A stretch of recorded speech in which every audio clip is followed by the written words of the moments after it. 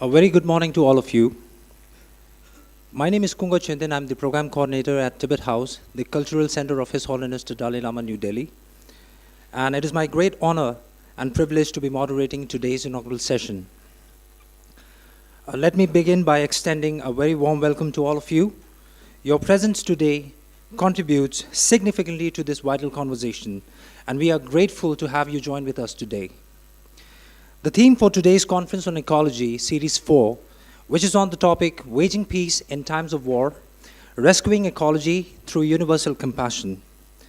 As conflicts intensify across the world, the environment remains the silent casualty of war. This conference highlights the hidden ecological cost of conflict and calls for a shift from reactive crisis response to proactive ethical responsibility, rooted in the values of universal compassion and interdependence. It reimagines peace as a commitment to protecting the earth and preserving our shared future. The idea of waging peace has a deeper and more transformative meaning. It is not merely an anti-war slogan, but a constructive and affirmative agenda. To wage peace is to protect the earth.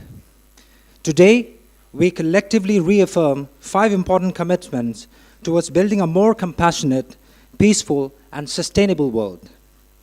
First, we pledge ourselves to nurturing a culture of peace founded upon the timeless value of harmony, deepen mutual respect, and mutual understanding, and solidarity among all people. Second, we commit to strengthening interfaith and intercultural dialogue so as to foster harmony and counter hatred, division, and extremism in all its form.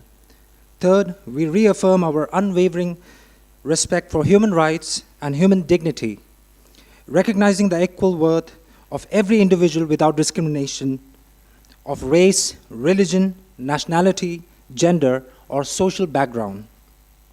Fourth, we acknowledge the profound connection between peace and ecological sustainability, and therefore, we commit ourselves to environmental responsibility, mindful living, and respect for the earth and all forms of life. Fifth, we call upon nations, institutions, and communities to embrace collective and multilateral action in addressing the root causes of conflict and to seek peaceful resolution through dialogue, mediation, compassion, and diplomacy rather than violence and force. May this commitment guide our thoughts, inspire our actions, and strengthen our shared responsibility towards humanity and the future of our planet. With this note, ladies and gentlemen, please join me in warmly welcoming our guest of honor, Srimati Dr. Viva Davanji, who is the Director General of the Energy and Resource Institute, TERI. Second, we have Ms. Vishesh Upalji, Senior Director of Governance, Law and Policy, Worldwide Fund, India. And Dr. Asif Iqbalji, the founder and president of the United Diplomatic Council and the president of the Indian Economic Trade Organization. And finally, our keynote speaker and the convener of Mr. Harshvardhan Umreji, president of EcoPeace International and a former officer at IRS, Government of India. And last but not least, our director, Venerable Geshe Dojad Abdullah, on stage.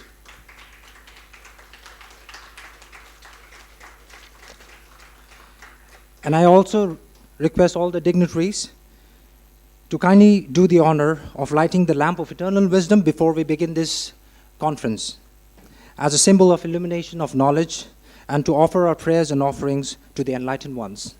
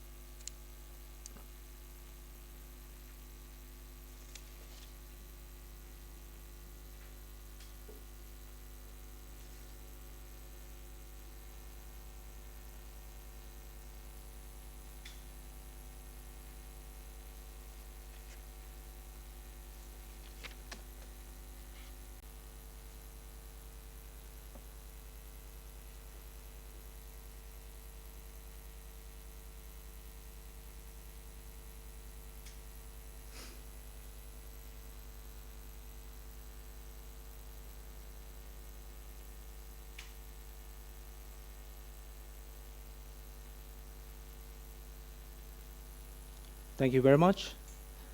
I request all the dignitaries to kindly take their respective seats on stage.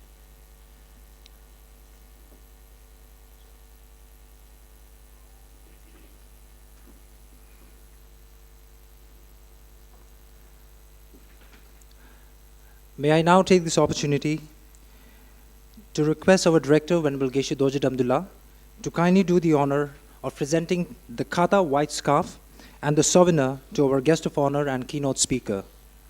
As a sincere token of gratitude, profound respect, and deep appreciation for their gracious presence and meaningful contribution to this significant deliberation.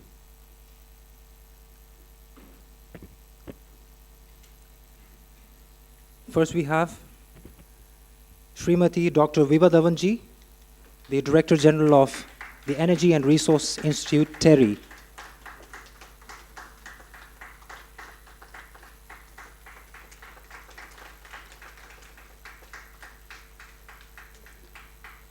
Then we have Ms. Vishesh Upalji, Senior Director of Governance, Law and Policy, Worldwide Fund, India.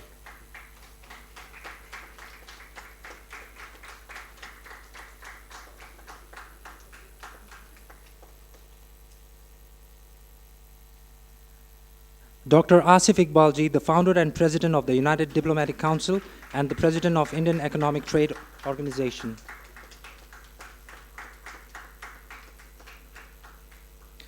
And our keynote speaker and the very convener of this event, Mr. Harshvardhan Umreji, the president of EcoPeace International and a former officer at Indian Revenue Service.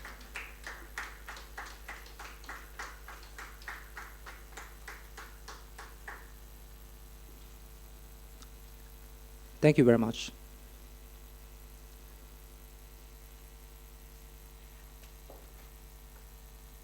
Now, before we begin this lecture, I would like to briefly introduce you all about Tibet House and its activities.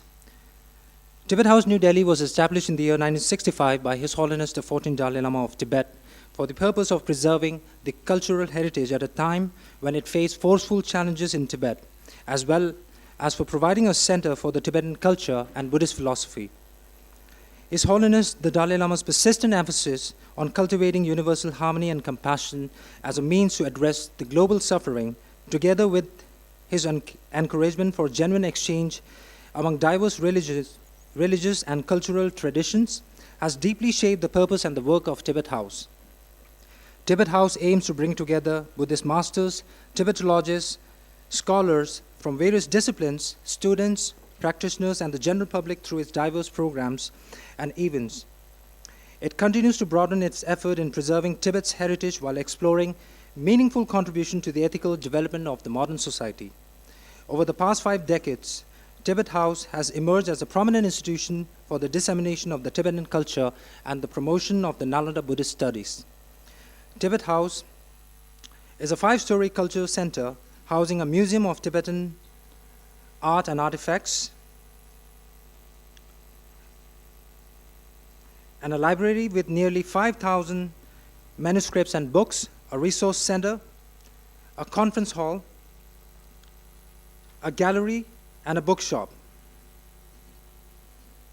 It offers a wide range of study programs on Nalanda Buddhist philosophy, along with interdisciplinary conferences on subjects such as neuroscience and Buddhist psychology, quantum physics, spiritual ecology, and universal ethics. Its publication unit produces several books each year, and its program division regularly hosts lectures, seminars, conferences, film screenings, and exhibitions. Tibet House currently offers 4 structured courses in Buddhist philosophy and psychology, along with a comprehensive Tibetan language course.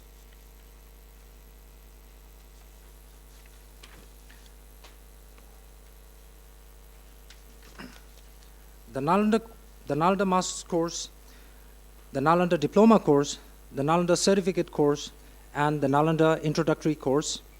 The total number of active participants associated with Tibet House Nalanda courses are currently over 10,000 students from 104 different countries around the world.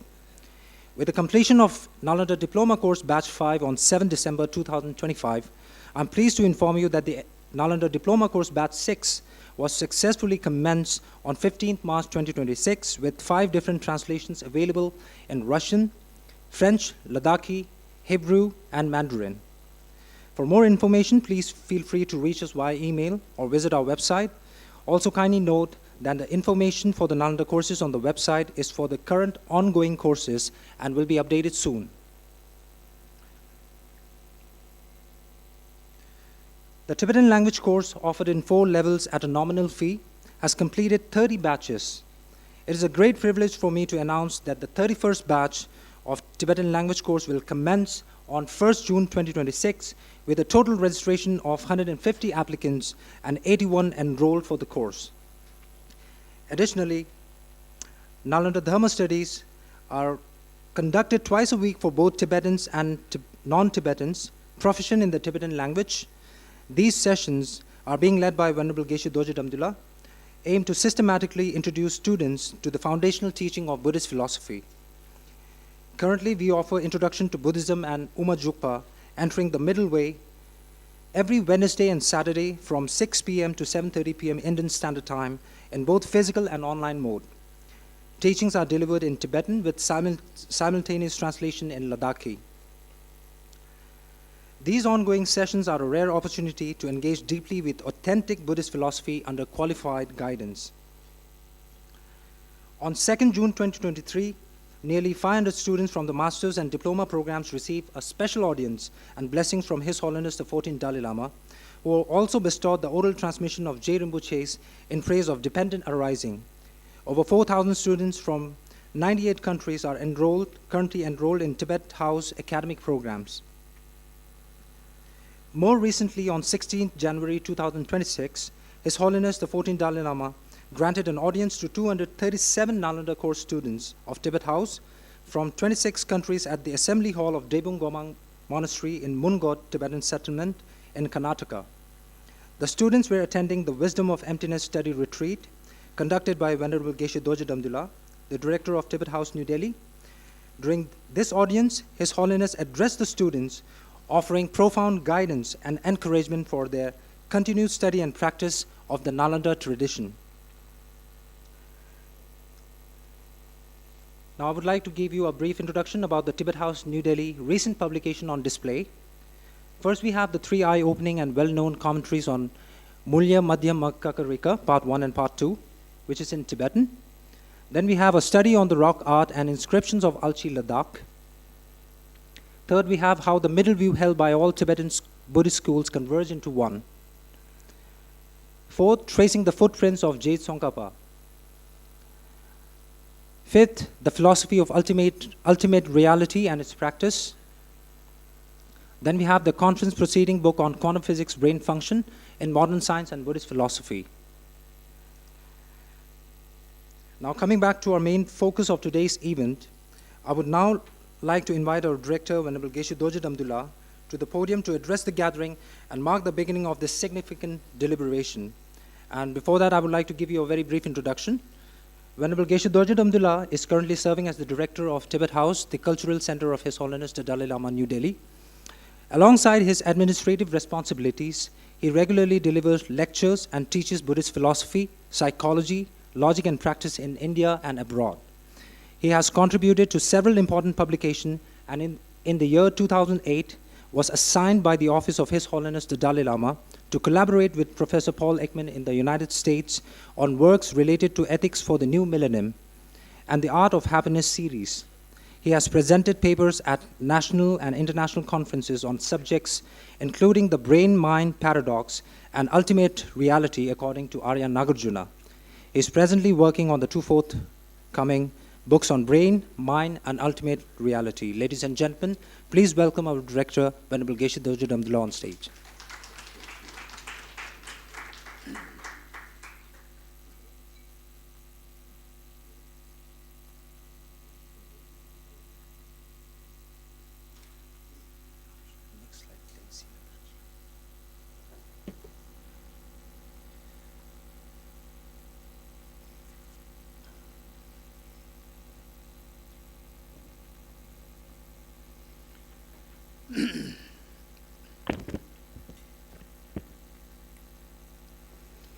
Good morning, all of you.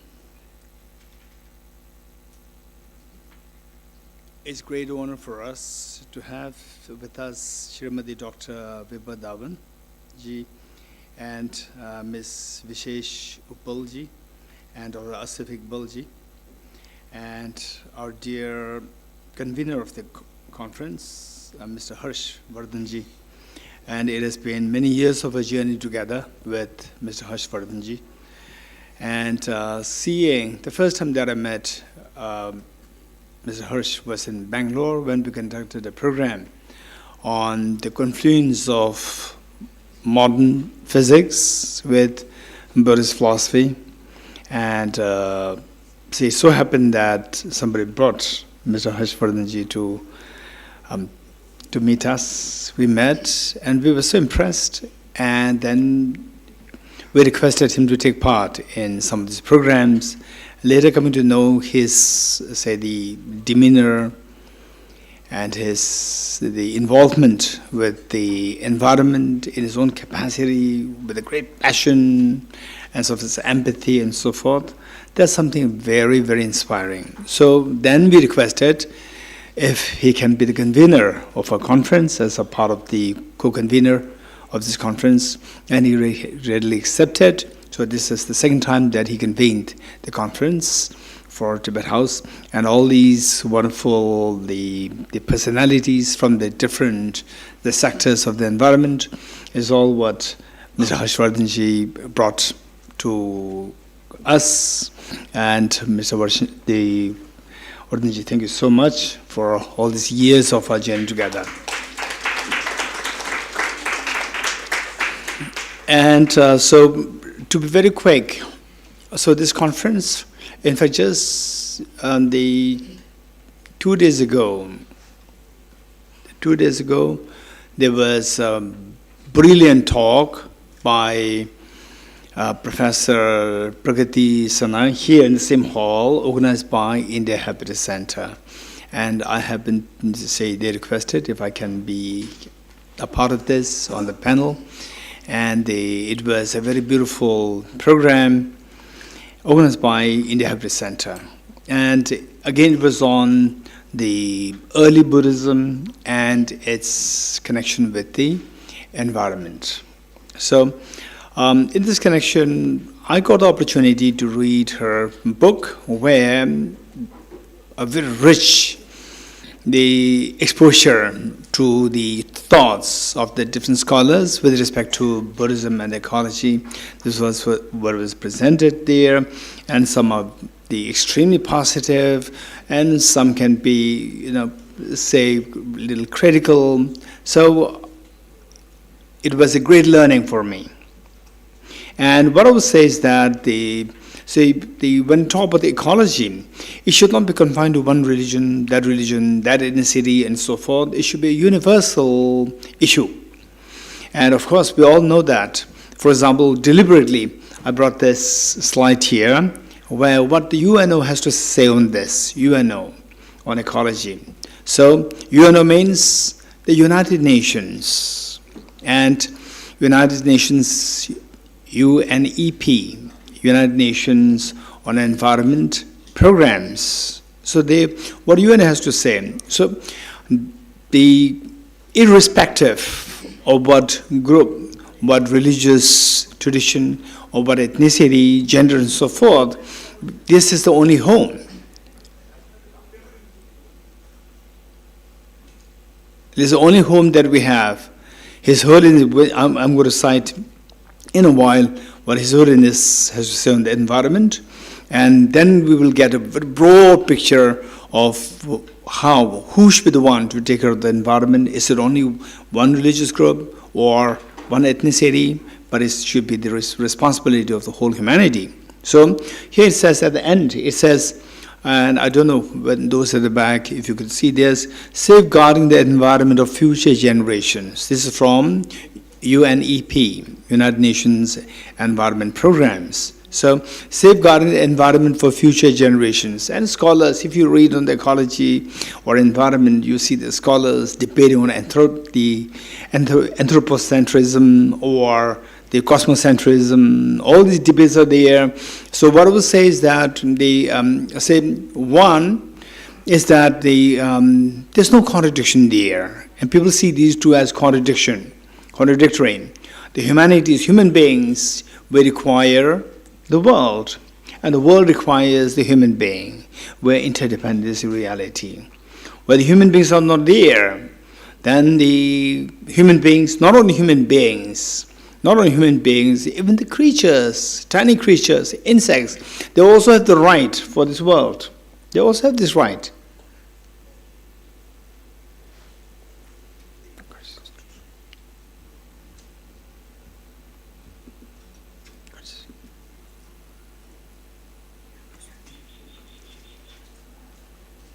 Okay, thank you.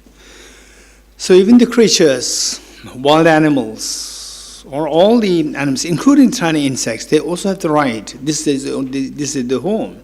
So we all have the rights. It's not only the human beings, but human beings require these tiny insects. The tiny insects also require the human beings. Human beings, it's not that the human beings can help them, but they would not to destroy them. Human beings at times can be very destructive. So the animals, the human beings, while is very destructive, and if not harm the world, that's good enough. This is ways to help the world. At the same time, human beings are incredibly great, the thinking, the capacity, so with which to really support the world, to make sure that the world which is going through natural disasters, even that can be protected. So there are many ways. Matthew, come here. A PhD candidate completing his PhD program. Come. Okay, so what I'm saying is that this is universal responsibility. So as said by UNEP, safeguarding the environment for future generations. So this is the charter, not really the charter, this is what you find mentioned in the United Nations Environment Programs. So what it is about and why the environment needs to be taken care of and so forth. So with this, what I'd like to bring to your attention is the 2 points. One, how to look at the world as your own home, and how everybody has a responsibility, not only religious people, not only the politicians, not only this, that, everybody has the responsibility. And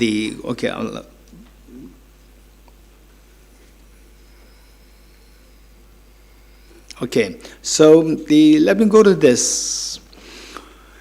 In the Buddhist philosophy, there's what is known as the concept of independent origination.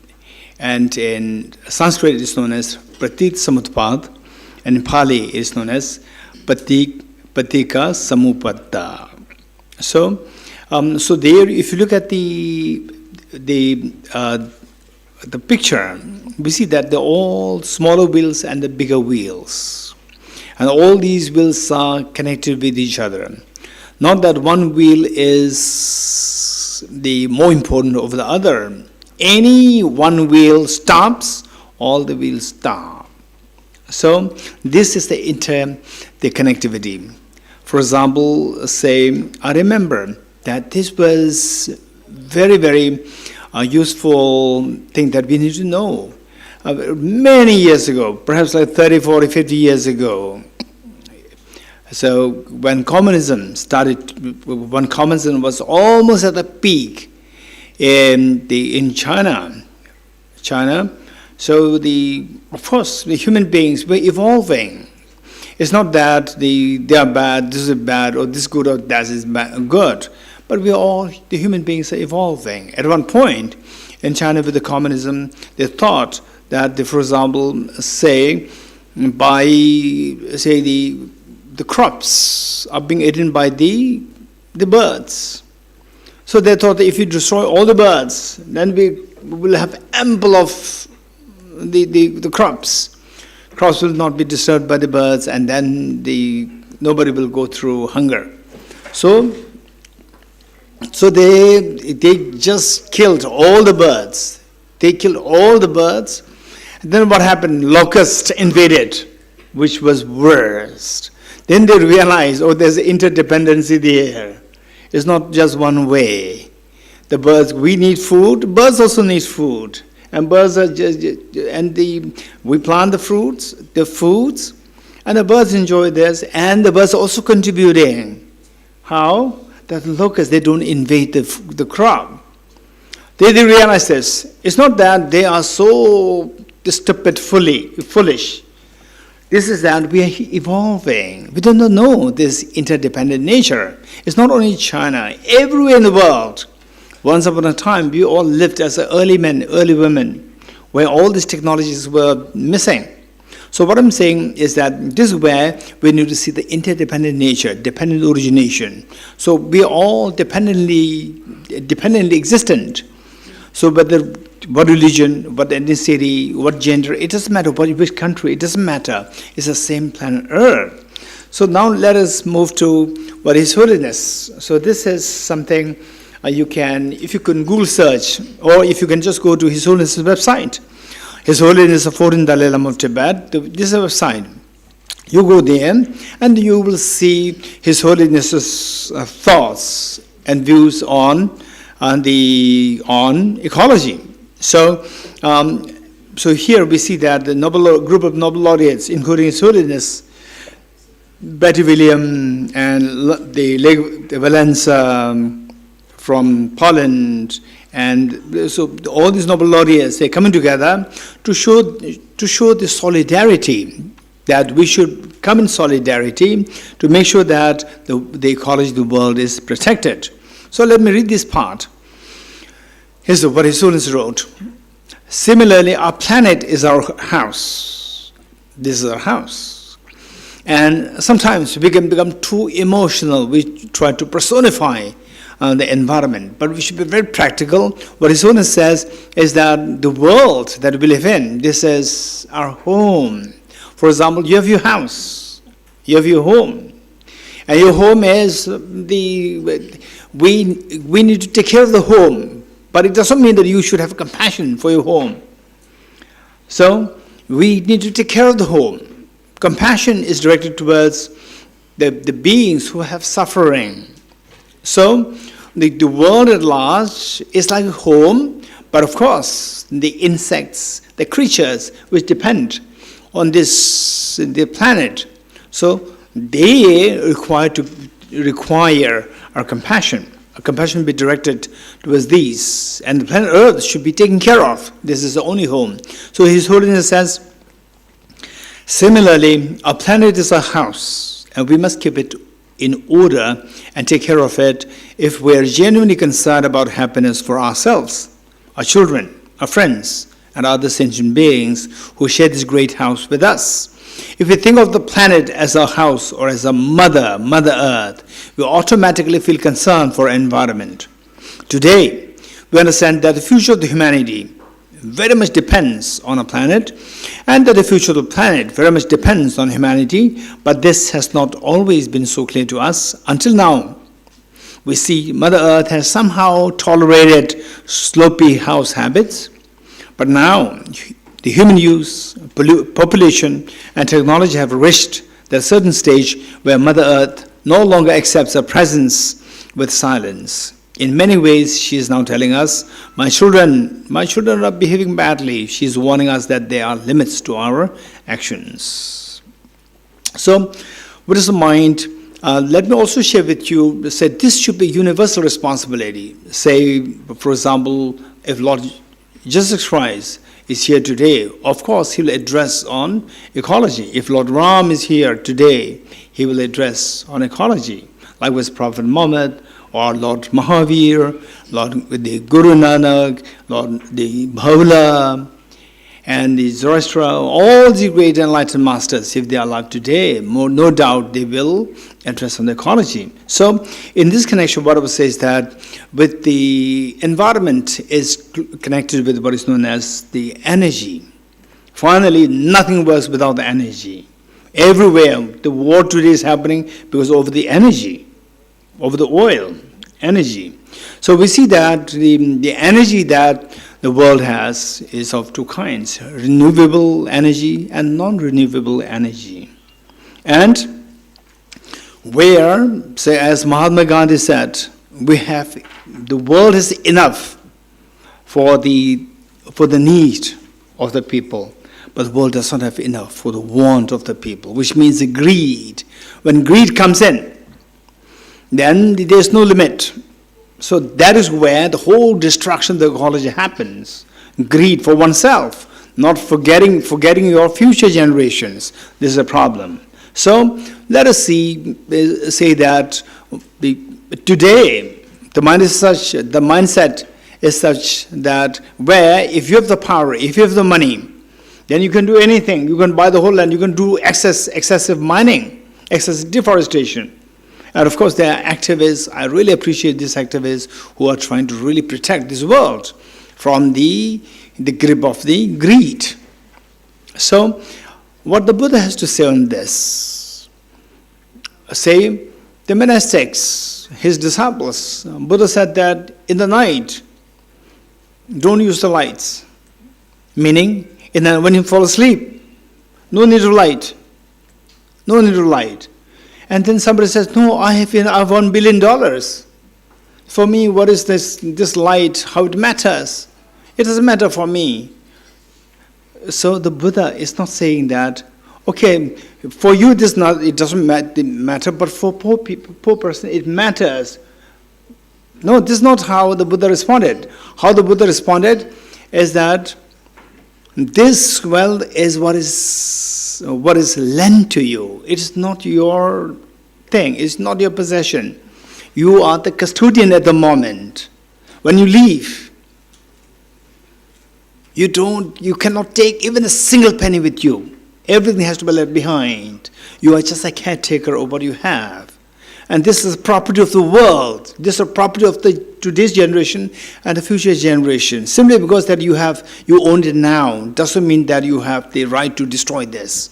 So, in the night, when you fall asleep, there's no need of the light. Why should you waste the light? Why should you waste the fuel? So this is the sense of the consideration the Buddha expressed. And simply because it's your wealth today, doesn't mean you have the right to damage it. When you leave it, you have to leave it behind. When you leave the world, you have to leave it behind. So, this is where the Buddha is very particular. And then the protecting the earth, for example, like Buddha said that my disciples, you don't have the right to pollute the water. You don't have the right to damage the environment. Not allowed. Cutting trees is forbidden. Say, polluting the water, naturally running waters, is infraction. So all these were mentioned, and then what about, say, the situation arises where the chief attendant, Ananda, while he was passing by a river, he saw a stack of jewelries. It must be belonging to the queen or the princess.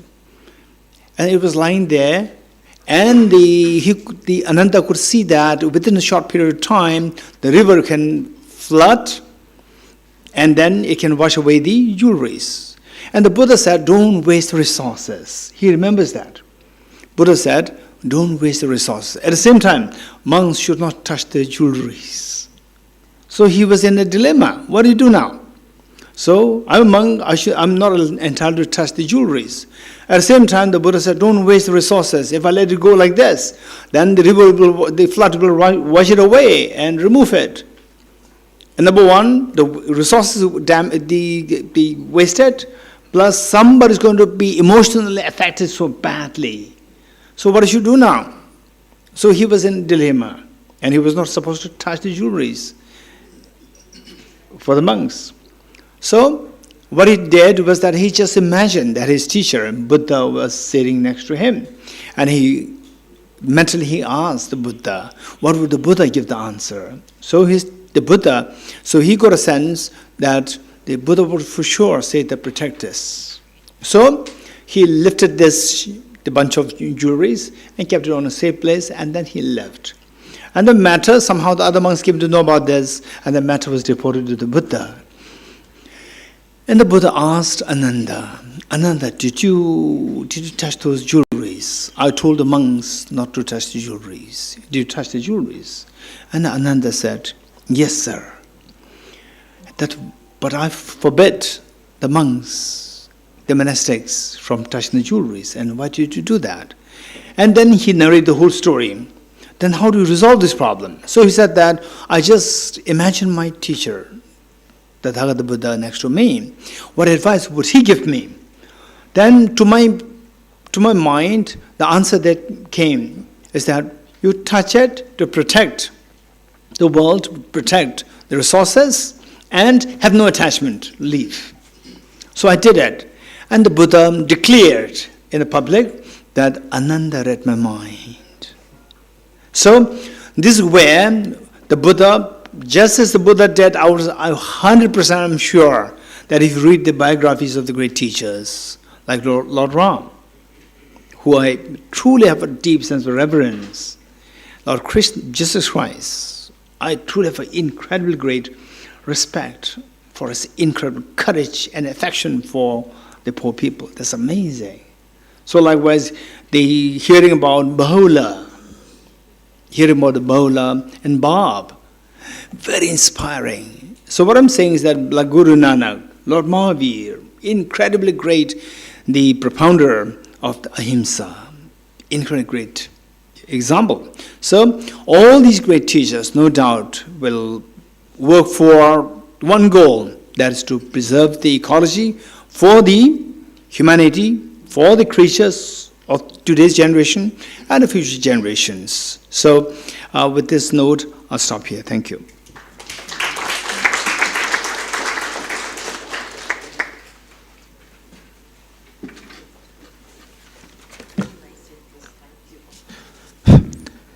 My deep appreciation to you, Venerable Geshe-la, for emphasizing on the very need of saving the environment and the ecological concerns, referring with the ideas of and the broad vision of Buddha and His Holiness the 14th Dalai Lama. Thank you very much, Geshe-la. Now, I would like to call upon the keynote speaker, Mr. Harshvardhan Umreji, who is a distinguished former Indian Revenue Service officer who served as Commissioner of Customs and GST under the Ministry of Finance, Government of India. During his extensive administrative career, he held several senior positions across India, including Additional Director General of Customs, Indirect Taxes and Narcotics in Shillong. He holds degrees in civil engineering and law and has received advanced training from leading global institutions including the London School of Economics and the University of Cambridge. Ladies and gentlemen, I request Mr. Harshvardhan Umreji to kindly address the gathering.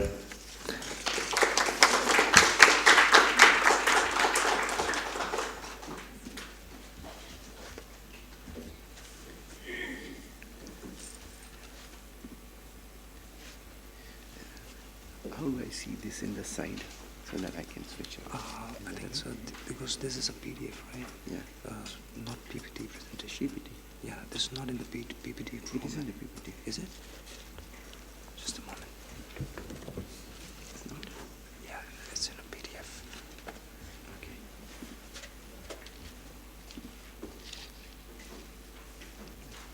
Okay. If I give it a PPT, it will be done. Yeah, I'll be done. Sure. It will take a moment of it, just 1 second, because it will help me slide over to the next one, right? Yeah. Otherwise it becomes a little confusing. Sure. Set. PPT. Right. Can you, Yeah, this is PPT. could you please send it to me via Yeah, WhatsApp? yeah. PPT quoi? Timari, PDF. This is PDF format. Okay. 1 minute. You can share it to me, I'll airdrop. Yeah. That's KUNG. No, not this one, the first one. Yeah. Okay. It's in PPT format. Huh?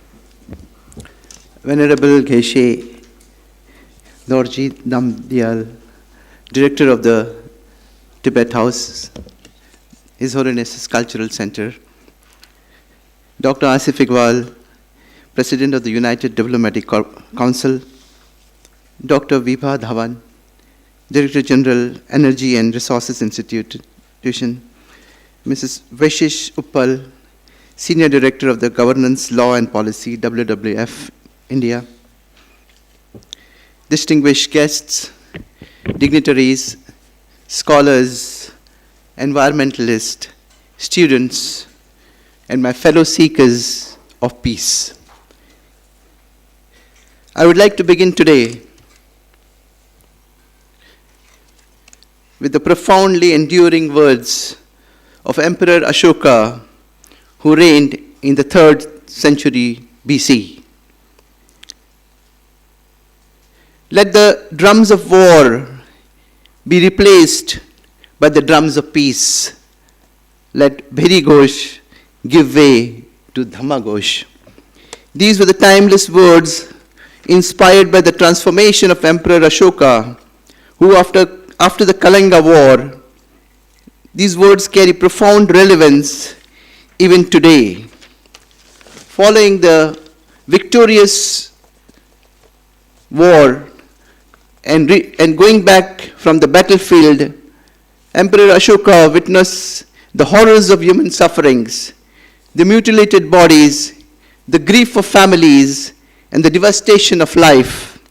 Emperor Ashoka realized the futility of war. That moment transformed a conqueror into a messenger of peace. He renounced violence and embraced ahimsa, and chose the path of compassion and moral responsibility.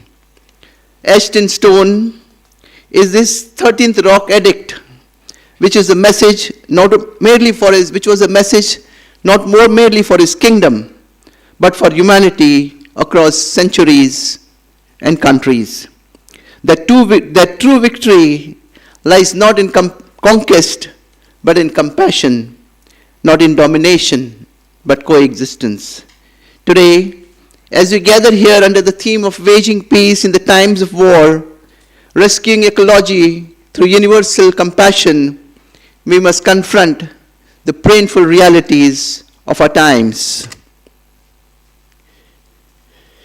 We live in a world where wars are no longer distant headlines. They unfold before us in real time through images of bombed cities, displaced families, shattered childhoods, and grieving humanity. Violence today enters homes, schools, hospitals, and places of worship. Across regions, from the Middle East to the other conflict zones in Europe and Latin America, the ongoing genocide in Gaza, to the killing of 170 schoolgirls in Minab, Iran, the blockades and humanitarian crisis in Cuba. Friends, wars and conflict are increasing by the day in today's times. We see mounting civilian casualties, displacement, and destruction. The burden of war is increasingly borne by the most vulnerable: women, children, and ordinary citizens. Yet, Amidst this visible human suffering lies another silent and often ignored victim of war, the earth itself. Friends, wars are not merely crimes against humanity, but they are also crimes against nature. The great irony of our times is that while humanity has reached moon and now seeks to conquer outer space and distant planets, yet we have failed to protect and care for the very planet where we live. We have mastered machines, but not compassion. We have expanded economics, but diminished our empathy. The ecological crisis today before us is therefore not merely an environmental crisis. It is fundamentally a crisis of consciousness. It is a crisis of ethical values, a crisis of moral vacuum, which we see in these times. Friends, man today is at war with himself, at war with humanity, at war with nature. Every war is also a war against environment. Friends, history has been witness to this painful reality and testimony of wars, that wars, apart from being a crimes against humanity, is also a crimes against nature. The atomic bombings of Hiroshima and Nagasaki were not merely crimes against humanity, but they were crimes against the earth itself. Acts of ecocide whose radioactive scars continue to burn and haunt generations. Entire ecosystems were poisoned, landscapes were contaminated, and human lives permanently altered by radiation and environmental devastations. And as we see, we have estimate of the number of people killed in this most devastating atomic bombings of the cities of Hiroshima and Nagasaki, where a total of 350,000 people were killed in the atomic bombing. So while we have statistics of the human lives lost, but I do not know if there is any statistics of the cause and damage that we have done to the nature, the birds and bees and the animals in the trees which have lost their lives in those bombings. Similarly, during the Vietnam War, the use of Agent Orange to destroy forest and agricultural land remains one of the greatest examples of environmental warfare in human history. Forests were deliberately burnt and poisoned in pursuit of military advantage. The consequences were catastrophic. Not only ecological destruction and loss of biodiversity, but untold human sufferings. Even today, generations continue to live with deformities, illnesses, and long-term health consequences caused by the toxic chemical exposure. In recent times, today, even as we sit here in this hall, the ecological consequences of conflicts continue to unfold before our eyes. In the ongoing Gaza conflict, vast stretches of agricultural land and centuries-old olive tree plantations, which are symbols of heritage, livelihood, and ecological continuity, have been destroyed. Rivers, soils, forests and farmlands and ecosystems become casualties of war waged in the name and pursuit of power, territory, and ideology. Dear seekers of peace, these are crimes against the earth. These are what is called as ecocides. And under the Rome statutes, ecocides are defined, where there is an intentional launch of an excessive attack, knowing that it will cause widespread long-term and severe damage to the environment. The violence in Gaza against nature is a living example of this ecocide, and we are witnessing this even as we sit here today. And the world continues to watch helplessly against the continued ecocides happening there, not to talk about the genocides. And yet, the environmental cost of war remains one of the least discussed dimensions of the global conflict. The world today speaks of military victories and geopolitical strategies, but rarely speaks of poisoned rivers, destroyed forests, contaminated soils, extinct species, and the collapsing ecosystems. Rarely do we discuss accountability. Rarely do we discuss the fixing of responsibility for those responsible for the ecological destruction caused by war. Therefore, there is an urgent need to recognize ecocide as a grave moral and international concern. Nations and institutions must be held accountable not only for the crimes against humanity, but also crimes against nature. The rights of earth, the right of the rivers to flow clean, forests to survive, and biodiversity to flourish, and the future generations to inherit a livable planet, that must become our global moral and legal consciousness. The United Nations adopted the Universal Declaration of Human Rights in 1948. The time has now come for humanity to move towards a universal declaration of earth rights. The rights of earth, dear friends, must be acknowledged, recognized, and respected. It must be realized that wars are among the greatest agencies of environmental degradation. They accelerate climate change, increase carbon emissions, and destroy fragile ecosystems, contaminate land and water systems, and deepen ecological insecurity. Forests are burned, rivers are polluted, agricultural lands devastated, and biodiversity irreversibly damaged in the wake of armed conflicts. The environmental consequences of war often continue for generations long after the guns have fallen silent in the battlefields. At the same time, climate change and resource scarcity themselves are increasingly becoming drivers of conflict.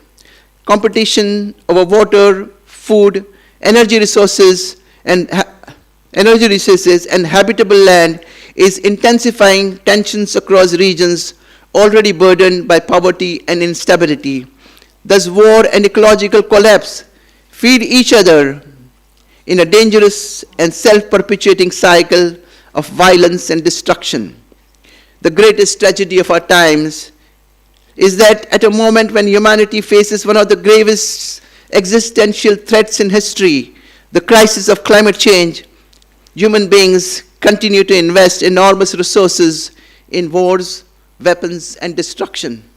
While trees are most important allies in the fight against climate change, yet the destruction of forests continues across the world.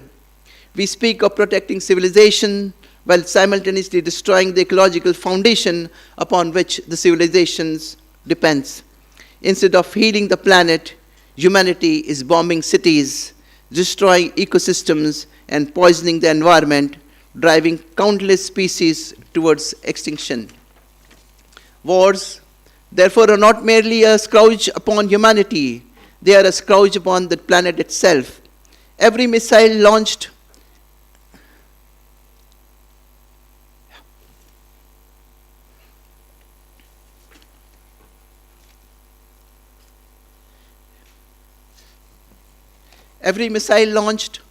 every forest burned, every river contaminated, and every landscape devastated during a conflict is an assault not only on human life, but on the earth, the shared home of all living beings. Humanity cannot claim to seek peace while waging war against nature. The future of the planet depends upon our ability to replace the culture of violence with a culture of compassion, consciousness, and ecological responsibility. This is perhaps one of the greatest challenges confronting humanity today.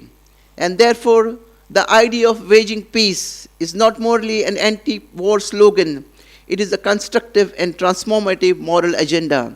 Friends, we often associate the word wage with war, waging war, but today we cross that boundaries and we want to say we have to wage peace against war. This itself is a very transformative change, and today, therefore, this theme of waging peace in today's conference is profoundly relevant. To wage peace is to protect the earth. To wage peace is to defend human dignity. To wage peace is to replace greed with responsibility and violence with compassion. To wage peace is to recognize the deeper interdependence between all forms of life. We must recognize that peace with the planet is fundamental to peace amongst people. Rooted in this philosophy of universal compassion and interdependence, this conference today seeks to reposition ecology not merely as a scientific or policy issue, but as a moral, spiritual, and civilizational imperative. It recognizes that the environmental crisis cannot be resolved through technology and legislation alone, unless accompanied by a deeper transformation in human consciousness, values, and our lifestyles. The conference today seeks to emphasize that humanity and nature are not separate entities, but part of an interconnected web of life where the suffering of the earth ultimately becomes the suffering of humanity itself. Geshe Dorjila very elaborated on the independent origination, which is about the interconnected web of life. And this calls for a shift from exploitation to coexistence and from consumerism to responsibility. I must congratulate Venerable Geshe Dorji, Director of the Tibet House, for thoughtfully organizing this very important conference on such a critical and timely subject. The theme of this conference, Wage Peace in the Times of War, is deeply meaningful and profoundly reflective of the urgent challenges confronting humanity today. At a time when the world is witnessing rising conflicts, ecological destruction, and the growing moral crisis, this conference serves as a vital platform for dialogue, reflection, and collective action. I express my heartfelt gratitude to the Tibet House for the gracious invitation and giving me an opportunity to be part of this very important deliberation dedicated to peace, compassion, and the protection of a shared planet. I must also today acknowledge the gracious presence of Father Dr. Matthews, our special invitee today, Dr. Srinivasan, the chairman of the SCO Trade Council, Mrs.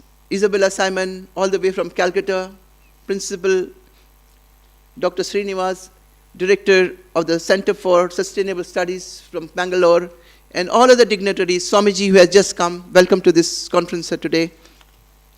So today's conference, friends, brings together diplomats, spiritual leaders, policymakers, scholars, students, and peace practitioners to explore pathways towards ecological healing through compassion, dialogue, non-violence, and collective responsibility. It reflects our shared recognition that the crisis confronting humanity today, wars, climate change, and ecological destruction, and the growing inequalities cannot be addressed in isolation. This demands collective wisdom, ethical leadership, and a renewed commitment to the values of coexistence and universal responsibility. Dear seekers of peace, in many ways, all of us who are gathered here today are the voice of the voiceless earth. And we are reminded of His Holiness's book, Voice of the Voiceless. We speak on behalf of the rivers that cannot speak for themselves, the forests that are disappearing, and the species driven toward extinction, and the future generation whose survival depends upon the choices that we make today. This gathering is therefore not merely an intellectual exercise, but a moral responsibility, an affirmation that humanity must rediscover its sacred relation with nature and an act before ecological destruction becomes irreversible. The wisdom and traditions of humanity that have taught us that the earth is not merely a resource to be exploited, but a sacred web of life to which we all belong. Indigenous traditions, Buddhist philosophies, and spiritual teachings across civilizations remind us that the compassion is not weakness. In fact, it is the highest form of strength. And while we are reminded here of His Holiness, who, while accepting the Nobel Prize in 1989, he observed, and I quote, "In our struggle for freedom, truth is the only weapon that we have." Friends, today we may just add it that in our battle against wars and conflict, let compassion be our greatest weapon. Not the weapon that destroys life, but the power that protects it. Not the force that divides humanity, but the spirit that unites us. Not the politics of hatred and fear, but the ethics of coexistence and shared responsibility. And as His Holiness further said, and I quote, "Compassion is the radicalism of our times. In an age marked by wars, hatred, division, and ecological destruction, these words carry extraordinary significance. Compassion today is no longer merely a personal virtue. It has become a moral and civilizational necessity. We must therefore make compassion our anthem. We must make compassion our creed.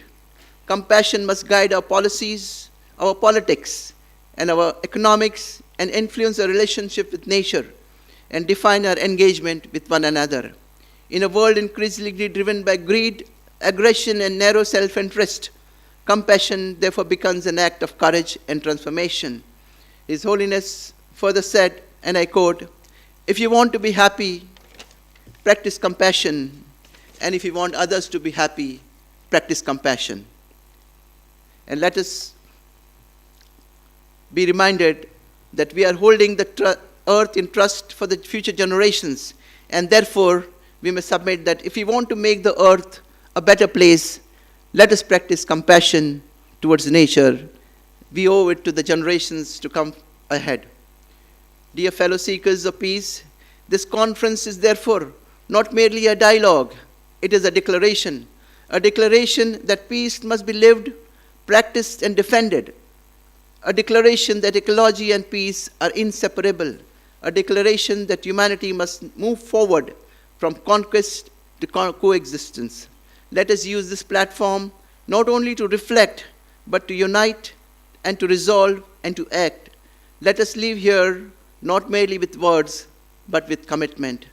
May the voices that rise from this hall today reverberate far beyond this hall, carrying the message of compassion, coexistence, and peace across the world. In the troubled times, let humanity once again find the courage to say, "Give peace a chance." I would like to conclude with the profound wisdom again of His Holiness, who continues to be a guiding light for humanity and for all of us. And I had the distinguished opportunity to have his audience as early as January 23, when His Holiness visited Karnataka. And His Holiness said, "The world does not need more successful people. The world does not need more successful people, but the planet desperately needs more healers, restorers, and peacemakers." And as the world around us continues to wage war, let us wage peace. Let us become those healers, restorers, and peacemakers. Thank you very much.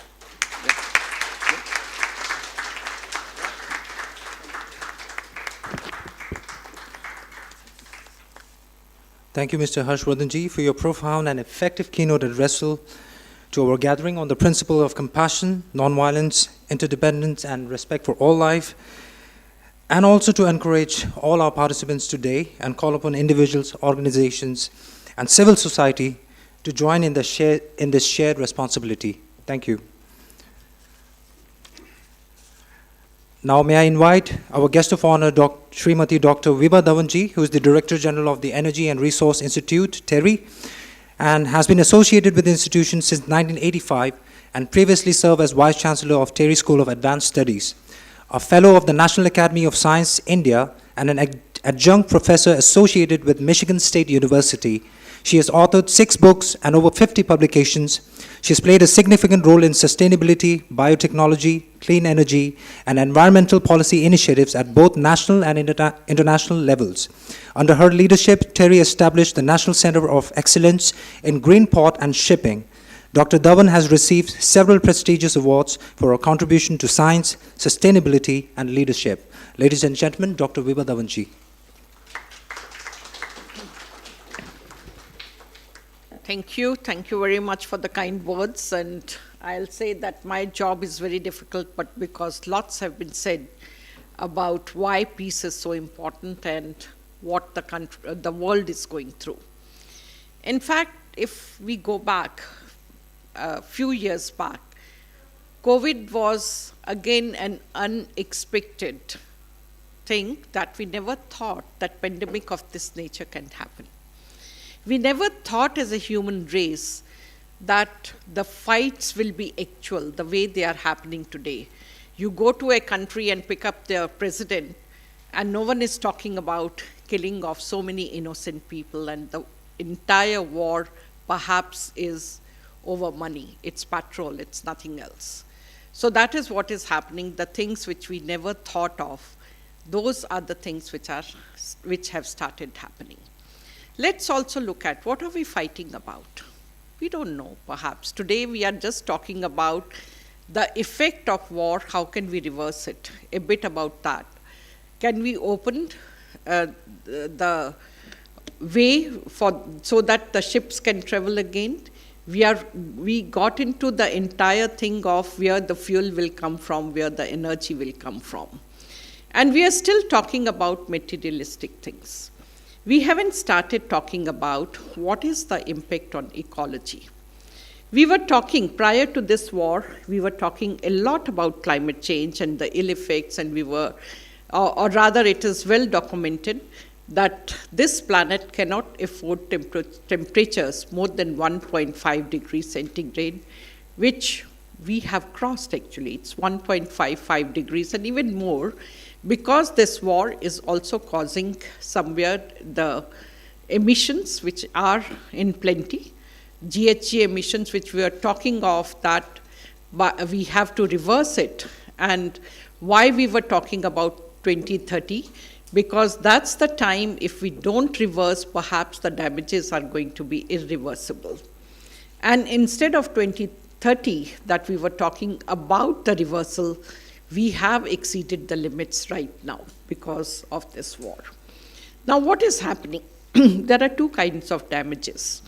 And of course, the entire globe today is talking that what are the financial losses? Will the globe get into recession? What is going to happen in terms of finances? Because sitting in India also, we are realizing that everything is becoming expensive. And somewhere it is also a fear whether the energy that we require, we will be getting it or not. We still haven't started talking about the environmental damage. So financial we are talking, but non-financial we are not talking about it. All those people, in a way, who are involved in fight, it's not loss of so many people. It is n number of families which get impacted by that. Think of those children who are losing their father or their family members. Will they ever be normal? What kind of hatred will be there in their minds? So we are not talking about that. Let's look at the environmental damage. Now, Iran, or oil-producing natures, oil wells are something that continuously they keep on producing oil. So the problem becomes you can't stop it. If you stop it, you are losing that well forever. So Iran, they have all the capacity, whatever they could store is all full. So what are they doing today? They are putting that oil in the sea. Now, sea is not something which is just water. Sea has lots and lots of biodiversity, including fish that we eat. So these oil, so wherever you are dumping it, of course, around that area, there is entire loss of flora, fauna, but then it also disperses in rest of water, and therefore that petrol, that oil is getting into your and my food chain as well. And those are the things we are not talking. Now, these are due to the war, but let me also talk about, and a simple thing, how do you feel when the temperatures are very high? I think we all feel miserable, and not only miserable, like when in a way you go home and someone talks to you rudely in the office, and then we also take it, it's too hot, he must be irritated. So this is the immediate impact of climate on your behavior. We talk of heat stress. It is actually going to reduce productivity of each one of us. So as a planet, can we afford it? So in a way, if we are not treating Mother Earth properly, it is giving back to us as well. So whether it's our productivity, whether it's our mood, and so on. And also imagine when we go for a holiday and we are sitting in a forest and there's chirping of birds and you see some animals around you, you really feel happy. So what is it we want? Do we want concrete jungle around us and feel irritated? Is it actually giving us happiness, or it is becoming a source of dissatisfaction, a source of bad health because your lungs are not able to breathe properly, they are not getting good oxygen? So what are we running for? I fail to understand. And it is in every situation. Few years back when we were young, that time my colleagues, many of my friends had gone overseas, and that was largely that do we have better job opportunities in those countries to grow. But today when I speak to many of my colleagues and friends, the answer is Delhi a livable city? Is India a livable city, or should we shift somewhere else where there is better nature? But who has destroyed this nature? It's again each one of us responsible for it. And very rightly said, we have to stop consumerism. We must look into what are our needs, and COVID has taught us we have very little needs. We can be very happy surviving with our family, eating good food, home-cooked food, rather than going for order something which comes not only the food which may not be fresh, it comes with so much of packaging material, which again is resulting in destroying of nature. So I leave you with these words. Thank you so much.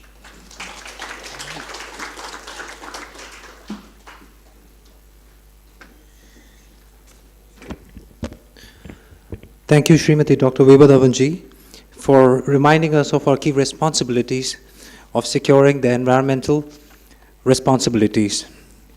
Thank you, ma'am. Now I would like to invite Ms. Vishesh Uppalji, who is currently serving as the Director, Governance, Law and Policy at WWF India, and brings over 29 years of experience in biodiversity, conservation, and sustainability. Her work spans forest governance, environmental policy, livelihoods for marginalized communities, indigenous rights, energy access, gender inclusion, and sustainable resource management. She has worked extensively with governments, NGOs, and community institutions, and has played a key role in implementing social and environmental safeguards, risk assessment frameworks, and inclusive conservative strategies. Ladies and gentlemen, please welcome Ms. Vishesh Uppalji. Thank you so much. Good morning, everyone. Namaskar. I think it's a real pleasure to be among you all, and an honor to share the dais with our esteemed guests, Venerable Doji Damdulji, Dr. Dhawan, Dr. Iqbal, and Mr. Umre, and of course other distinguished dignitaries. So I think I echo whatever has been said by everyone here previously. So today our world is experiencing a surge in violence, both within and among nations, and that poses a serious challenge, to the post-World War II order. The last 2-3 years, or maybe 5 years, have marked a serious escalation of state-based armed conflicts in over last, I would say, 7 decades. Countries you've seen now are spending more money on arms and military forces and diverting resources from sustainable development, including development aid, conservation, climate adaptation and mitigation. So basically the whole focus is how we become stronger and powerful and how we arm ourselves better. I don't know how will that lead to, any kind of stability in this whole planet. And of course, the crisis of biodiversity loss and climate change and a rising number of conflicts around the world is leading to global insecurity and deepening poverty. This is indeed leading to a serious planetary emergency. Right? I think interdependence, ecological connectivity, all of that has been mentioned earlier, and it is really getting very seriously hampered, and we can see the results. So the Living Planet Report 2024, if you just look at it, it says that the average size of wildlife populations have fallen by a staggering 73%. So between 1970 and 2020, if we've compared the average change of population sizes of more than 5,000 vertebrate species, there is a 73% staggering decline. I mean, that is alarming. Declines in wildlife populations can act as early warning indicators of increasing extinction loss and loss of healthy ecosystems on which we all depend. We all depend on nature's free services, whether it's air, it's water, it's pollination. But what are we doing to ourselves? We are digging our own graves. And when ecosystems are damaged, they can become much more vulnerable to tipping points, which are basically the critical threshold, towards irreversible change. I think that's what we really need to be bothered, because we've reached that, and in some cases we've even crossed that. So how do we come back from there? That's something important. So changes sometimes, for us may feel very small or gradual, but the cumulative impacts can have such a large change that it actually will lead to a tipping point. I mean, if I can just give maybe a few examples, deforestation and climate change are causing reduced rainfall in the Amazon. I'm giving some global examples, which could lead to region becoming unsuitable for it being a tropical rainforest. So for the Amazon, it says that the tipping point will be just on the horizon if 20 to 25% of the rainforest is destroyed. And currently we have already destroyed 17%. So, reaching that 25% is not far if it is business as usual.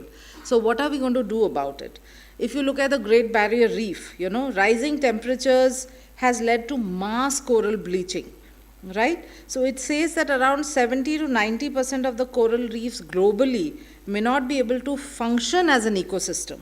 And there are 1 billion people who rely on these reefs for food, livelihoods, protection from storms. What is going to happen? Are we going to make more and okay, yeah. Are we going to make more people more vulnerable? Are we going to have more climate refugees, environment refugees? What is our thought behind it?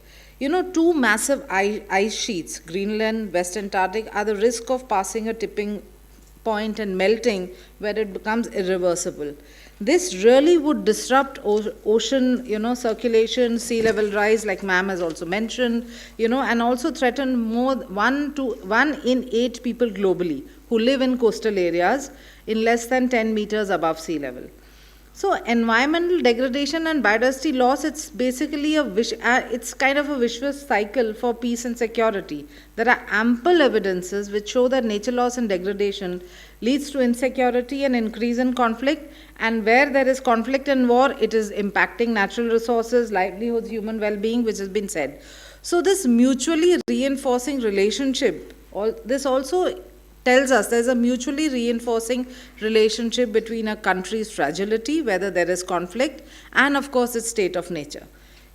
So whether the environmental degradation, if it's contributing to food, water, livelihood insecurity, which then also fuels your political instability and violence. So I mean, what are we going to do about it? Because natural resources are underpinning our energy, food, water systems. Of course, it has a big geopolitical influences, but these rivalries, the geopolitical rivalries, are undermining multilateral cooperation, which is needed to address transboundary issues, whether it's human-wildlife conflict, whether it's illegal wildlife trade, whether it's deforestation, whether it's water management. So what are we going to do it? What are we going to do about it? Another thing is, at least around 19 countries with the highest number of ecological threats are also within the top 40 most fragile states. Right. So there is a fragile state index. So if you look at it, and of these fragile states, 8 are home to almost 65% of the world indigenous people and 68% of plant, 78% of fish, and nearly half of all mammalian species. So we are actually, our biodiversity is what we are going to we are impacting ourselves. So it is crucial that environmental security dynamics is addressed locally and nationally as well as globally. We need champions in the field of environmental peace building and security. We need compassion. We need this broader understanding that there is this whole interdependence. If there is some areas being bombed somewhere, it is going to impact us eventually. I think that's something which we really need to be kind of internalize now. The protection, restoration, sustainable use of nature can help to address the root causes of instability, including resource scarcity, displacement, livelihood loss. Peace positive conservation, that is conservation intentions, that is intentionally contributing to social cohesion, cooperation, and reduction of conflict drivers. These will provide stability, overall well-being, and safeguard our ecosystems and the services they provide. So for that, we really need to urgently strengthen multilateral regional cooperation, reinvigorate, protect multilateral environment agreements, regional cooperation mechanisms. We need to really talk more, show compassion, be much more understanding. We need to kind of open up our hearts and see how we can all come together and save our own planet, because nature's resources are finite. And we all know we depend on nature, yet we are the ones who destruct it. So, this cycle, how do we actually go beyond it? We need to also scale up financing for integrated solutions. We need to leverage maybe new streams of financing. We need to mobilize everyone. It's a whole of society, whole of government approach, private, deliver co-benefits for nature, peace, security. So this nature, peace, security needs to be looked at as like an interlinked, intertwined thing, because only when there's peace and security will your nature prosper, and only if the nature prospers will we have peace and security. So how do we really go about it? I think environmental defenders have been spoken about, and we really need to protect them. Right now, they are perhaps the most vulnerable, because whoever is raising their voices is actually, really putting himself or herself in a very vulnerable situation. So I think we need to empower our communities. We need to give voice to the voiceless. Like I think it has been said earlier, we talk the most, but what about the other species? They also have equal rights in this to live on this planet, and who is talking about them? So basically, I think we have to promote cross-sectoral collaboration, evidence-based advocacy. We need to build effective arguments on why we need to conserve nature. And nature is essential for peace. I think that is something which is very important. I think very aptly it was said that it was time to change all our behaviors. We all need to stop behaving badly, and the situation does require the emergence probably of the geopolitical collision of the willing that would continue to address these global environmental issues, but at the same time engage with and resist the negative and retrograde impulses that seem to be gaining ground towards upending the global order. The global order is not perfect, but it needs to be strengthened, and there cannot be any excuse to dismantle and destroy it. Ma'am, I think, has already referred to it, so I won't go more into it. But I think today, the most important mantra for all of us should be that peace with planet, peace in planet, and that is what we all need to talk about every day, practice in our everyday lives, influence others to understand this issue. Only when that is done can probably we all, as a collective, do something about it. Thank you. Thank you so much.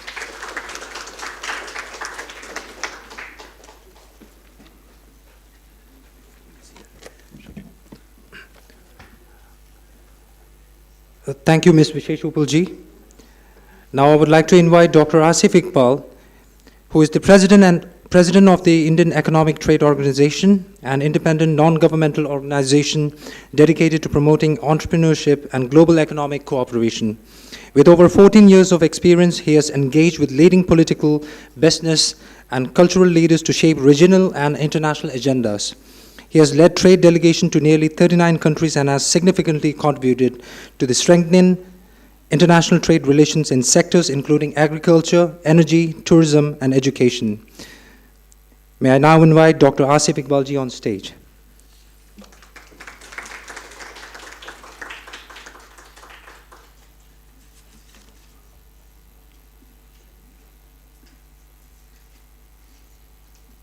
Just a moment.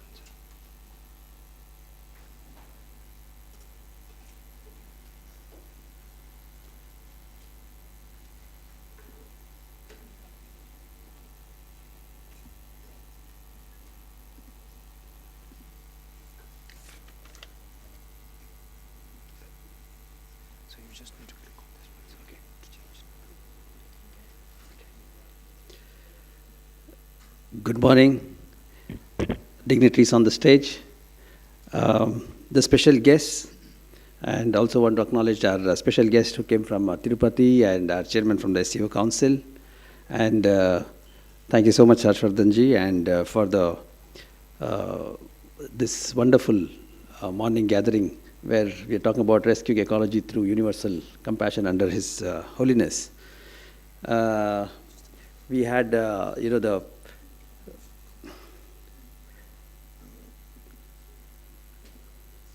I've had the pleasure of welcoming His Holiness in Bangalore, during which we had the Peace for Economy conference. During this time, His Holiness explained how important it was for peace, for the growth of economy, and and during that time, we understand that this is something that is very, very important for us. Being from the trade background, the Indian Economic Trade Organization, working towards the trade aspirations of India's economic growth, it has been possible for us to take the message of His Holiness in different places wherever we go, because India itself is one of the peace-loving nations, and the concept of peace contributing to the economy has always worked, in favor of our country. And therefore, today what we want to talk about is the effects of the ongoing conflict that's currently happening, and of course it has just stopped, hopefully permanently. And this particular ongoing conflict in the Hormuz Straits, I would like to brief you on that part where the ecological disturbance has occurred, and how it has transformed the Strait of Hormuz into a severe ecological crisis zone. The commercial transit heavily disrupted by mines and attacks. Various mines that were placed have been attacked, and 85 large oil tankers have been trapped in the Persian Gulf. As we speak today, there are 85 large tankers carrying at least 21 billion liters of crude oil. They are all stuck today, and this kind of standoff poses a catastrophic threat to the marine biodiversity and the coastal environments. And this is something very serious that the world leaders have to acknowledge and look into this fact and see that we should be able to solve this particular problem. The another key environmental and the warfare concerns on the oil spill risks that we are going to have. This was our Holiness when he came and opened up the Trade for Economy conference, where it was advocated that we are going to be working on peace for economy. Can you play the other PowerPoint that we made for Hormuz? The other one. So the concerning the oil spill risks, we made a very brief presentation on which we want to present about how the tankers trapped in the origin risk. Yeah, just play the other presentation that I made about the Hormuz Strait. The other one, yes. Yeah, this one, yes, thank you. So the waging peace in times of war, we made this only for today's, meeting. And yeah, thank you. Next one, yeah. Next. Done. So the strategic global energy corridor that we have here in the Hormuz Strait, that what you have been seeing, where I just told you about the 85 oil tankers have been stranded, more than 21 billion liters of crude oil which is at risk, and how this is growing environmental and the humanitarian concerns. And this needs to be addressed as it's going to be a major environmental consequence where the ongoing military attacks are threatening to release vast amounts of crude oil into waters home to coral reefs, mangrove forests, seagrass meadows, and there's a very big impact on the marine life. And if a major spill occurs, toxic compounds from the crude oil will severely impair the respiration, heart function, and navigation abilities of the endangered marine life, including the Arabian humpback whales, the dugongs, and the sea turtles that are there. These tankers are vulnerable to such accidents and these attacks. The massive crude oil release will occur, and it could, severely harm the marine pollution risks, and with a long-term impact on fisheries and coastal communities, harming the livelihoods of many people. And what are the threatened ecosystems here? We have the coral reefs, we have the mangrove forests, we have the seagrass meadows within the jurisdiction of the Hormuz Straits. Then we have the Arabian whalers, which are very, very much in demand and which are very, very protected. But unfortunately, they are going to face a lot of issues with this. The dugongs and the sea turtles. And the mine deployment and radiation, how the mines, missiles, and the environmental security is going to affect. The sea mines threaten the marine habitats. The mine deployment of these sea mines will threaten the fragile local environment, while missile strikes near Iran's coastal nuclear facilities raise fears of potential radiation seepage into the Gulf. And that radiation seepage, as you all know, and as we see from the Hiroshima, we realize how ecologically damaging it is going to be. The restricted maritime access again leads to this kind of a strait, which are laid mines and implemented controversial new policies like environmental tax and passage fees to reassert practical control over the waterway. And these are the increased shipping risks, rising economic costs, and environmental consequences. And as we see, how the prices of things have gone up, indirectly the prices of airfares have gone up, people are going to be paying much more. So these are the results of the damage caused to the ecology, and therefore it's very much important that how important it is to conserve the ecology in our daily lives. And that leads to better lives and better quality of life for everybody, all the people, and how the shared responsibility of these earth ecosystems can contribute to a better life and better living. So environmental protection during conflicts is very important for the leaders to understand.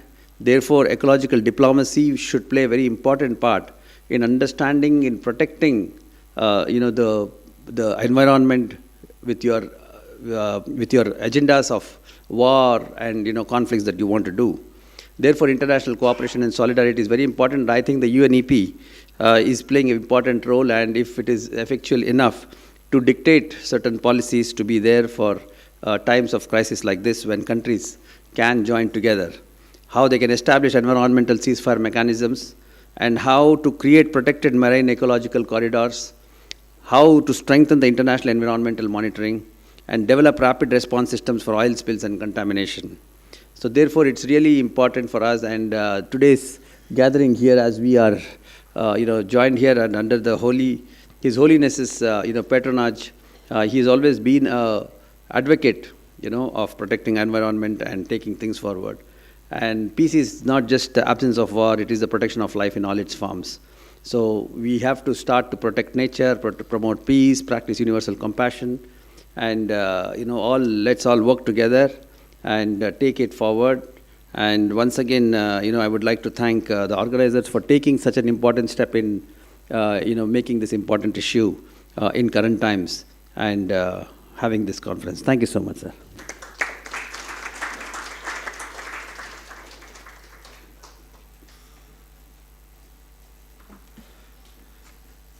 Thank you very much, Dr. Asif Iqbalji. Now I would like to take this opportunity to kindly invite our first special guest for today's conference. And I request our director, Venerable Geshe Dojid Abdullah, to kindly offer the white scarf and the souvenir to our four guests who are attending this conference today on waging peace in times of war. First, I would like to invite Swamiji from Tirupati.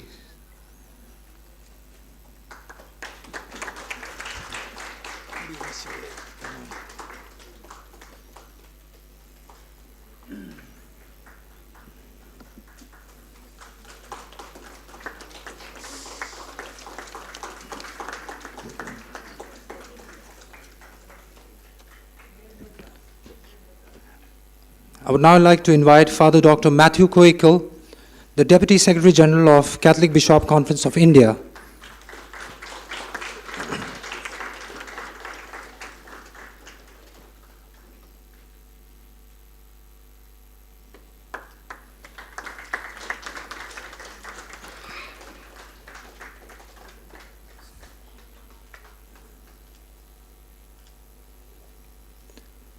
May I call upon Dr. Srinivasan, the Chairman of Shanghai Cooperation Organization Trade Council.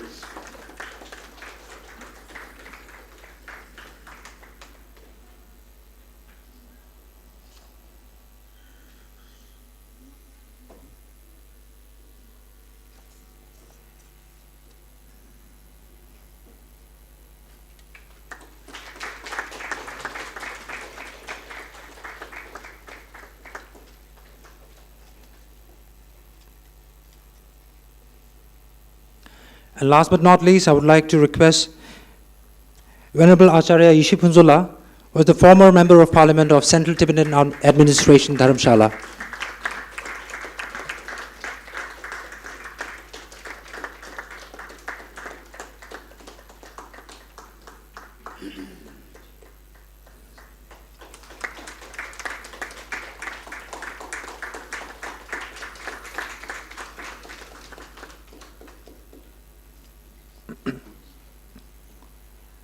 Thank you very much, Kishla. With this, we have come to the conclusion of the inaugural session for today's conference on Ecology Series 4. And within a couple of minutes, I would like to inform you that we are going to have the first session, which is on the theme Ecology in the Shadow of War, the Hidden Environmental Cause of Conflict, which will be moderated by Ms. Penpadun, the Deputy Program Coordinator of Tibet House, New Delhi. So I request all the participants to kindly stay indoors so that we may begin the first session of today's conference immediately. Thank you very much.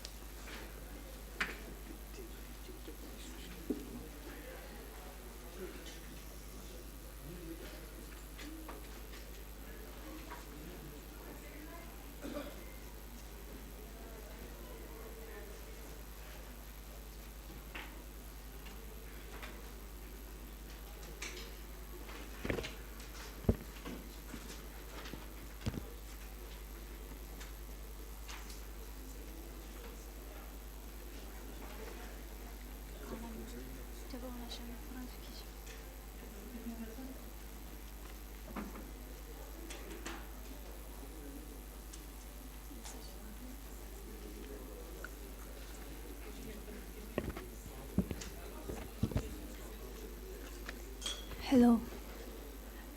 Good morning, respected dignitaries, venerable monastics, distinguished guests, dear participants present here at Gulmohar Hall, and those joining us online, a very warm welcome to the first session. My name is Pempadun. I am the Deputy Program Coordinator at Tibet House, New Delhi. It is both an honor and privilege to moderate the first session of today's one-day Ecology Conference Series 4 on the theme, Waging Peace in Times of War, Rescuing Ecology Through Universal Compassion. I would like to express my heartfelt gratitude to Venerable Geshe Dorje Damdullah for his guidance and tireless efforts in benefiting thousands of people, and to the convener of this conference, Mr. Harshvardhan Umarji, President of EcoPeace International Bangalore, for his dedication and tireless efforts in making this conference possible. On behalf of Tibet House, New Delhi, I would also like to express our sincere appreciation to all our respected dignitaries, esteemed speakers, and guests for graciously accepting our invitation and contributing to this meaningful gathering. May I now invite the chairperson of first session, Ms. Vishesh Uppal, Senior Director, Governance, Law and Policy at WWF, Worldwide Fund for Nature, India, followed by our esteemed speakers, Professor Venerable Kaveri Gill, Non-Resident Senior Fellow, Center for Excellence in Himalayan Studies, Shiv Nandar University, Institute of Eminence, Delhi. Mr. Temba Gensenla, Deputy Director of Tibet Policy Institute, CTA, Central Tibetan Administration. Ms. Isabella Simon, Environmental Activist, Coordinator Ahimsa, and Dr. Sendin Chostakla, Assistant Professor, Senior Skill, Campus Law Center, Faculty of Law, Delhi University, to please come onto the dais and take your respective seats.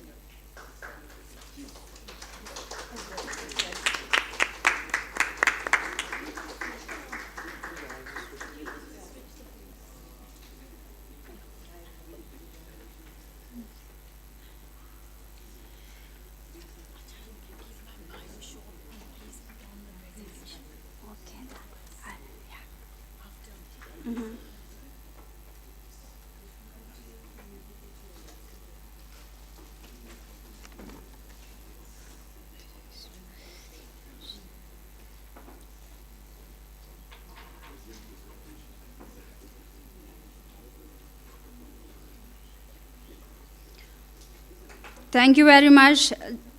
The first session theme is Ecology in the Shadow of War. The hidden environmental cost conflict focus on environmental destruction caused by war, land, water, biodiversity, carbon footprint of military activity, war zones as ecological disaster zones, the earth as a silent casualty. This session sets the context, revealing the scale and invisibility of the problem.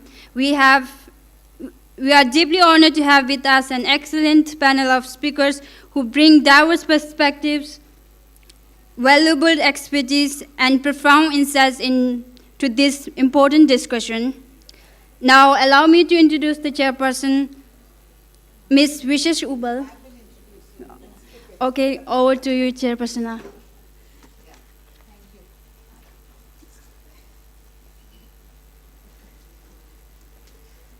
I think we all are aware that we are kind of running short in time. So I think quickly I'll just introduce this session. I think the hidden environmental cost of conflict is something we all need to really assess, look at, and see what we can do. I think the previous session did talk of, how oil spills lead to threatening critical marine life, how basically there's so much of emissions which is coming out. Now reportedly the recent war, which is has caused more than 1.3 billion damage or in climate damage in its initial phase, and I believe it has released 5 million tons of carbon dioxide equivalent, with emissions outpacing the annual output of dozens of low-emitting countries. So basically, if you look at it, war is actually really creating a lot of environmental cost. And again, I think like I had said in the previous session, 17 officially designated mega biodiverse countries face ongoing conflicts within their borders or in their immediate geographic vicinity. So if you look at Colombia, even despite the historic peace deal, there is still skirmishes, there are still kind of wars there, and which is actually affecting the Amazon. It is affecting climate. There are illegal gold mining, which is, also it is poisoning their water. So 60% of Colombia's water resources have been poisoned with toxic mercury. Right? So these are some things which we really need to look at. I mean, okay, it's very far, Colombia is very far, probably doesn't impact us all, but there are stories closer to home or if, I don't know how many of you have been to Manas National Park, but because of ongoing conflict, all our rhinos had nearly got wiped out. Yes, the tipping point was not received. We have relocated rhinos. The nature has bounced back. There has been regeneration. We have now, and it also shares a boundary with the Royal Manas park. So in the Bhutan side, so it's a huge important area for transboundary conservation, and actually it got impacted by an internal conflict. So if you look at whether Mexico, which is actually because of narcotics, there's a direct exploitation of natural resources. If you look at DRC, if you look at Colombia, Mexico, Philippines, I mean, I can just list out all the mega biodiverse countries, and there is something happening which is actually leading to environmental damage. So what is that cost, right? And that is the cost where all of us will bear.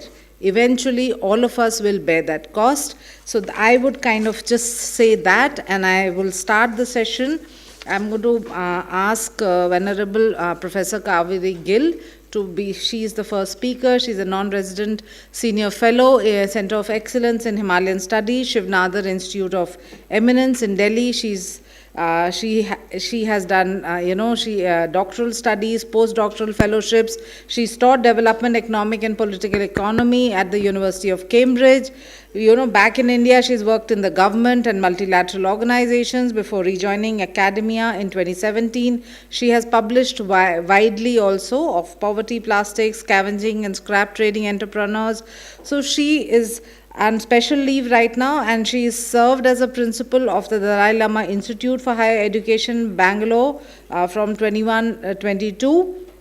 She has also, since 2014, she has studied Nalanda philosophy at Tibet House, where she has completed the 6-year Nalanda Master's course. She continues to teach academic courses on secular ethics as well as non-violence. Ma'am, please do. I would request you to just keep to time, because I have been instructed that this time we have to be very strict. Thank you so much.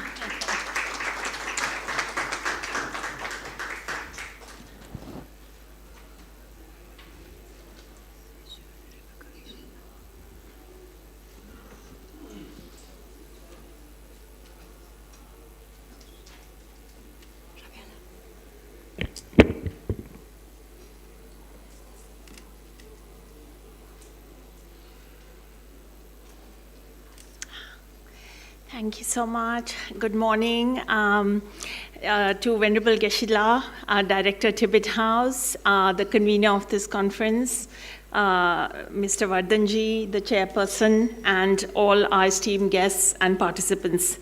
So today, when I got this conference invite, I was just wondering what angle to go with because it is such a unique and such a timely issue. So before I start, this is a book of His Holiness that is published by Tibet House, New Delhi. And because the topic is quite heavy, I'm going to intersperse some of the slides with his writings. He says, a bhikshu's reflections on the environment. He says, O Lord Tathagata, born of the Ikshvaku's tree, peerless one who, seeing the all-pervasive nature of interdependence between the environment and sentient beings, samsara and nirvana, moving and unmoving, teaches the world out of compassion, bestow thy benevolence on us. So we live in a very dystopian presence, as Harshvardhanji started in the morning. Once weapons were manufactured to fight wars, now wars are manufactured to sell weapons. This is Arundhati Roy, and it is very true, as all the panelists in the first panel spoke so well. So again, just quoting from His Holiness's book, he says, the interdependent nature of the external environment and people's inward nature, described in the Tantras, works on medicine and astronomy, has verily been vindicated by our present experience. So this panel is on ecology in the shadow of war, the hidden environmental cost of conflict, and I'm going to talk today about the context, then the human cost of violence and war, the environmental costs of modern warfare, and the root of violence and what is needed for world peace. So, our obdurate egocentricity ingrained in our minds since beginningless time, contaminates, defiles, and pollutes the environment created by the common karma of all sentient beings. So the context, no previous generation has experienced so much bad news on a daily drip feed. I think any sensible person has to wonder about what progress we have made in the modern world. The more serious problems do emanate from the industrially advanced societies, sadly, where science and technology, material development have in fact created a lot of problems, as much as they have resolved. And somehow our universal education in these countries, as well as ample resources and technology that could have been harnessed for basic human needs, rather we have set all that aside and there is structurally widening inequality. So capitalism, rampant individualism, both at the level of human species, nations, races, persons, has completely undone post-World War II ideas of the welfare state, of the commons, and even humanitarian ideals. So, even in this age of science, His Holiness says, of technology, trees provide us shelter, the chairs we sit in, the beds we lie on. When the heart is ablaze with the fire of anger, fueled by the wrangling, trees bring refreshing, welcome coolness. Now, the human cost of violence and war, non-violence theorists, including so many in this country, starting from Mahatma Gandhi and many others, Ashoka, as we saw, King Ashoka in the morning's presentations, including the Dalai Lama, that, they lay a lot of stress on the means determining the ends, and violence only ever begets more violence. There is no winner ever. So it is a vicious cycle on the enemy and vice versa. And I think advanced technology and modern warfare, what again was shown in the morning, number one, it allows complete annihilation of the human race and all species actually, nuclear war, Hiroshima, Nagasaki, and today if something like this were to happen. And the second thing is that the completely asymmetrical modern warfare, where I'm going to use an example, my student's paper. So Ojas Tiwari is a BA undergraduate in international relations. And look at the world now. Today we talk about education. So at one level, this is my student's paper. So since I teach a course on nonviolence, he wrote this term paper for another course. And it is about aerial warfare. And I'm actually going to present it here because I learned some things that I never knew. So technology is used to deliver force from the air, basically. They include aircrafts, missiles, drones. These systems have allowed states to project power across vast distances with minimal physical presence. This, of course, reduces the risk faced by soldiers while enhancing the precision and reach of military operations. So how you can kill a journalist like Amal Khalil in Lebanon, now in Lebanon, how you can target and kill, you're sitting thousands, hundreds of thousands of kilometers. At the same time, there is completely reinforced asymmetry between the stronger states, the great powers, US, China, Russia, all, who dominate from the skies, and the weaker states and the non-state actors who are defenseless beneath them on the ground. And these drones and missiles have become critical to 21st century warfare. The key problem is how this technological distance has shifted the human experience of war. So I'm just going to talk about that a little more. Now, this human distancing, what it does is that basically there's, of course, an increase in destructive capacity. The 20th century has seen the most acceleration in this trend. Aircraft use was there, World War II, right? Strategic bombing, World War after that. So this blurs the lines between combatants and civilians. Missile technology further advanced during the Cold War, and now we have 20th, 21st century introduce of drones that are capable of observing and tracking humans without any cost to the perpetrators who are sitting very far away.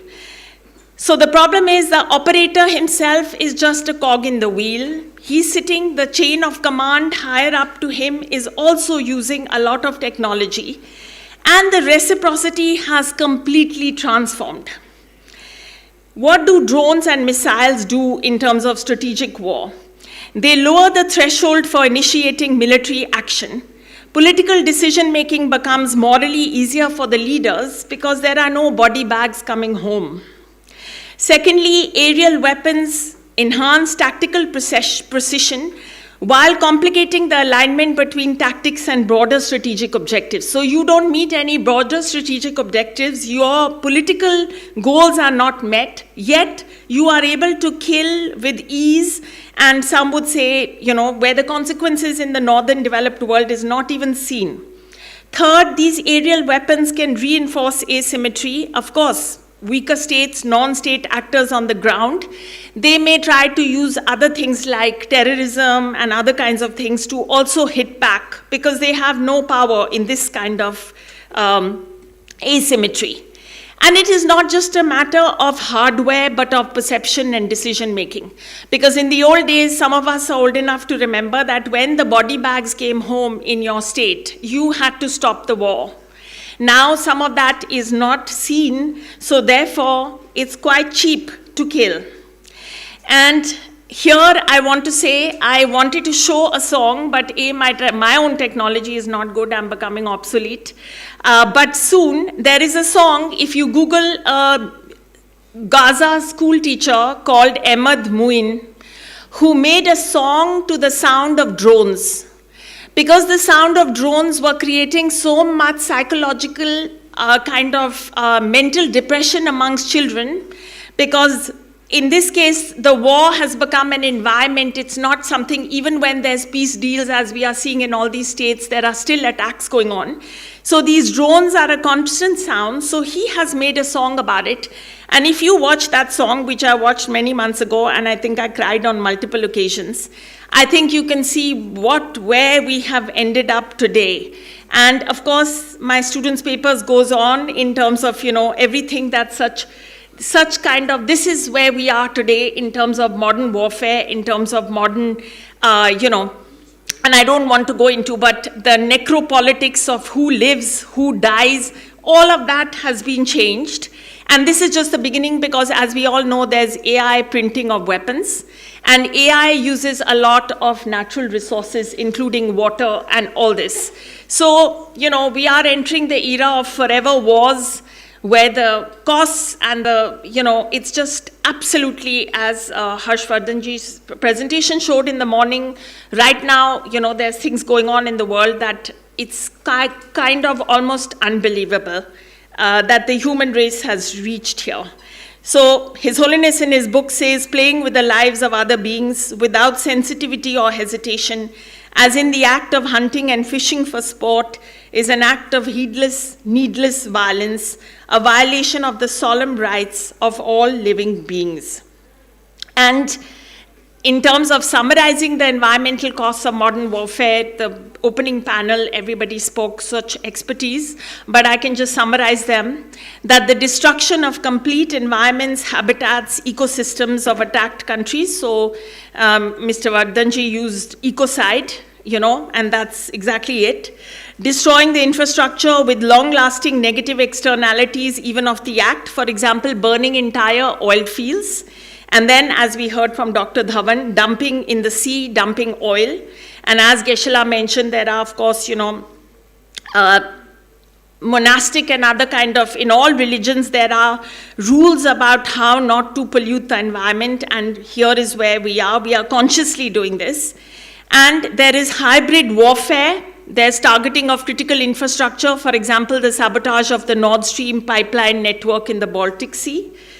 Now, the indirect downstream effects, as Venerable Geshe-la mentioned and others, reverting to fossil fuels for energy, and even the poor ladies in India who are forced to again burn firewood and all because we cannot afford LPG because of Iran and all these things. Of course, the waste disposal of weapons and how long they stay and leach into the water is a whole different story.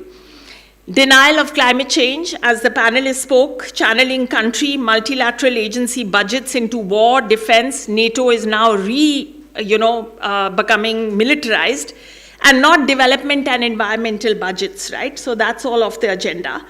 And the macro longer-term horizons set back all collective global environmental agreements and goals, as Mr. Vardhanji spoke about all the kind of signatories to all the conventions and all that we were supposed to be, doing since the Bretton Woods institutions, and zero regard for intergenerational parity in the environment. That is basically where we are. And again, His Holiness says, in the tree lie the roots of all life on earth.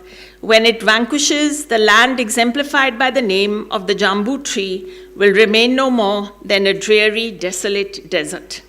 And of course, we are here in a conference of Tibet House, the cultural center of His Holiness the Dalai Lama, iconic leadership on non-violence and universal ethics. And my title was actually about the philosophical basis. When I told Venerable Geshe-la, he said it is a conference about ecology and war, so I gave the whole thing. But I think finally the bottom line is this, that, why are we here in this scenario?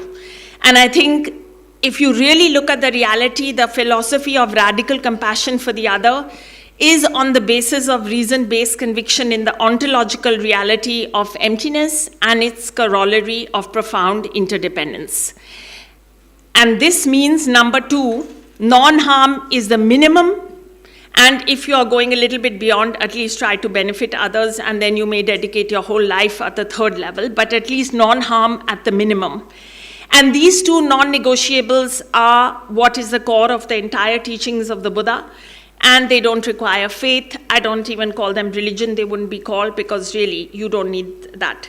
Radical compassion, I think, because we are talking about depths of compassion, not just for attachment for your family and friends, but compassion for wider circles of concentric beings. And I think His Holiness is such an icon because he has lived this.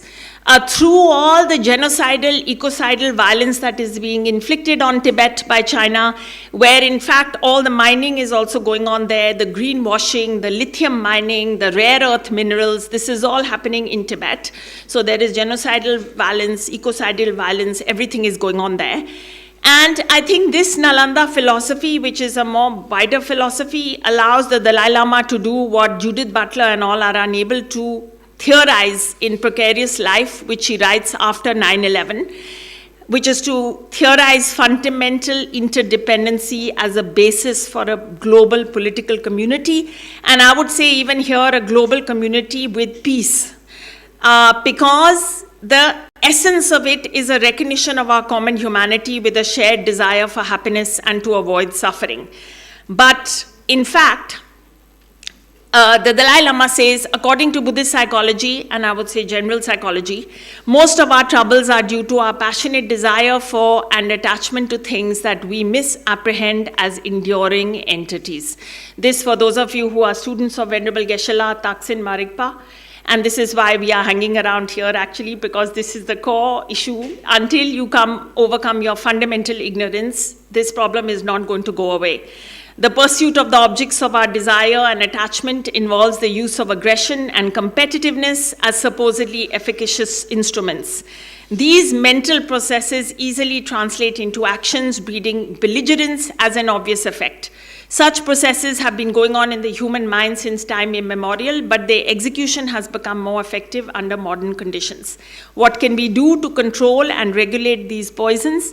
For it is these poisons that are behind almost every trouble in the world. And he says, as one brought up in the Mahayana Buddhist tradition, I feel that love and compassion are the moral fabric of world peace. And when he's talking about love and compassion, he's talking about undiscriminating, spontaneous, unlimited compassion for all sentient beings. It is the kind of love that basically you can even have for someone who has done harm for you, for your enemy. It is not just for your loved ones, your near dear, because that is attachment. I mean, that is colored by ignorance, attachment, and all of that. So the rationale for this compassion is what? It is that every single being, the child in Gaza, the little insect, as Geshe-la was saying, and every other being, wants to avoid suffering and gain happiness.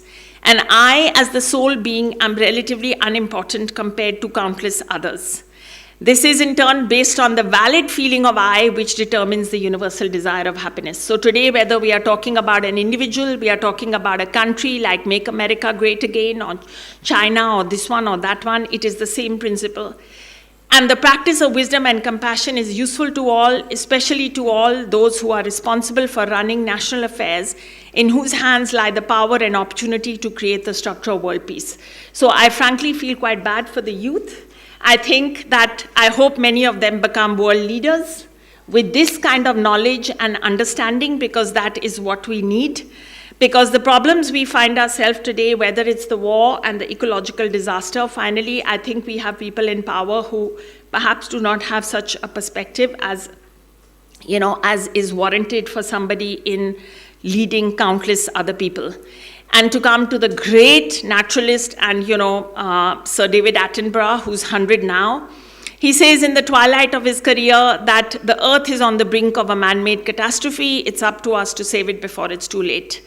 And he's also talking about unchecked human selfishness, which is again down to Taksin Marikpa, down to ignorance, and then everything that follows on from that. And he warns that our survival depends on the choices we make today to show some restraint, curb excess, rebalance our relationship with the planet. And what I found so wonderful about he said that no one will work to save the natural world if they do not develop a love for it. So essentially, you will be mobilized only if you have a love and a feeling and compassion for seeing the suffering of other beings. And to end, in the tree lie the roots of all life on earth. When it vanquishes, the land exemplified by the name of the Jambu tree will remain no more than a dreary, desolate desert. With that, I would like to say thank you, and again, many thank you to Venerable Geshe-la Tibet House for this invitation. Thank you so much. Thank you, Professor Kaveriji. I think very well said and very relevant. I think all of us need to introspect and see, how we can inculcate the values which you have been talking about. I think our next speaker is Mr. Tempa Gyaltsen Zamla. He's the Deputy Director, Tibet Policy Institute. He has been, he's an environmental researcher and policy expert with over a decade of experience advocating for the protection of Tibetan Plateau fragile ecosystem. He's also, besides being the Deputy Director of the Tibetan Policy Institute, a Dharamdara-based think tank under the Central Tibetan Administration, he has focused a lot on socio-environmental impacts of climate change on the Tibetan plateau and environmental degradation caused by mining, natural disasters, etc.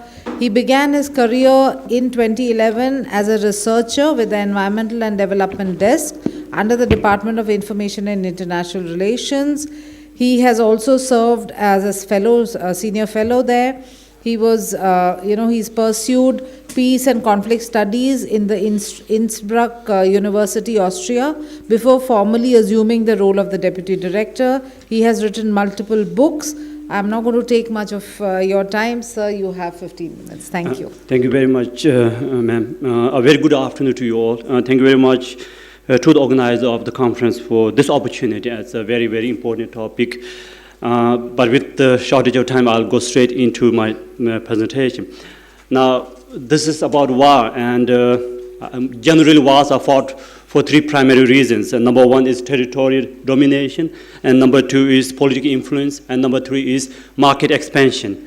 Now, yes, many of you spoke about the current war in the Middle East, but I would say that China has been waging war on Tibet for the last 50 plus years. So I can categorize that into three phases. And number one, this is just what I made of for this presentation. So first phase is invasion and exploration. And the second phase is occupation and exploitation. And third phase is domination and acceleration. Now I'll give you a little more detail of it. In the early 1950s, when Chinese military, Chinese People's Liberation Army, marched into Tibet, this is what Mao Zedong said before they went into Tibet. Mao said to the PLA that Tibet is a vast region with enormous resources on natural minerals, but very small population. So basically, the primary reason why China occupied Tibet is because of its minerals. And as the Chinese military People's Liberation Army marched into Tibet, in those days, People's Liberation Army were poor military groups. They were very poor. In fact, there have been many cases where Tibetans fed them and in the earlier times. So as the People's Liberation Army marched into Tibet, they started killing en masse Tibetan wild animals. So if you read any book of Western explorers about Tibet before 1950s, you read about abundance of wild animals across the plateau. But in the 1960s, 70s, and early 80s, they found that many of those wild animals were on the verge of extinction. That's because Chinese People's Liberation Army, as they marched into Tibet, not only killing Tibetans, but also killing wild animals present on the plateau. So that's the first phase of environmental destruction, I can say. Then the second phase, occupation and also one more thing during the early occupation, Chinese People's Liberation Army came with geologists.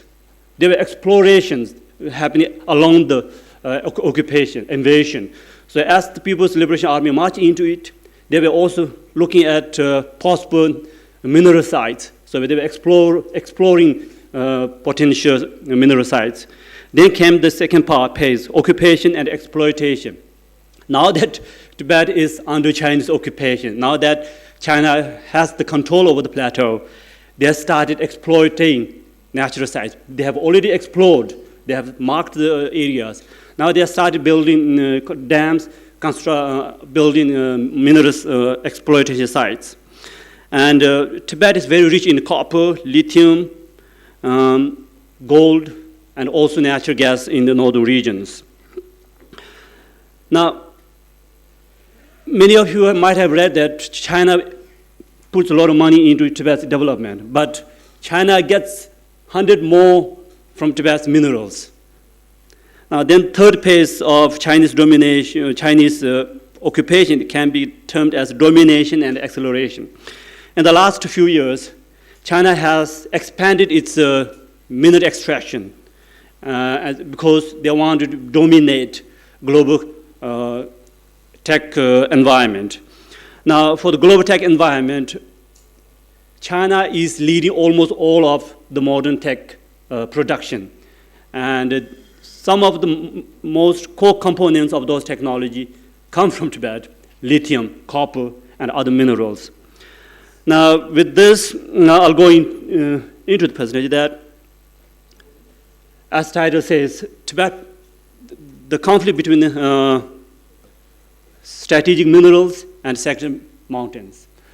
Now, those of you who have did a bit of study on Tibet may realize that almost 70% of Tibet Plateau can be categorized as sacred sites. So we have 14 great mountain ranges, from the Great Himalaya mountain range in southwestern regions to the other 40 mountain ranges. And every peak is considered a sacred site by one or the other villages. So back in 2016, this is what I proposed to our political leader, that maybe we should emphasize or advocate for designation of Tibetan sacred sites as legally protected regions. If we are able to do that, we are able to protect about 70% of Tibetan areas. Unfortunately, what is worrying is that many of those sacred sites are also sites where Chinese have found minerals. These are basically Tibetans term those sacred sites as nerve center of ecology.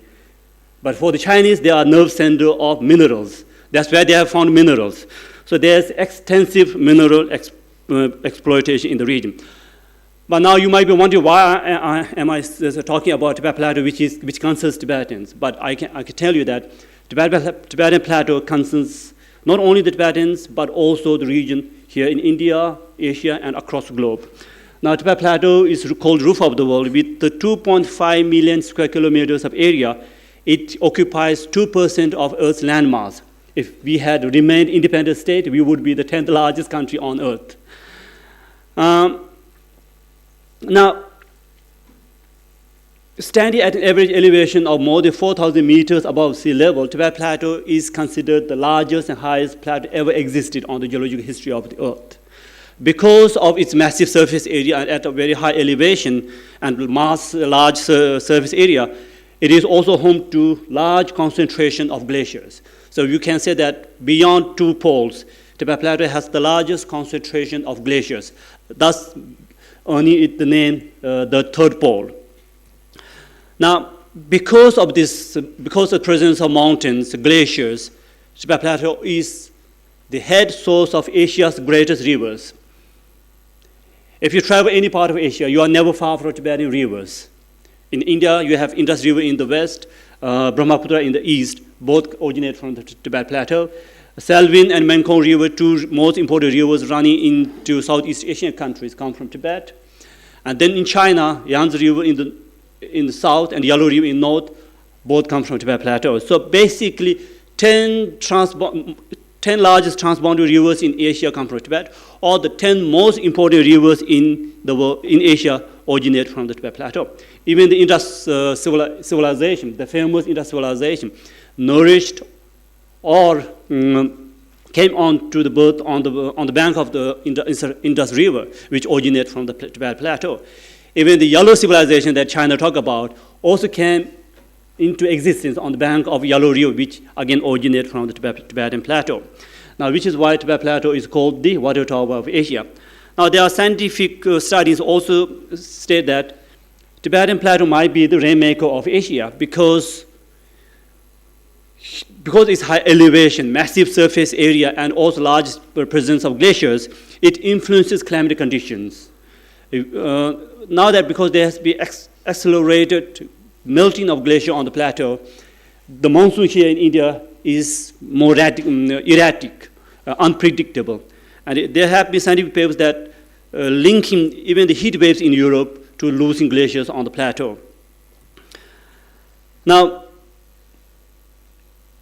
something that you might have come across in the last few years or months, that China is the largest exporter of electric vehicles. Of the 3.2 million electric vehicles exported, China amounts to 1.25. That is almost 40% of all electric vehicles exported coming from China.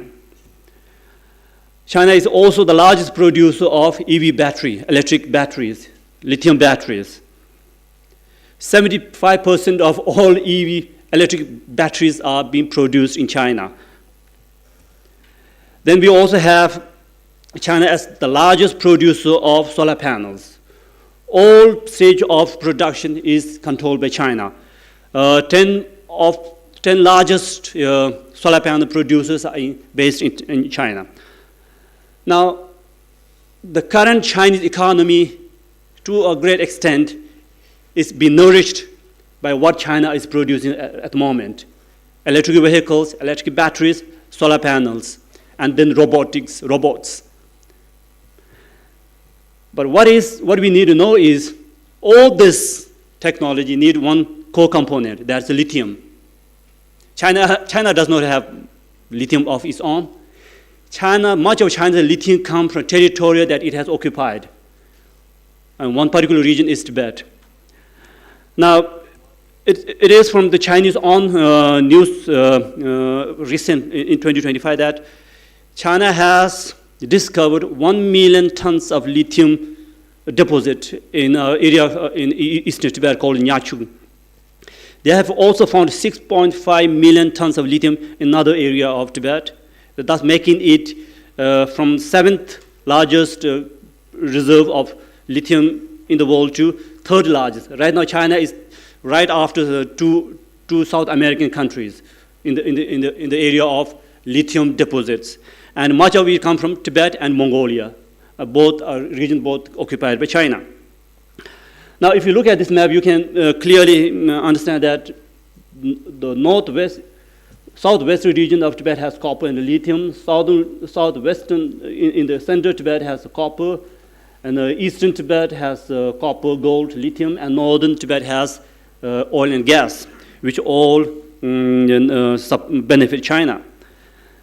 Now, the largest copper mine by production is found in Tibet. Largest copper mine by scale is found in Tibet. So both of these are currently under production. So the lithium minerals and copper coming out from Tibet is sustaining China's current economic development or the technological domination. Unfortunately, this is what happens. Of the many examples that I can give you, but with shortage of time, I'm giving you 2 examples. In 2030, there was a Chinese company coming in to mine on one of those sacred mountains, and 4,500 Tibetans protested against it. And in the process, Chinese military came in and started firing rubber bullets.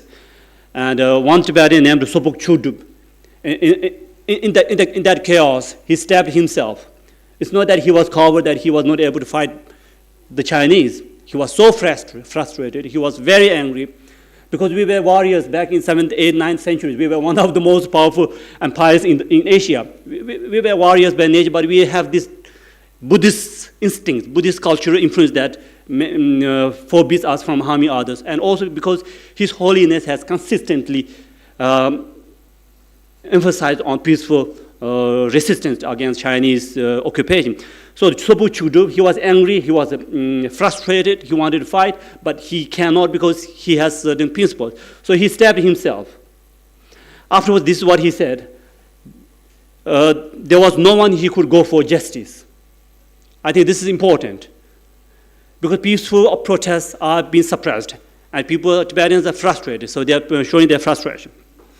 Now, the second example is another sacred mountain where two Tibetans have self-immolated in that particular region against that mining. So all of these sacred sites are important, have important large reserves of minerals. China has also built hundreds of dams. In the earlier stage in the 80s and 90s, they were building dams in eastern rivers in eastern part of Tibet.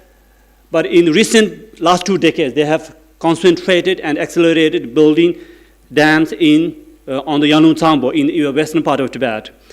Now, in this, I'll give you one particular example, the Metok Super Dam. This is very important for India and Bangladesh because, for research like me, I was wondering why is China building a mega dam? They say that it's going to be bigger than the Three Gorge Dam. A place that is isolated, far away from the transportable roads, so it's going to be very expensive. Not too sure if it's feasible. But I think China is not looking at today. China is preparing for tomorrow's domination, tomorrow's war, because in the future, China and India are going to be the 2 most powerful nations. And in the history of global history, there had been very few occasions where 2 superpowers were neighbors. And in the past, Tibet existed in between China and India. We have helped in preventing wars and conflicts. But now, because of Tibet's occupation, China and India sharing border. And China is preparing for domination in the future. And this particular dam is meant for future wars and future domination. Now, China has also accelerated building dams on Yangtze River, the Dichu, the longest river in Asia. In the earlier stage of construction dam on that river, they are concentrated in the southern part. But in recent years, they are coming all the way into mainland Tibet. So one particular dam that would displace or remove dozens of Tibetan villages, monasteries, which clearly indicate that China's colonial rule in Tibet provides access to 2.5 million square kilometers of territory for exploitation. Tibet's mountains are mined to support China's technological development and dominance. Tibet's rivers are dammed to meet China's domestic energy needs and strengthen its global energy dominance. China's economic development, the current economic development is driven by extraction of minerals from Tibet. Now, in the process, Tibetans are displaced and disenfranchised. Tibet's ecological well-being is disturbed. Tibetan cultural belief in the sacredness of nature is undermined and sacred sites are being destroyed. Tibetans do not benefit from minerals and economically marginalized. And finally, Tibet is mined and dammed for China's global dominance and preparation for future war. And I think this is very important that if we understand what China's intentions are and what China has done on the Tibet Plateau for the last 50 plus years, it has disturbed world's highest plateau. It has disturbed world's water tower of Asia. So if something happens to the Tibet Plateau because of China's preparation for future wars, the implications would be severe for the other countries. So if we can preserve Tibetan people's belief in the sacredness of natural environment, we can protect Tibet Plateau.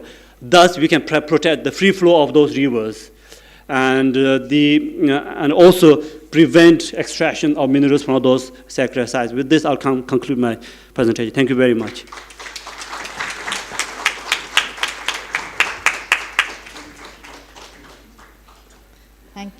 Thank you so much.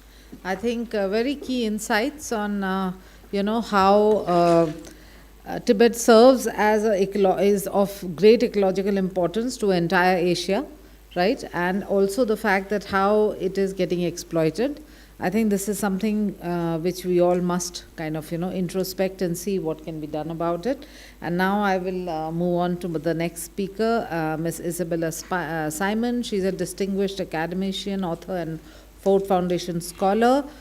She has been a research fellow at the Center of Women's Development Studies, New Delhi. She has had a distinguished career spanning 3 decades, has served in leadership roles across some of the India's respected schools. She currently leads the Guru Nanak Modern School in Kolkata, and she is deeply committed to environmental stewardship. She actively promotes ecological awareness among students, and also she works with organizations, or she supports initiatives like Kids for Tigers. So, ma'am, over to you. Thank you. Thank you. Good afternoon, distinguished guests, speakers, moderators, and everyone present here. Waging peace in times of war. I love the caption. There is a lot of energy. We are done with war. We're going to wage peace. Now, every time we need to reiterate whole conferences meeting about the need for peace, and the main culprit is war. Am I right? War is not a new concept. War has been there for ages. In India, for instance, the rulers let loose a horse after the Ashwamedha sacrifice. The horse went around, unprotested. Wherever the horse went through, became the rulers. And if anyone challenged, there was a war. Then came the Industrial Revolution. We needed raw material, came colonization, came imperialism, came the First World War. There's no end to it. War and war and war and its impact. The latest danger to ecology now are the supercomputers, the data centers, the nations competing with each other.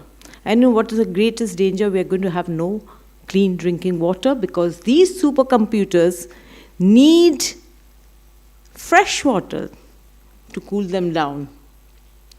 So where are we going to get so much of fresh water for ourselves? Today's topic for discourse is Earth's forgotten victims. In a world increasingly fractured by war, violence, ecological destruction, the call for peace is not any longer political. It is deeply human and ecological. Humanity stands at the crossroads where conflicts are not only claiming lives, but also ruining the balance of nature, the same balance of nature which sustains us So out of our own selfish interest, actually, we should maintain the ecological balance. When we think of war, normally we think of soldiers being killed, civilians being killed, hospitals being destroyed, schools being destroyed. But very little attention and focus is given, even by the media, about the silent victim, the earth, the planet, the ecosystem. Forests burn, rivers become polluted, animals lose their habitat, air becomes toxic, people lose their livelihood. Nature suffers silently during every conflict. Now today we are going to explore how war damages the earth and why protecting the environment is an important part of building peace. A lot has been said through the morning about peace, ecology, how to protect the earth, the dangers, so I'm not going in too much into details. It is challenging when you're a speaker down the line. Environmental damages during war refers to destruction of the ecosystem and the natural resources caused by military activities. Unlike buildings and infrastructures, ecosystem takes decades, even centuries, to recover. So you can imagine how the war affects the ecosystem and how the war affects the planet in many ways. Land, destruction of the land, bombing, explosions, destroyed forest, agricultural land, and natural habitat. Movement of heavy vehicles damage the soil and the vegetation. Burning oil fields, factories, and infrastructures release harmful gases into the atmosphere and the soil and water. This increases air pollution and contributes to climate change.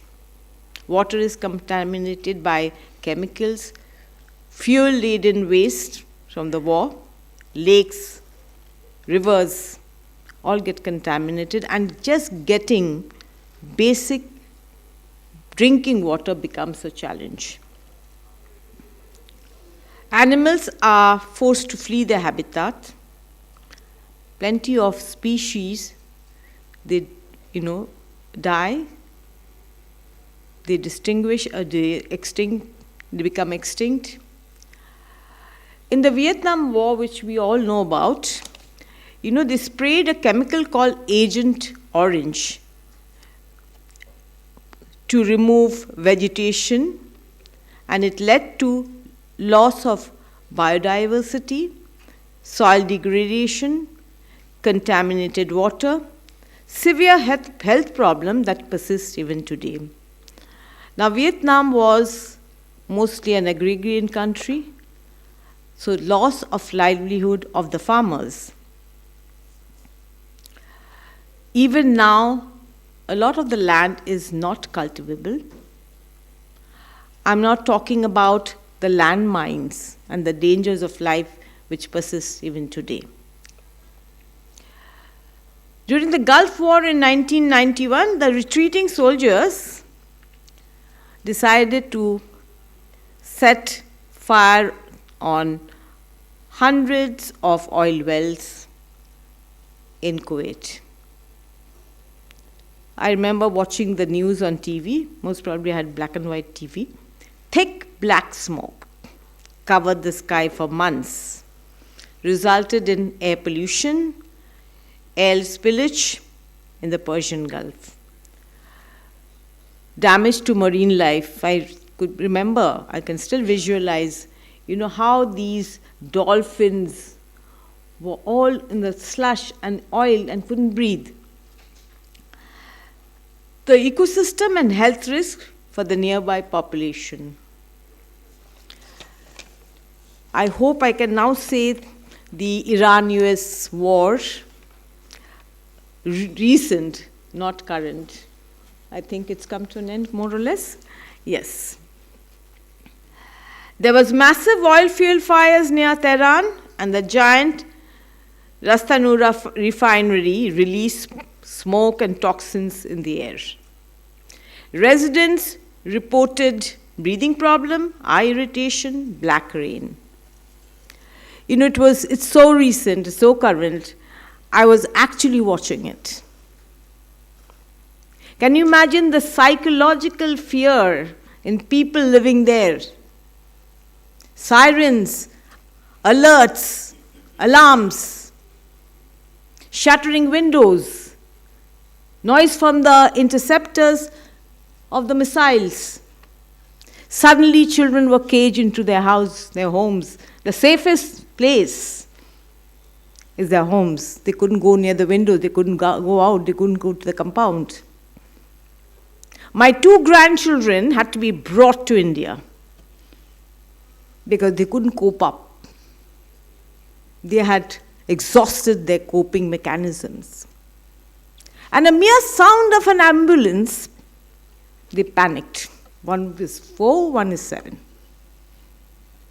That's how deeply war affects individuals.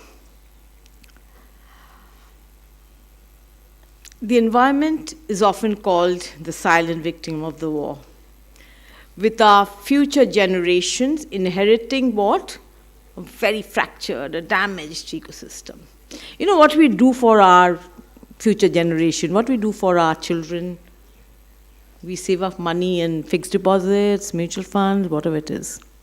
But what are we handing over to them? A damaged ecosystem, a damaged planet?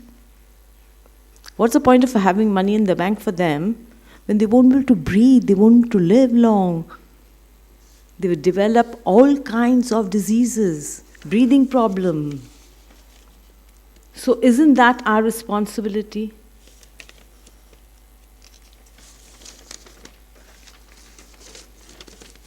Now, can peace protect the planet? Peace is not about ending violence between countries, but it is about protecting the earth. So countries, leaders, policymakers must frame international laws to reduce environmental destruction during war. Now, promote diplomacy instead of violence. Now, you'll say that, okay, we have the UN, we have the Security Council, these are the international bodies which should enforce. But I'm very sorry to say, the UN has not been very successful. The UN has not been very successful, but because the leaders, the 6 permanent members of the Security Council, out of that, one country decides to violate the UN diktat or the UN Charter. I want uranium, I want oil, I go and invade. So if you are, as the keeper of peace, custodian of the safety of the nations, violate, we have to look at alternate ways. Of course, we cannot deny there have been a lot of international conferences on climate change under the UN banner.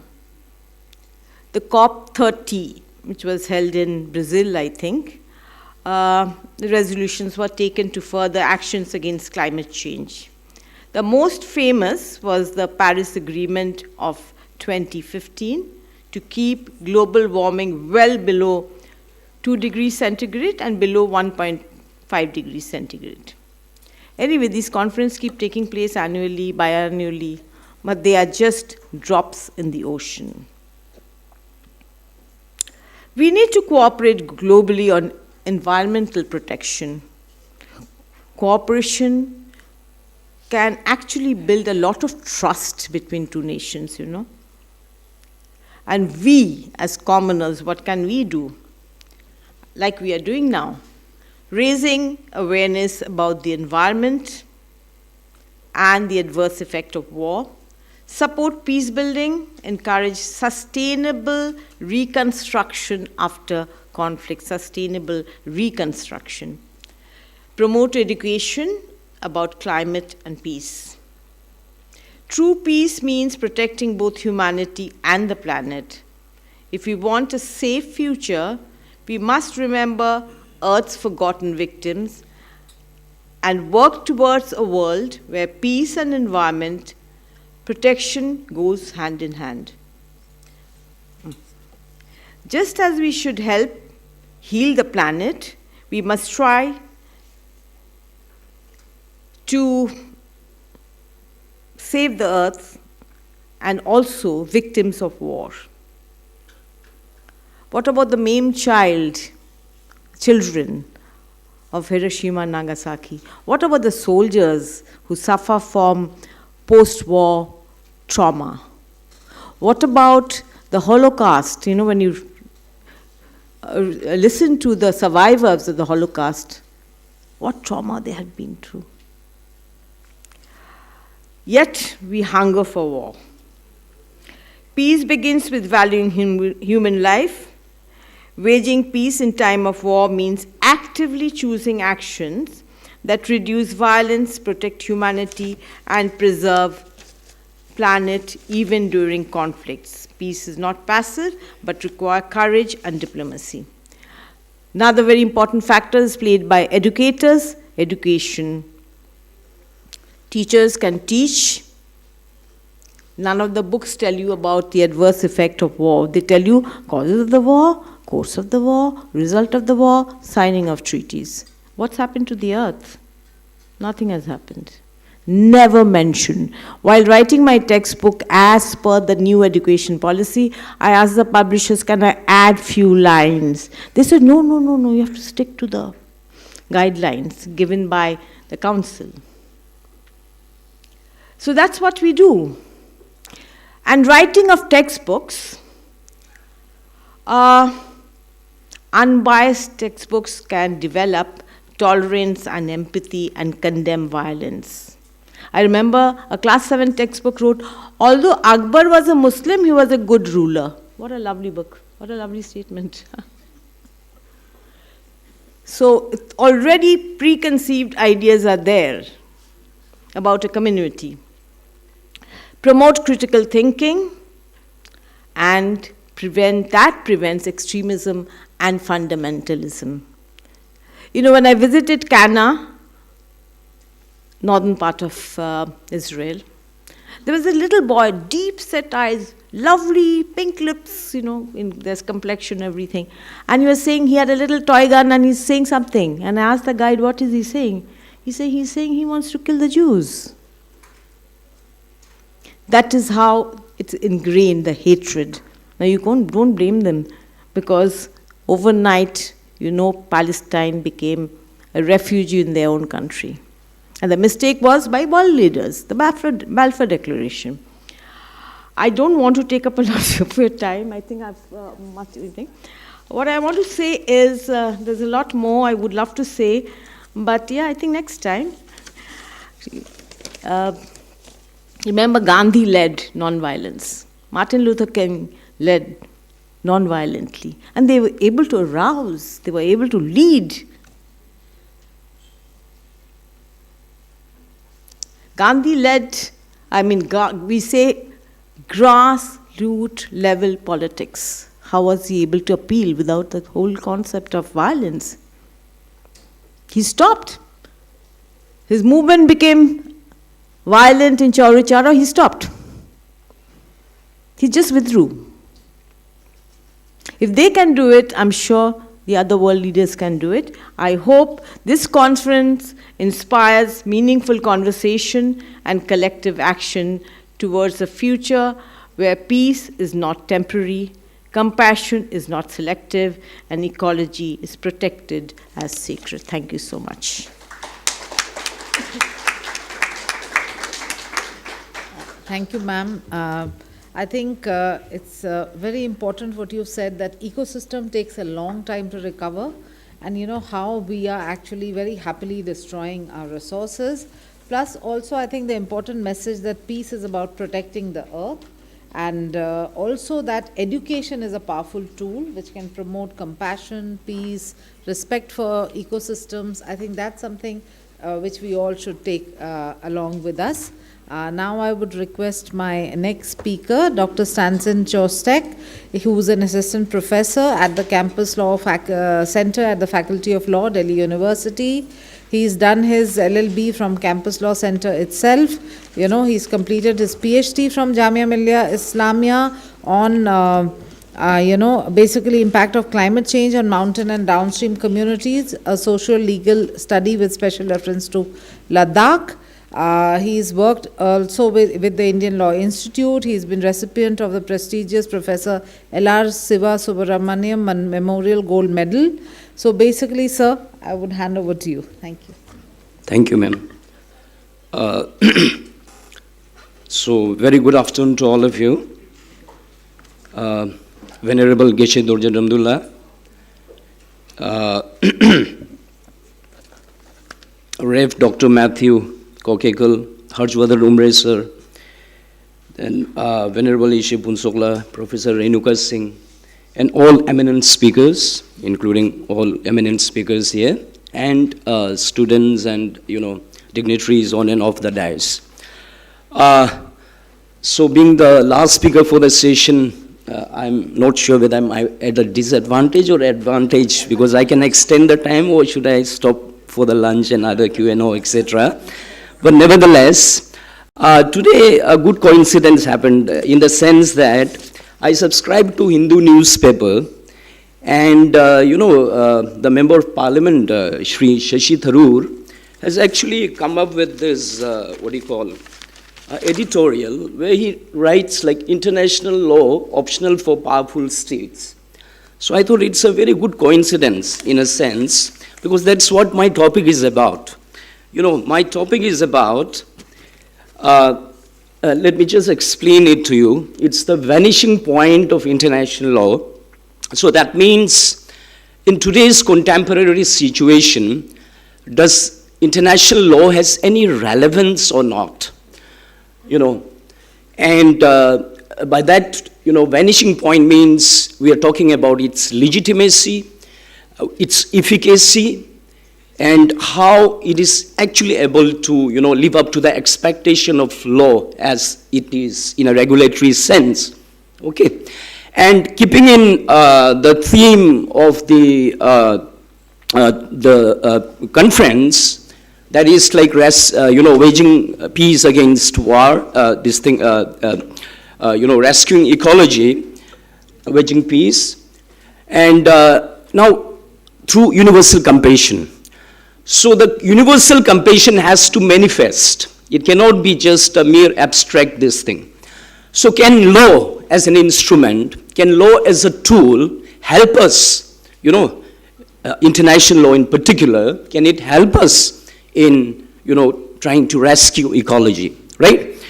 So, basically, I'm going to discuss about 4 main areas of international law. And my presentation is particularly based, and I would like to give my credit and acknowledgement to the unit studies conducted in all these areas, Kosovo and all this by United Nations Environment Program. And I'll not much go into the intricacies of law, because as you know, law is all about sections, articles, and all that thing. But nevertheless, the 4 areas that I'm going to touch upon, and those are the exhaustive international law. First, from the bottom to the extreme right, to the left. So, international humanitarian law. Now, international humanitarian law, for humanitarian consideration, we try to regulate the conduct of war. Okay? And the legal instruments that govern international humanitarian law are the 4 Geneva Conventions of 1949 and 2 optional protocols of 1977. So briefly explain you what protocols are. Protocols are also agreements and instruments, and those protocols usually supplement or they amend a particular treaty. So you have Montreal Protocol, you have Kyoto Protocol, so that agreement is, then I'll come next to, international criminal law. International criminal law, so it talks about, holding an individual criminally liable individually, not state-wise. So for war crimes and all these genocides and the four main core areas, war crime, genocide, crime against humanity, and aggression, etc., etc. And then I'll come to the international environmental law. I've just abbreviated them. International environmental law, IEL. Now, international environmental law consists of multilateral environmental, agreements, plus the soft laws also, and hard laws which are legally binding. Soft laws are more weak, and until and unless they attain the status of a customary international law, they remain little weak. Okay, so international environmental law, briefly I'll touch upon all these aspects. And last but not the least, it's the human rights law. Human rights law. Now, starting from the international humanitarian law, I'll refer to one, very general principle, which is known as the Martin's Clause. Now, Martin's Clause, named after the Russian, delegation who participated in one of the Geneva, conference, and he drafted, so hence named after him. So Martin's Law is something like, when you try to regulate the conduct of the states, and if there are no rules and regulation, then the Martin Clause says that, those civilians and combatants will be protected by the, protection and principle and rules of international law, which has developed through the usages of civilized nations, and the, usual, the other important, protection, for example, public conscience, laws of humanity. So, public conscience and laws of humanity. In today's time, the public conscience, environmental considerations, that's how I'm going to fit in the environmental aspects into these Martin Clause, because Martin's Clause are in the absence of strict rules and regulations, any other, behaviors of the states are regulated. Okay, so environmental considerations and factors are a very much part of the Martin's Clause. It affords protection, protection of the civilians and the combatants, and how they are to be protected. Now, having said that, now, as I've written here, the public concerns include environmental concerns and all this thing, and so it's in addition to the evolving international, humanitarian law aspects, fitting the environmental factors into consideration. So then next is, now there are certain international customary, standards under the international humanitarian law, and there are 4 of them. So I'll begin by just pointing at the distinction, because there are 4 principles, because these core principles of international humanitarian laws has bearings on environmental protection, and I'll try to explain. So, first is the principle of distinction. So the principle of distinction is when war is being waged, then the distinction between the civilians and the combatants, it has to be distinguished. You cannot just, blindly shoot and all like that. So the distinction between, combatants and non-combatants, distinction between civilian objects and military objectives, right? So there are all clauses and articles are there. If I get time, I'll refer to them, else just a general sort of introduction. And then second is the military necessity. Now, military necessity means it has to do with military objective, military purpose, okay? And this military necessity, only when it is, for the military advantage, if you're gaining a military advantage, then only you can, resort to this thing. Now the question here is how, this military necessity becomes important, as I've written here, enemy property here, enemy property. Because even in the military necessity, they say that the enemy property, you cannot, randomly, destroy and all this thing. Now the environmental factors comes here because the enemy property could be like, let's say, protected areas. It could be like environmental goods. It could be like natural resources, right? So that's why, so there's a specific clauses and all that, the enemy property you cannot randomly destroy and all this thing, right?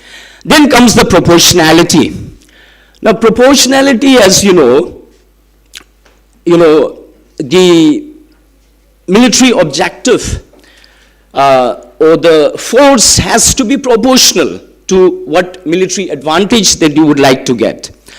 Now, for instance, burning an entire village or burning an entire forest just to get a minor target, military objective or military target is not justifiable. It's a disproportionate use of force. And if you look at the 1990-91 Gulf War, Iraq War, you see that there were deliberate and intentional spilling of billions of gallons of water into the Gulf seas, and that was deliberately done, and there was it was like they were just the retaliation was not proportionate, so as a matter of self-defense, whatever. So those are just some illustrations. And then coming into the humanity aspect. The humanity, as you know, and humanity you cannot, for example, deprive and destroy, or use excessive forces, or you cannot deprive people of the very means of survival on which they are dependent, right? So the laws of humanity also, regulates these thing. Then, yes, so international humanitarian law, as you know, had a very modest, it started, one of the co-founder, Henry Dunant. So it was the Battle of Solferino, as you know, through which he was very much appalled, and he started and co-founded this thing. So he is known as the, the founder of the international humanitarian law, modern international humanitarian law. So for the time being, I'll just keep these, PowerPoint as a reference. Now, these, and I'll refer to some case law, for example. I'll not go through into the articles and all, keeping the time factor into mind. Now, if I can just, case law, I'll quickly, and then I'll come back again.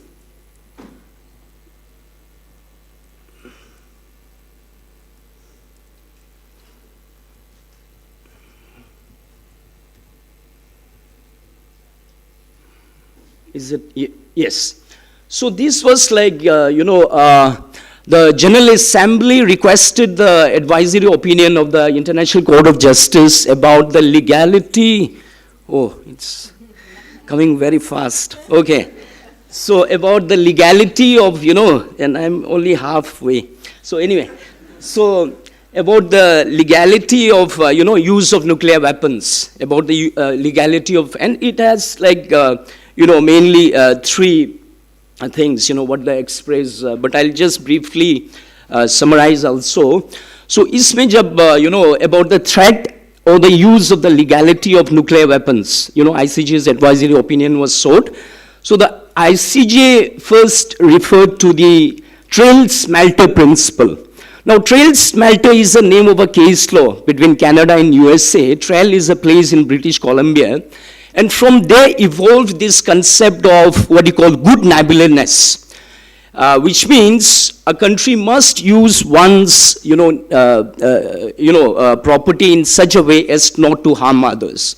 So they've borrowed this kind of knowledge from the smelter agreement and applied it to the nuclear scenario also, right? And secondly, the ICJ mentioned that environmental considerations should be taken into factor, in the matter of military necessity and proportionality again. And third, the court was against the use of nuclear weapons, saying that it contravenes international humanitarian law. Why? The reason was because of its indiscriminate and non-proportional use.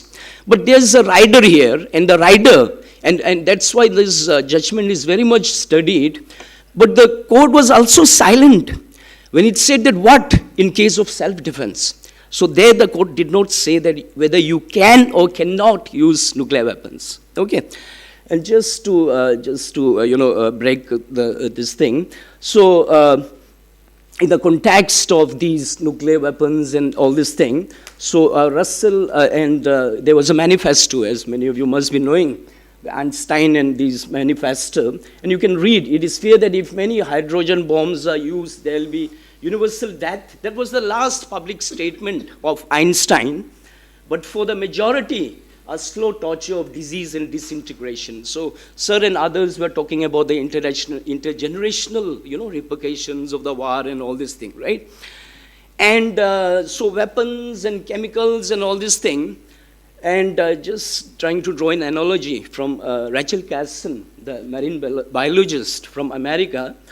So she has also, the pertinent point is only the first, this thing.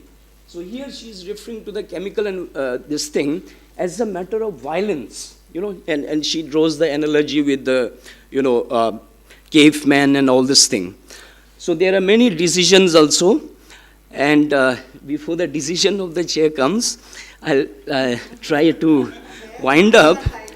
And yeah, and that's another, the tactic. It's a strategy. Strategy, scorch earth policy. Scorch earth policy is where, thank you. Scorch earth policy is where the, the rival army attack the another, particularly targeting infrastructure, crops and all these things, क्योंकि उनका supply ही बंद हो जाए, that their functional supplies could be disrupted. So it's a military strategy. And there's some little confluence between military, this thing, and in terms of terminology, military and environmental aspect, क्योंकि military में जो है, there's something called prevent, anticipate and attack. So we have borrowed this terminology into the environmental domain in terms of precautionary principle. So, so that confluence is also there. So whether it's an art of war or it's, in human practice. And now environment, can it be protected through the World Heritage, natural, common heritage of mankind, both natural and cultural. So we have all these, 1972 Heritage Convention and all this thing, through which it could be indirectly prevented. So that's the trail smelter principle. Okay, and ma'am, I'll just wind up. Thank you. Okay, in 10 minutes. Okay. So the international environmental law, then I'm, because सबको justice करना पड़ेगा. So in the sense, because now I'm left with only international environmental law. Thank you. Okay, I'll quickly wind up. So then, Stockholm Declaration, Principle 21 has a very important, environmental, war and environment factor, because 21 says that nations, in accordance with the UN Charter and the principles of international law, and according to their environmental policies, they can exploit and use their natural resources within their jurisdiction, but they have a responsibility which in legal parlance in international law is known as a state responsibility, so that the action does not harm beyond the jurisdiction. So transboundary pollution and all these things, etc., etc. And because, and then Rio, I'm not this thing, and so then, yeah, His Holiness, you can read the Universal Compassion Basis, and His Holiness was part of the Rio this thing, with, he was, this is a picture where he visits the rainbow warrior, this thing, and human rights law, civil political rights, and particularly because the environmental degradation itself is a violation of this thing. And there has been study done by Judge Goldstein in Palestine, etc., where environmental degradation have actually impacted human rights, as you know, because we subsist on air, water, and all this thing, right? So, apart from that, UDHR is three principles. Principle 3, which is right to life, and then you have principle 30, which is the adequate standard of living, etc., and do no harm, etc. Some principles are there. Now then, the key findings and way forward is that, isme dekhega, and I'll be concluding now in the real sense of the term. Thank you. So now, and I'll touch upon one flaw only, one flaw, a defect. So that is, now there is this yardstick. कहते हैं कि a state will be responsible for environmental degradation when that degradation, which is called as the triple cumulative standard, वो widespread होना चाहिए, severe होना चाहिए, and long term होना चाहिए. Then only a state could be held liable, during war for environmental degradation. लेकिन in the absence of a threshold or international standards and the imprecise definition, आप किसको कहाँ तक कहेंगे, So usually the military necessity overtakes them, right? So thank you very much, and so please, and thank you so much. Thank you. I've taken enough time. Thank you. Thanks for the patience. So, Thanks thank for you, your patience. Dr. Thank Stanson. Actually, it's our loss that we rushed you through, because I think today I've also learned so many new words and new terminologies.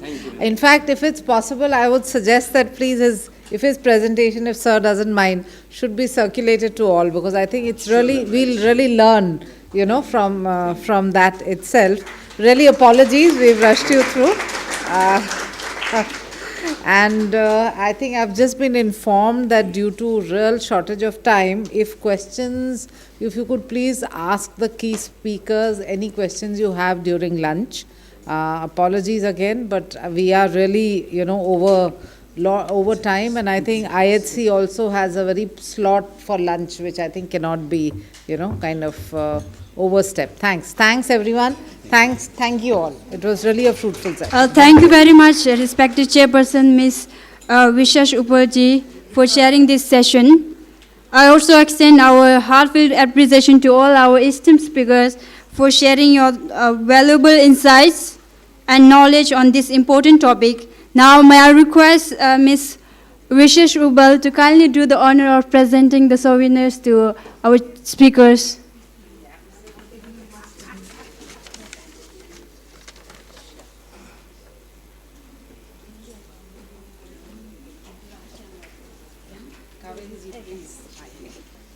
First, we have Venerable Kaveri Gilji.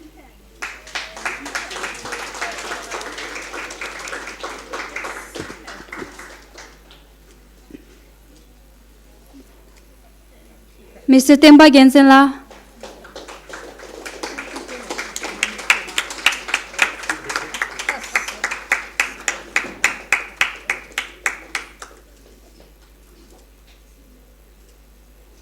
Ms. Isabella Simon.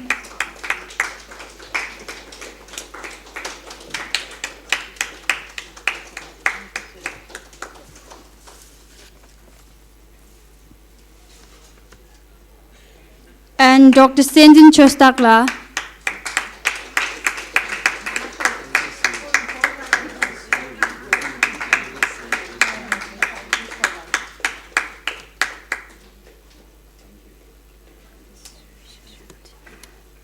Thank you very much, Ms. Vishesh Upalji. We will now break for lunch. Lunch will be served in gallery gallery, and our staff members will be available to guide you there. I kindly request all the participants to please reassemble at the venue 2:10 p.m. Thank you once again, and please enjoy your lunch.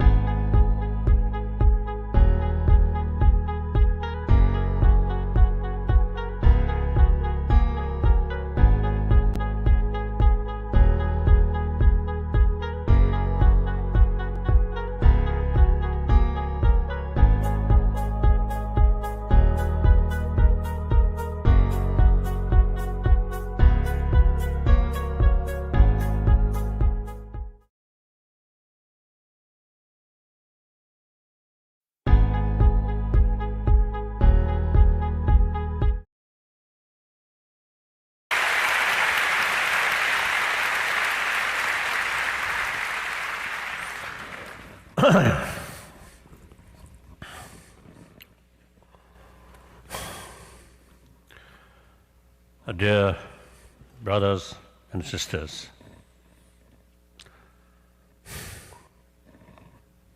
when I say brothers, sisters, I really feel like that. Particularly this moment, we really need that spirit. And our usual concept, we and they, is, I think, outdated concept. Now we must have a concept that take entire humanity as our brothers, sisters, and then should consider part of we. That's much better. Because there's many problems which are facing, essentially man-made problem. That's really unnecessary. On top of nature, because the problem is quite enough. The additional man-made problem, is it wise? Certainly not. So all these, I think ultimately, are concept we and they. And don't bother about their interest, about them. And worst thing, no hesitation to exploit on them. Cheat on them. So therefore, I always say, telling people, now we need a sense of global responsibility. Think, 6 billion humanity, equal. Just think oneself is actually foolish. Every our sort of move, suppose bring happy life. No one deliberately carrying some work, some action in order to bring problem or suffering. So everybody is moving with the intention to bring happier days. But then because just think oneself and don't care about other, so they, because of that kind of motivation, our action become then unrealistic, wrong action. As a result, these unwanted problems essentially created by ourselves. So therefore, we really need a healthy, proper mental attitude. I think that's very important. I think we pay adequate sort of attention about material development, about material values. Compare that, we pay much less attention about our inner value, about our mind. So therefore, now I think out of our past experience in 20th century, we invented many advanced things in technology with the help of science development. So, but sometimes some technology bring more fear, more anxiety. So now, judging from our experience which we gained in 20th century, now we are in 21st century. I think out of our past experience, now we have to think, what is wrong? Essentially, not working. Test, okay now.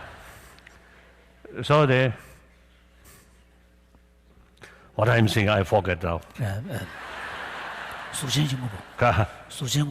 Oh, yes, matter is matter, no mind, isn't it?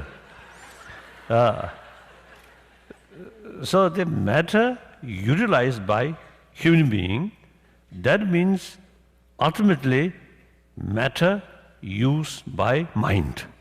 Something like that, isn't it? And then the very matter of happiness, joyfulness, is kind of mind. Mental state. Mental state, mental feeling. And similarly, pains and, of course, this I mentioned this morning. So apologize, I repeat that. So the pains and sadness, these things also, mental feeling.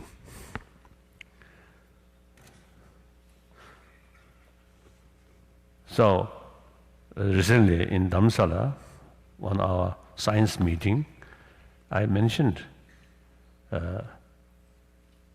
it's quite sort of strange.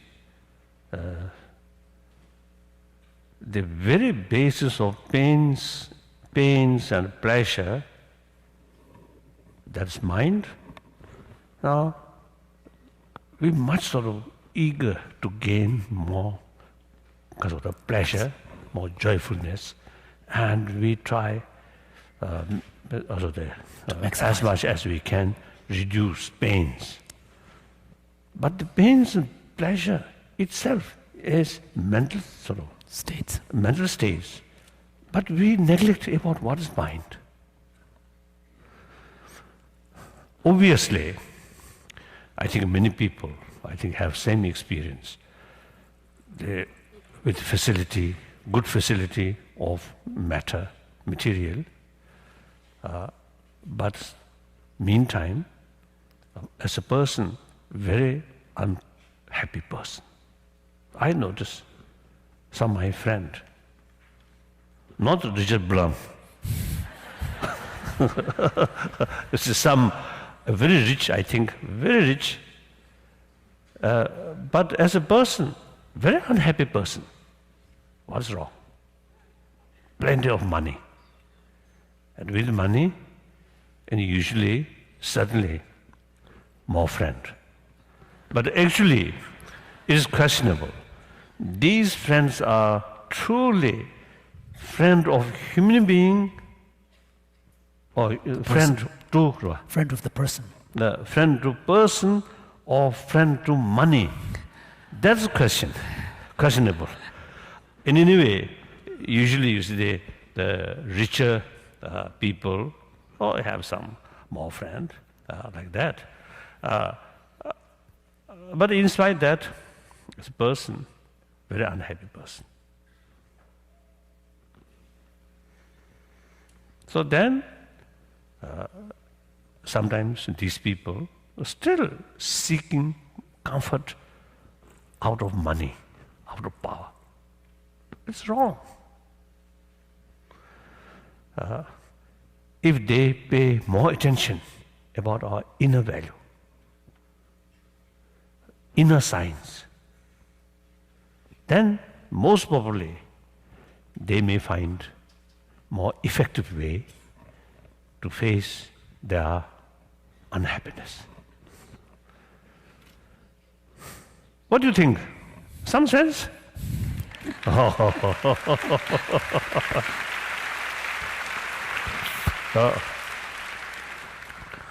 Thank you. I think this, at this point, I think I can tell my own experience. The very time, the time of my birth, 1935.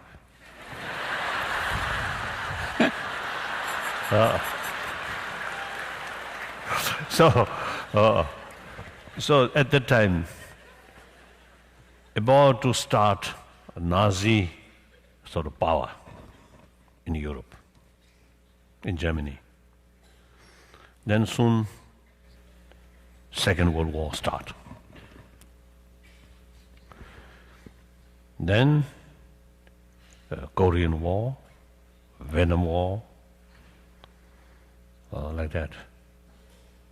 So my life, whole my life, witnessed too much violence.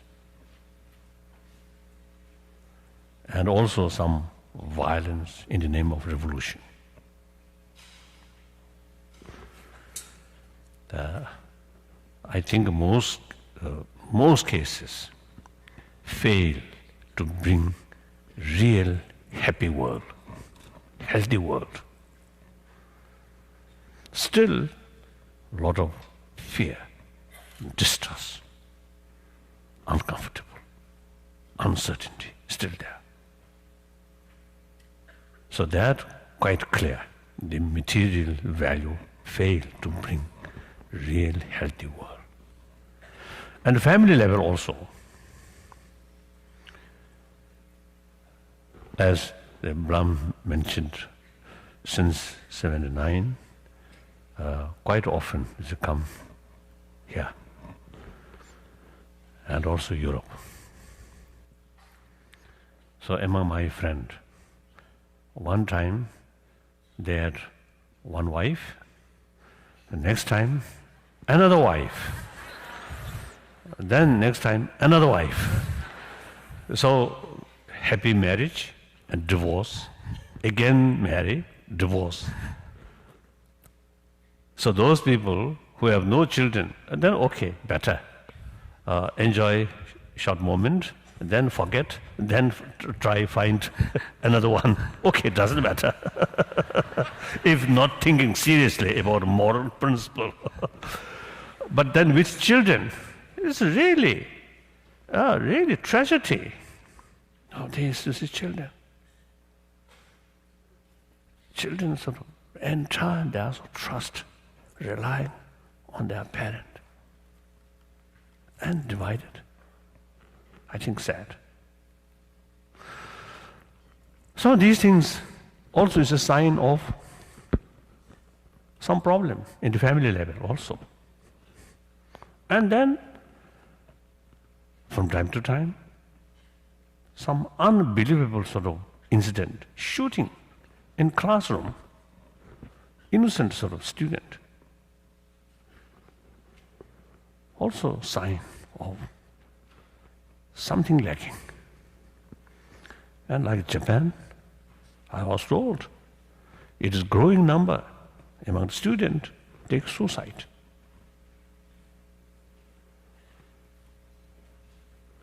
So one time in America, we have some meeting about the problem among the youth. There are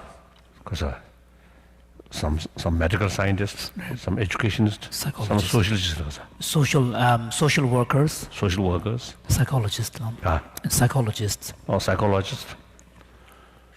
At that meeting, almost unanimous sort of conclusion. These problems because lack of affection in the family, in the environment. So now in China, people talk about China. As far as material thing is concerned, now rapidly developing. But there are quite a number of cases of mental problem. So therefore, and then is my own sort of now case.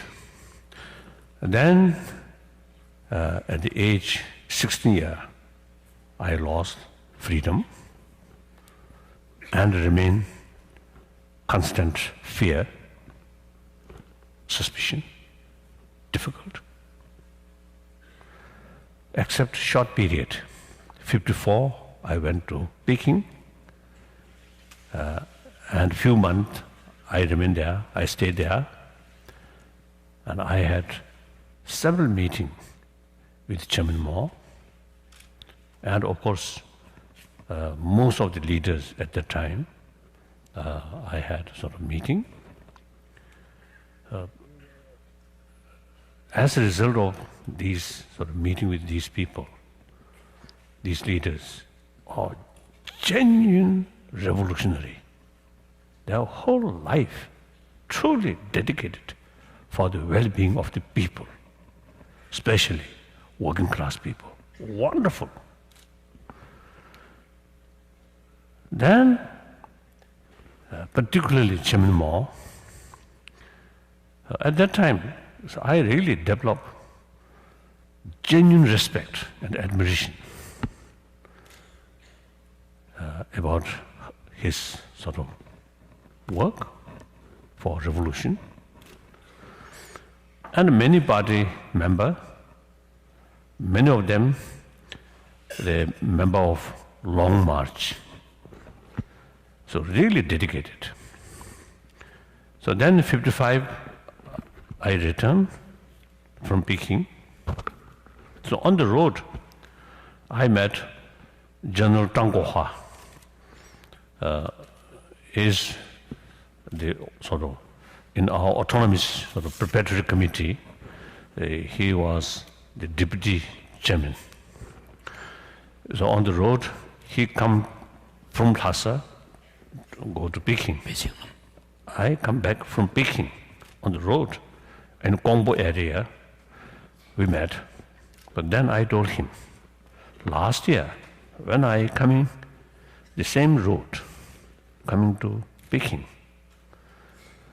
my mind full of suspicion, fear, doubt. Now I'm coming back full of confidence.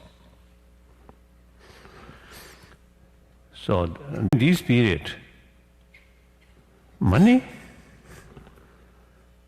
failed to bring peace of mind. Consolation. Consolation. Of course, I love used to watch. So some beautiful watch also failed to bring inner comfort.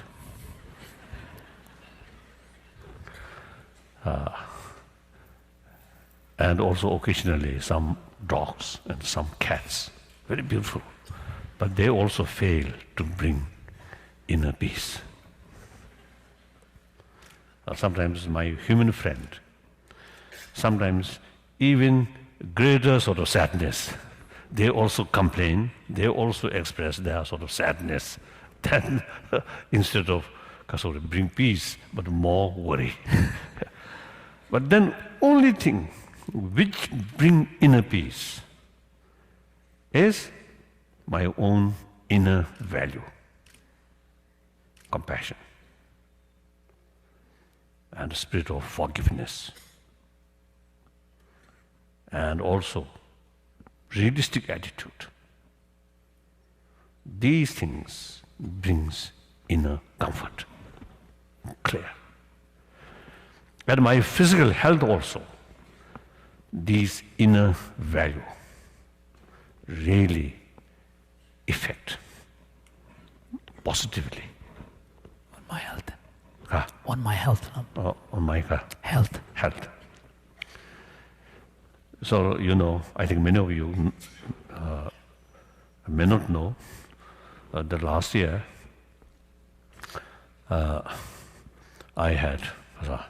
went to surgery to remove gallbladder. So at that time, one specialist, surgeon specialist, there are a few sort of specialists. One specialist described me as a young patient. Then I told him, I'm not young. Now, over 73 years old. So then he says, yes, I know your age, 73, over 73, but your body looks still like 60-year-old. So he described as a young patient.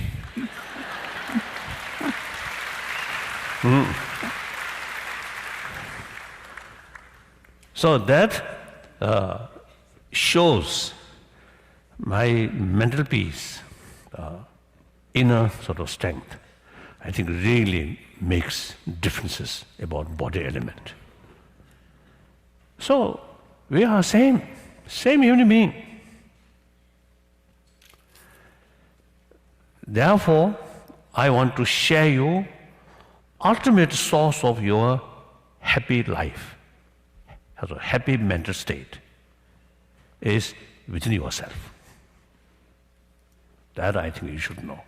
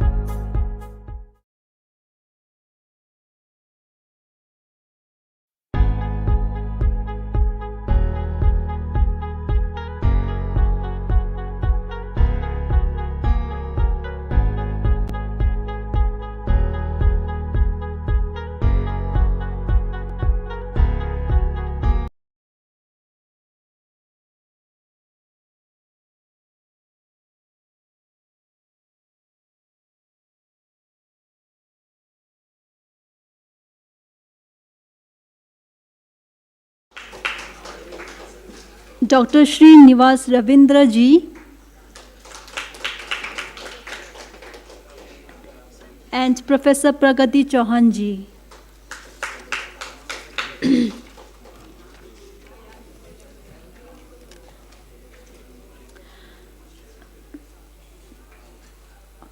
So kindly allow me to give a brief introduction about our chairperson, Reverend Dr. Matthew Koikal. Since his ordination, has served in several pastoral and administrative roles within the Archdiocese of Delhi, and in 2018, he returned to Rome for doctoral studies and served as co-pastor at Parrochia della Nostra Signora di Fatima Massalia. After returning to India, he was appointed judicial vicar of the Metropolitan Tribunal and parish priest at St. Andrew's Church, Faridabad, where he oversaw the construction of a new church and presbytery. In May 2024, he was appointed Deputy Secretary of the Catholic Bishop Conference of India, CBCI, and also he is the director. He is also director of the CBCI Center, New Delhi. So thank you so much. Over to the chairperson. Thank you so much.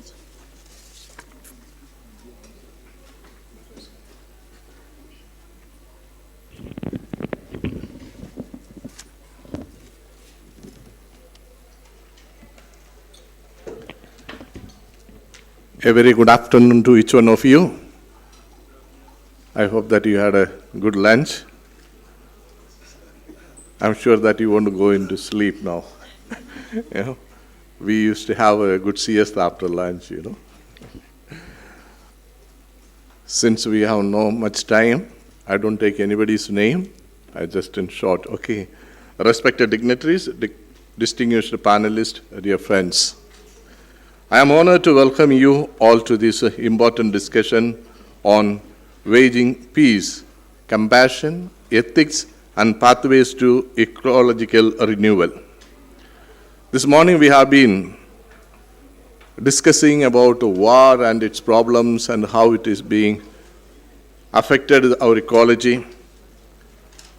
And now I thought of changing a little bit from war to something else.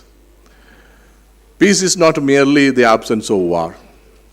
Peace is the presence of right relationship between human beings, between communities, and between humanity and nature. Ecological renewal is therefore not only an environmental agenda, it is a moral, spiritual, and human responsibility. The Bible reminds us that creation is entrusted to our care, not our domination. In the book of Genesis, we read, "The Lord God took the man and put him in the Garden of Eden to till it and keep it." The earth is a gift, not a possession. We are stewards, not owners.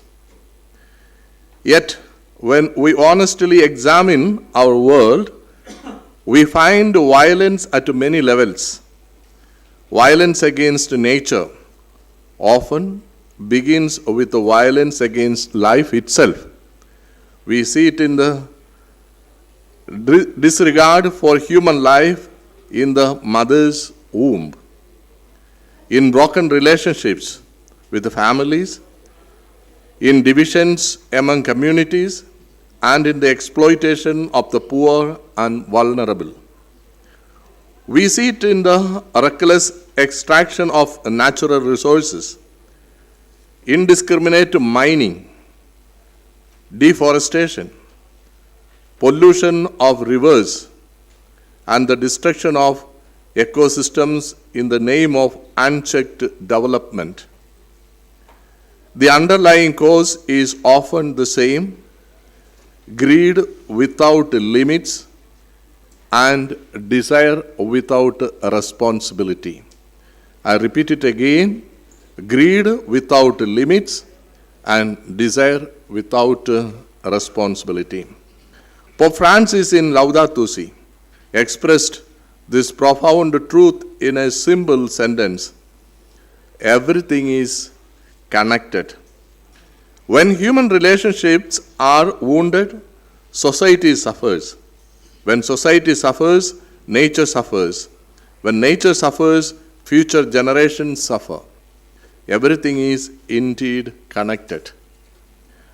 As we are Indians, our reflection must also be rooted in our own realities.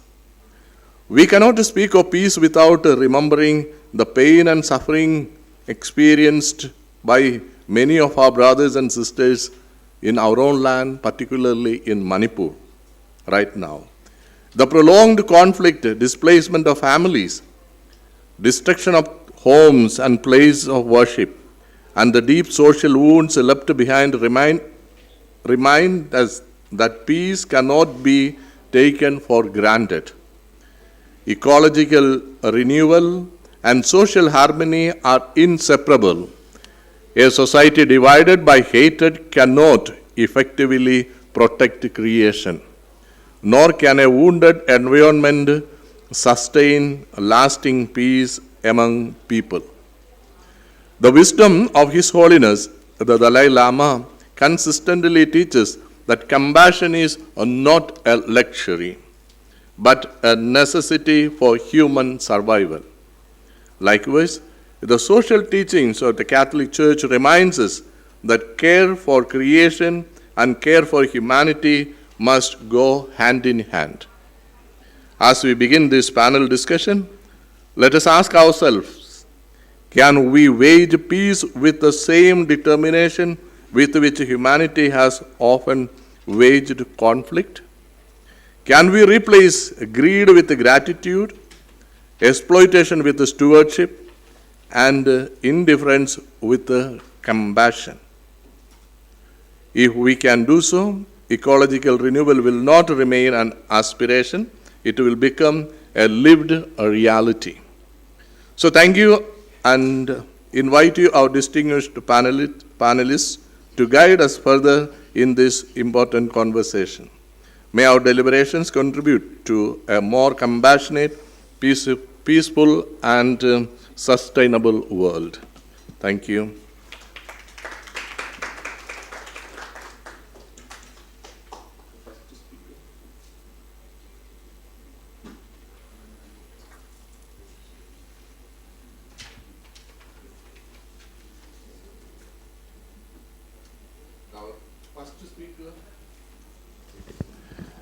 Our first speaker is Professor Anandjit Goswami.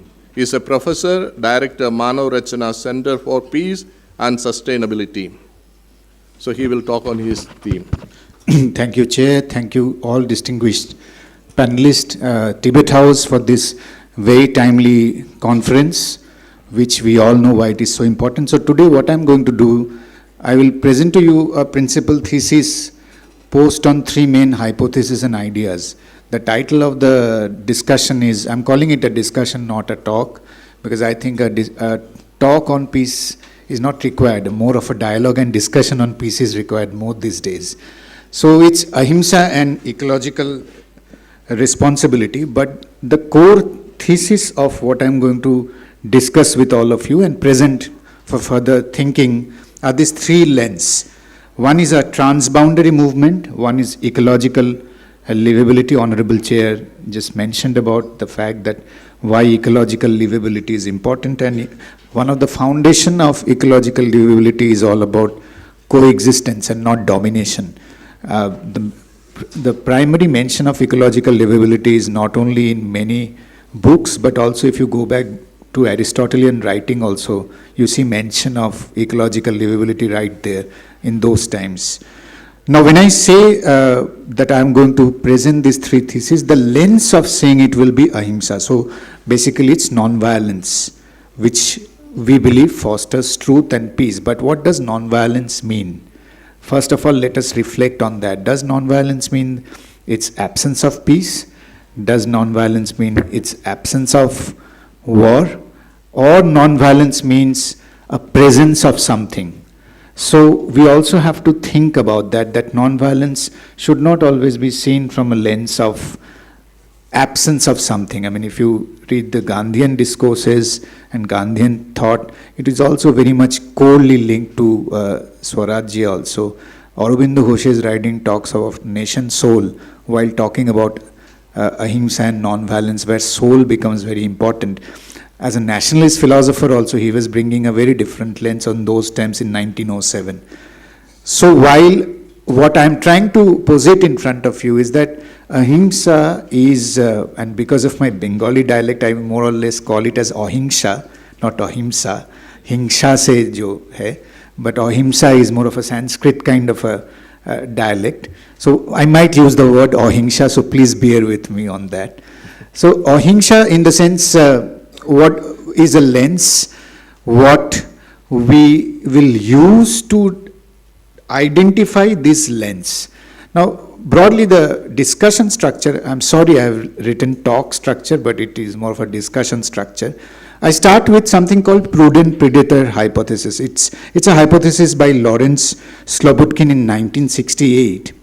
Then from there I will take you through a deep ecology and paradigm shift, why it is required today precisely to have a deep ecological thinking. And why deep ecological thinking is important, because today we face a crisis and culture of ecological alienation. I mean, many of us, if I may say so, India Habitat Center is such a fantastic sustainable habitat, but the use of chillers is not, to me is a cultural ecological alienation. We can live with a cooler, we can live with a design thinking which is still suited with, because if you see scientifically also, this chiller beyond 24 degrees Celsius below doesn't make sense.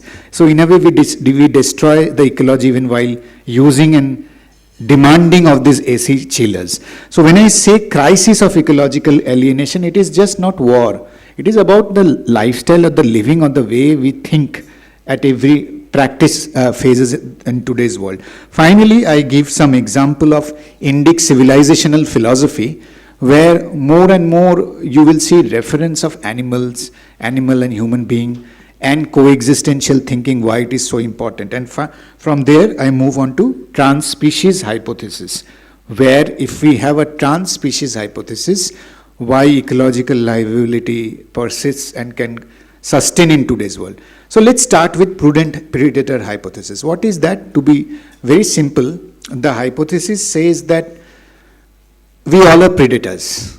It starts with an assumption that in a species framework, in an existential framework, we all are predators, everyone.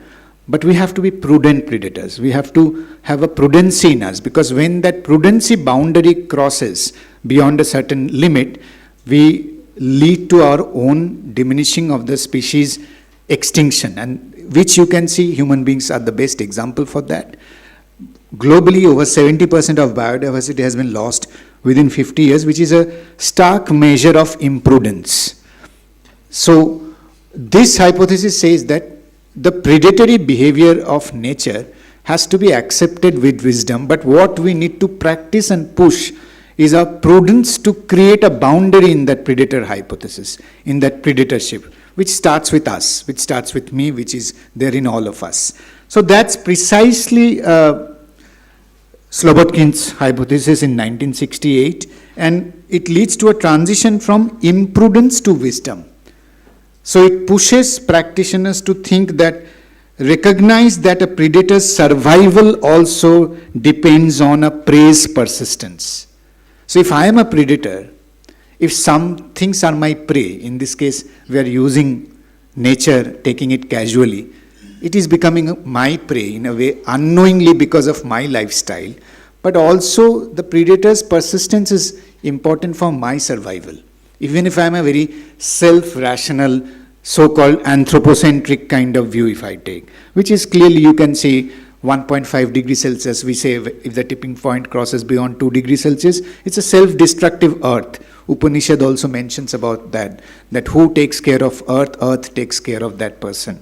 So broadly, this is what prudent predator hypothesis talks of. Now, at the core of this is a deep ecological thinking and a biospherical egalitarianism. So what I'm trying to push to, and in this dialogue with all of you is that the time now has come to move towards deep ecological thinking and more of a biospherical egalitarianism, that all species have intrinsic value, not merely instrumental to a human being. So often we therefore call a term called, David Abraham had made this term, Eva Nag later quotes it, more than human. So don't say that human, more than human, which means more than humans is recognizing that world of beings apart from humans, which is so intertwined but is also not less than human. When we say a human world, we take a pedestal in terms of the language construct of using the word human. We use very loosely this word humanitarian values, humanity. But even in that, at the subconscious level, you have a pedestal lens in the species coexistence that human being are, being humanitarian means something very superlative.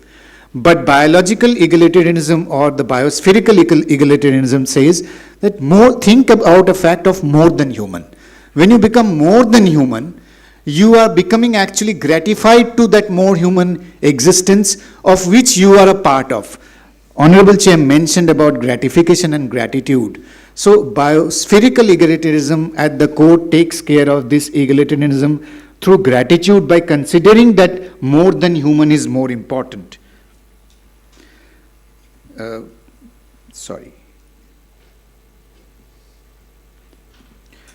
In the Indic philosophy, we have these examples. I've taken example of Indian mythology, but these are classics, everyone knows about that, but there are other literature also where you can see that this more than human is actually coming. So, for instance, non-dualism, Advaitavad, the self is inseparable from the cosmos. When we say that, it's actually, we are recognizing that fact that there is something more than human. Someone was talking of quantum entanglement, and I just overheard you were mentioning about quantum entanglement. So in quantum entanglement, we talk of 3 orders of consciousness. Today's literature, first order, second order, third order, meta orders. So today's entangled convergence between AI, robotics, humanoid, and consciousness thinking are talking of this more than human existence. Advaitavad in a very different context. In Ramayana, we had the Vanarsena, Lord Ram's victory was inseparable from the cooperation of the monkey army.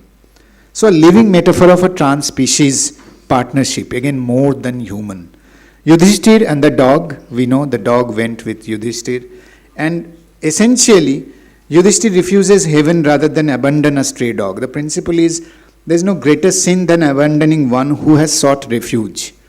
Now all of this in a way is also building a culture and practice of ahimsa in us. Divine animal companions, we have all deities, whether Vahans are an animal, lion, bull, mouse, eagle, avatars, the 9 avatars, some of them Matsya, Kurma, Varaha, an inseparability of the human and gods and animals.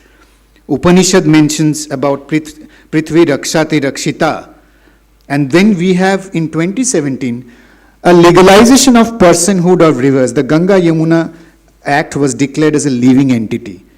Indian civilization intuition now is also finding articulation of a legal articulation. So essentially when it becomes personified, you give an ethical justification of conducting a peaceful act. So therefore, a trans-species spatial justice is what I am talking as an act of ahimsa, where ahimsa will create this from control to coexistence, safety and compassion, and through establishments of rights of nature. And I have given an example of each one of them. When I say control to coexistence, conflict mitigation is not just a benevolence towards animals. It is a pragmatic step towards safeguarding long-term ecological security.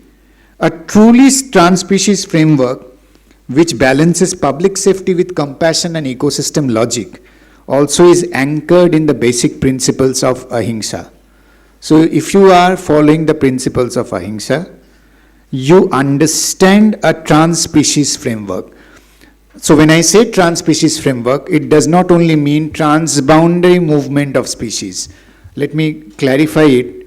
One is that mammals, birds, rivers don't follow the geographical boundaries. They move, following the laws of nature. But we have created these political boundaries. When I say trans-species movement, it's how you respect those movement of the animals, the trans movement of the animals. But the trans-species is also across species how you are transcending, so more than human. How you understand your mutual deep ecological coexistence with another species. And therefore, in 2017 again in New Zealand, some good things are also happening. Wanganui River and Atrato River in Colombia and the Amazon ecosystem, they all have been now granted legal rights and status, which means degradation therefore becomes an ethical violation. So therefore, coexistence, ahimsa, is an enlightened self-interest. It's not an altruistic behavior. I call it in today's world where it's full of fragmented, geofragile, where the political fragility is so much, every region is a source of conflict. For coexistence is more of an enlightened self-interest. For your own self-interest and through enlightenment, you need to coexist. Otherwise, 70% of biodiversity has been lost. 1960, there was a Prevention of Cruelty to Animals Act. We still have not reformed it. There have been certain instances we all know about the Delhi Supreme Court and the order regarding the dogs, which is the stray dog movement and what is happening in this country. But why I'm saying it's an enlightened self-interest to practice ahimsa right now today, where I call it as an exalted society. A society where we all are imploding from inside. You look onto the Gen Zs. They are like suicide bombers from inside now. Right? They can burst anytime. So in such an exalted society, and I think that's in school, that's in college, in university, you see violence everywhere. The rate of suicides have increased. Why? We have constructed an educated system where we have been asked to compete how much marks. We compare our kids from the day one, the kids. Someone in the morning, a session we attended was saying, we as a society like to be in a competitive society. We like to be compared. I think that's a disgrace. And the worst thing that we can do to a child is to compare the child. When you compete, when you compare yourself, and that's where self-interest, I will stop, this is the last slide. That's where self-interest stops to become less enlightenment.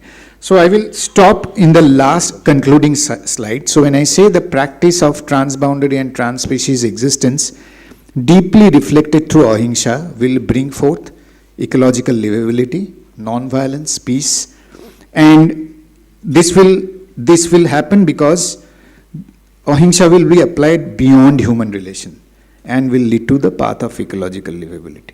Thank you. Thank you, Professor Anandjit Goswami, for explaining to us in detail about ahimsa and how to practice ahimsa. And now I request Dr. Nishant Kumar, co-founder of Think Pause DBT, Wellcome Trust UK, India Alliance Fellow at National Center for Biological Sciences, Bengaluru, and the University of Oxford, to talk on your topic. Thank you, sir. And thanks to the pre-panelists who started a nice discussion, pulling people out of their slumber. Are we awake? Okay, so I'm very thankful to our distinguished guests who laid the foundation for non-human discussion, which would be the core of my topic. So on the slide, you can see the idea of information. Do you know how data links with the concept of information? So when you have some coherent structure with the available data, you call it information because that coherence is pre-planned. So otherwise, you can have data which is totally incoherent, and that's where we call ignorance is bliss. So probably out of 8 billion of us, depending upon whether we are highly privileged or when we are very unprivileged, we can be in a sense of bliss about the ongoing issues in the Middle East and multiple parts of the world. But the aspects of what is war is something I would like to focus upon, and I have tried to scribble a few things which I will try and pepper through the discussion of organismic biology in my talk.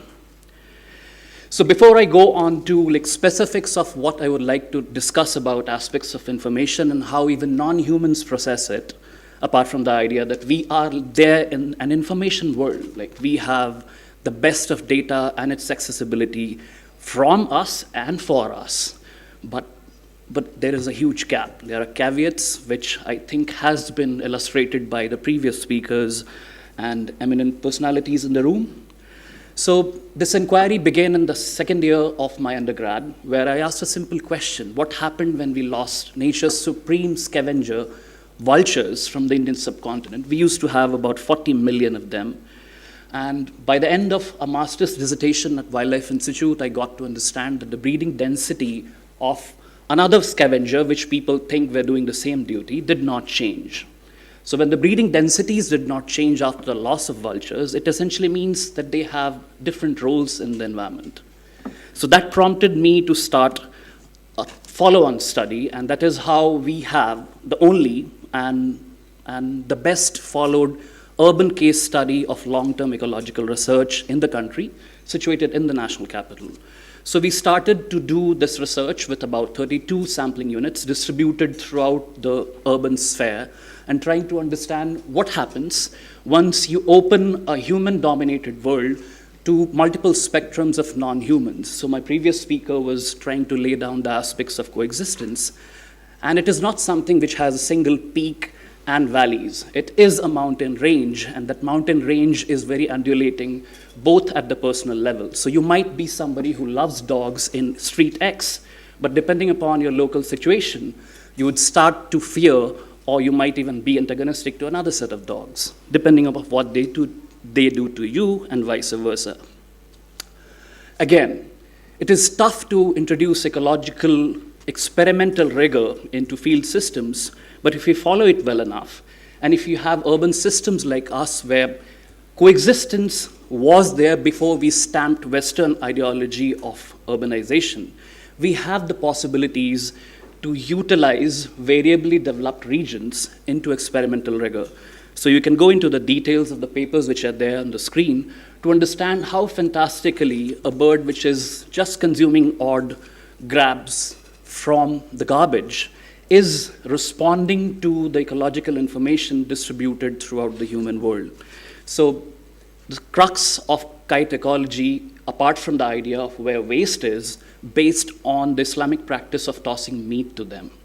And it is done near mosques multiple times in the day, throughout the year, and it forms 90% of the breeding kites' diet. It regulates their population responses, and it also regulates the kind of behavior they showcase. So I'm very thankful for the team, the institutions which have supported this long-term ecological research in the national capital, and my fantastic team. Few of those members are there in the corner, so clap for them. So the scene on the eastern border of Delhi prompted me to start this study several years ago. Why so many kites? They are not bees. They are not insects. There are about 10,000 kites you get to see at the peak times of congregation on Ghazipur landfill. This is the top-down view where you can see that the landfill is surrounded by milk system, chicken system, fish system, and fruit and vegetable system. What a fantastic way to plan our urban systems. Kitchen and sink together. I'm using the sink, you know what it is. So in terms of doing outstanding biological research, you have done really well if you do either of these three domains. So we are quite satisfied as a research group to be doing cognitive aspects of research, which means collection and interpretation of information, behavior, which is the communicative part of that information, and of course the demographic part, which tends to create issues. So you can have issues of coexistence, which is profitable. Animals provide a lot of services to you, but in case you have had situations where animals and humans have altercations, it can go negative. The idea of COVID-19 was instilled quite in the beginning of this discussion. So if you have ever noticed, while moving from village systems to urban systems, you see that certain organisms do not tolerate urbanization. And we are in the process of developing a common biological theory as to why is that a case. It is simply on the basis of how information processing by non-humans is impacted by humans in the way we develop the world. And it is simply dependent on the relational aspects of how we process the information. So if we did not have certain coherence amongst ourselves, क्या आप हम lunch कर पाते? Imagine putting as many chimps here and opening a buffet. Would you have a line? So you need to have a social structure which responds to the resource. And once you have that, you need to have processing of the information as such. So when you see that there is huge congregation on counter 1, you just move about, correct? So this is what creates pressures on non-humans to respond. And I've tried to showcase few species on the basis of how differentially they respond to urban systems. It can range from the idea of picking meat in case of black kites that forms 90% of their diet and leads to population level responses. I'm unsure if you've seen this, but we also deployed transmitters on birds which were there on the landfill. And 95% of those birds are migratory. They're not resident birds, they are guest birds. And they utilize these two pathways to enter your system. It is interesting because once you have these micro scale, in the previous slide, to the macro scale phenomena laid upon to you, and we are interestingly in the phase of world after 1970s where we can have this satellite view. So it's a double-edged sword, the idea that you can have this level of information processing as an individual human, which was not available 100 years ago, was it? We had maps, but the maps with this kind of accuracies. So our panelists also talked about oil spills. That was the first time when, apart from land use changes, we got to see the atrocities of our focus on oil. I guess we have never come out of it, and we have all the jokes in the world for us to share. So apart from the issues of bird flu, which consistently tends to impact us, we are creating novel relationships in terms of where resources are, how humans and non-humans are consuming these new aspects and distribution of resources, and it simply gets us into multiple troubles if this data is not coherently placed by people from multiple agencies. So this kind of room where you have social scientists, you have religious experts, you have other kind of stakeholders, even youngsters like him, who are here to add coherence to that information structure, is going to prevent an ominous death of the only living world we have in the universe as of now. So when we are warming a planet, which is also urbanizing at unprecedented rates, in just 50 years, we have plummeted 70% of major biodiversity. So we are in ecological coexistence crisis. And interestingly, again, information age can help us if we put nice way of coherent structure around it. So this is one such example. We talked about wars, and of course, without defense and military, it is impossible to put anything in the idea of war. I have some quotes from War and Peace by Leo Tolstoy, which I will read towards the end. But on 26th of January, we do display the muscle power our country has. We have best of the missiles displayed. And of course, our aircraft, which started displaying certain formation 3 or 4 years ago. So that was the first time they had 100 aircrafts moving in a certain formation. And at that height, their arch nemesis are black kites. So Delhi happens to have the densest breeding density of these birds, about 20 nests per square kilometer. And the place where this parade happens, about 15-kilometer stretch, is one of the best habitats for these birds. So Air Force ने हमें बोला मार दो. हमने बोला I'm a trained conservationist, a wildlife biologist. Unless I have an agenda with the bird, I will not even disturb it. So let go the idea of killing it. So they said, pakad lo. So I had to use a very colloquial explanation to let them understand that you are waging war against creatures which have existed here way before the concept of any hominid was around. So these kites and likewise organisms have been around for 25 million years.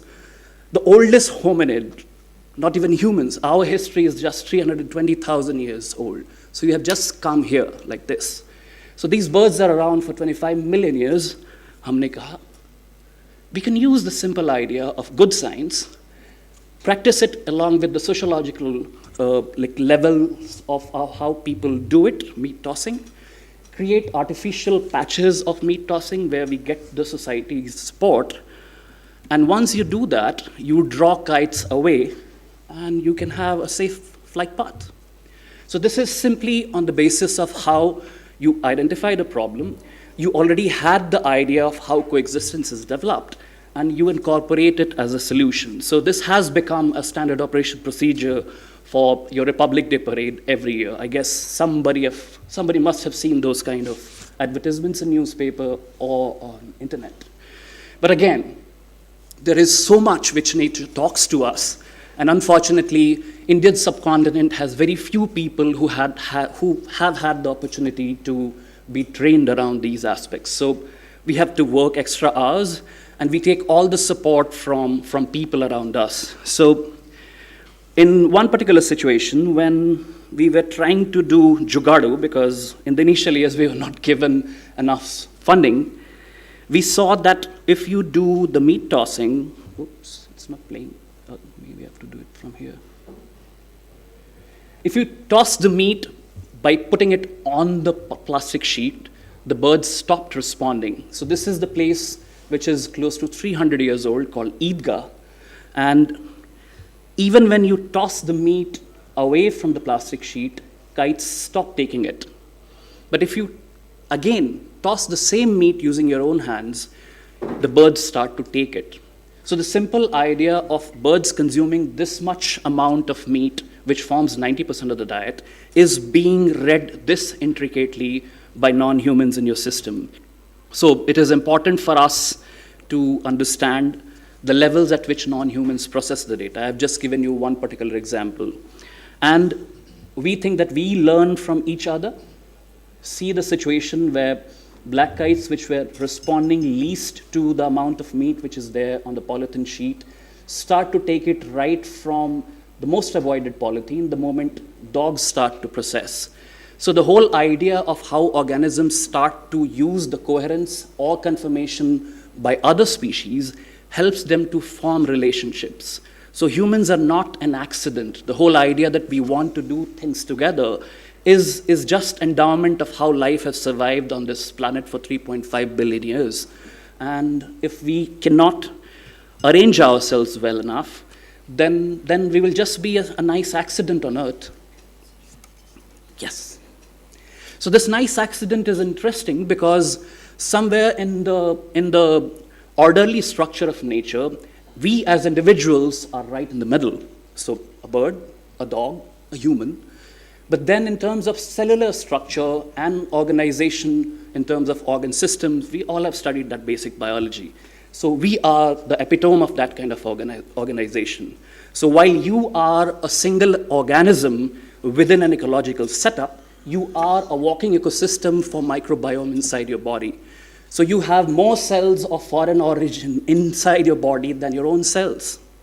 Did you know that? So should we call yourself humans or bacteria? There are more bacterial cells in your body than your human cells themselves. So I'm just trying to wrap up the discussion by illustrating the fact that dump sites have suddenly changed the course of birds which come from that large area, and they congregate predictably. Dump sites have been created in the last 30, 40 years in our part of the world. Of course, this is an example of how we learn the bad aspects of urbanization from the West, and if you do not learn from history, we tend to repeat it. The same goes with the mistakes in terms of how we are supposed to deal with the dog problem. So our research team is also geared on solving the dog problem in the city, and that is where the idea of coexistence, which has been achieved here, can only be solved if we unpack it at the right scales. So dog ecology is not something where dogs have their own satellites, humans have their own satellites. There is a dog court and there is a human court, and both use transscalar approaches. No. Dogs do not have those satellites. They're limited by what is happening in the streets. So the solutioning cannot be that, okay, I'm Supreme Court and let me talk about the whole nation when you have such poor data. So after the gap of 20 years, this is my team's first assessment of what your densities are. The older assessments is about like 5-6 lakhs. Now we have close to 8 lakh dogs in your system. And they're subsisting on 400,000 feeding receptacles or garbage points. And each of these foraging opportunities are pulling dogs into different behavioral spectrums. So we are in a system where we are trying to solve the problems created by humans by incorporating non-humans or by subjecting non-humans to a lot of unnecessary trauma. And the only thing which can solve it is using a diverse lens. So I'm using this because I guess the pressure on wolves, which became dogs in about 70,000 years, is because of how well they use different lenses. So lens to respond to human food, lens to be with humans. Unless we have something similar on each one of us, we are not going to solve the dog problem. So I will end my discussion by saying that in terms of information, that we can know only that we know nothing. So war and peace are like yin and yang, and the moment you understand your ignorance, there is a pathway of communication, and that is peace. The moment you become confident, that is war, first within yourself, because you have a part of your brain which says that no, you don't know enough. And then you can extend that scale, you can bomb people, continent, countries. So with that, I would like to rest my argument, and thanks for listening. So thank you, Dr. Nishant Kumar, for enlightening us on the theme on the quality of coexistence, and you really enlightened us how to coexist with our other lives here on earth. Now I request Dr. Srinivasa Ravindra, Executive Director of Center for Sustainable Development, promoting world peace, restoring ecological order and ethical values. Sir, nice to you.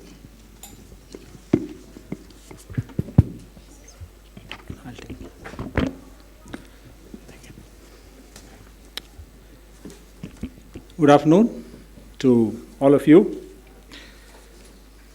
Respected Chair, distinguished guests, Honorable Director of the Tibet House, organizers of this conference, my dear friend and co-environmentalist, Sri Harshvardhan ji, and all my other young friends here. The topic that I would be speaking today is on promoting world peace. The focus is on restoring ecological order and also ethical values. I think these two are very, very important if we want to achieve peace.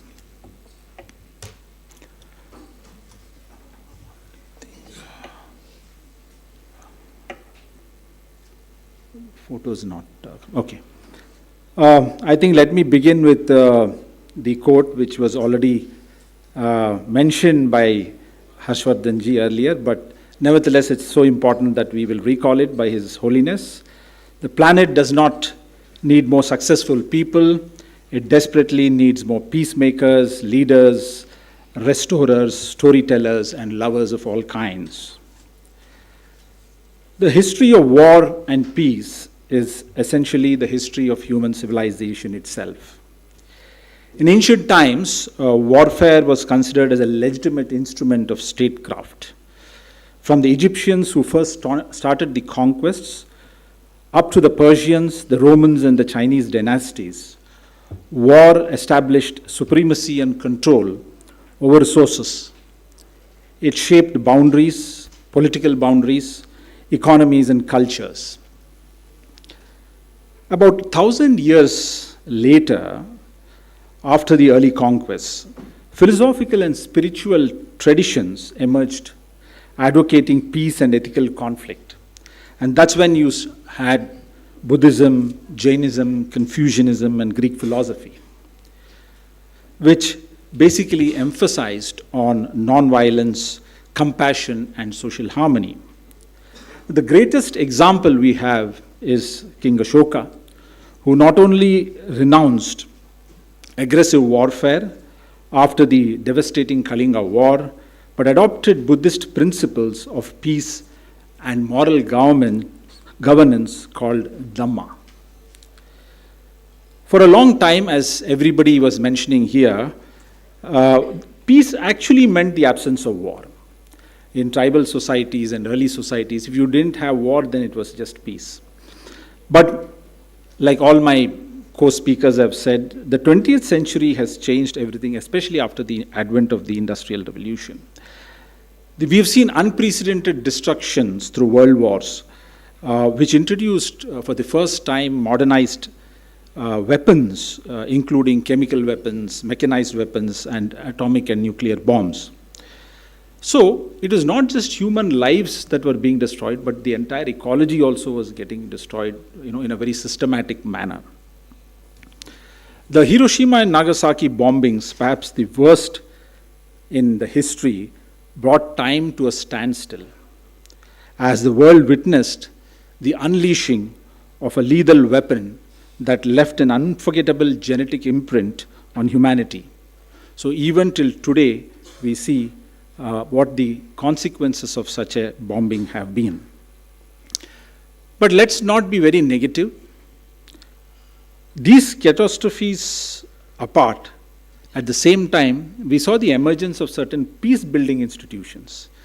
The United Nations actually got set up during that period of time, and all its, of course, other agencies. And for the first time, we started to record the scientific and systematic environmental destruction for the first time was being recorded in a scientific way under the aegis of the UN, which then led to multilateral treaties, including Montreal Convention, the Basel Convention, so many of these treaties, I will just mention that later, which aimed at not only protecting the environment, but also restoring ecological order for human betterment. So the purpose of these treaties is to restore ecological order, and that was the most important thing. And I myself have been involved with these two treaties of Montreal Protocol and climate change during my days in the Ministry of Environment.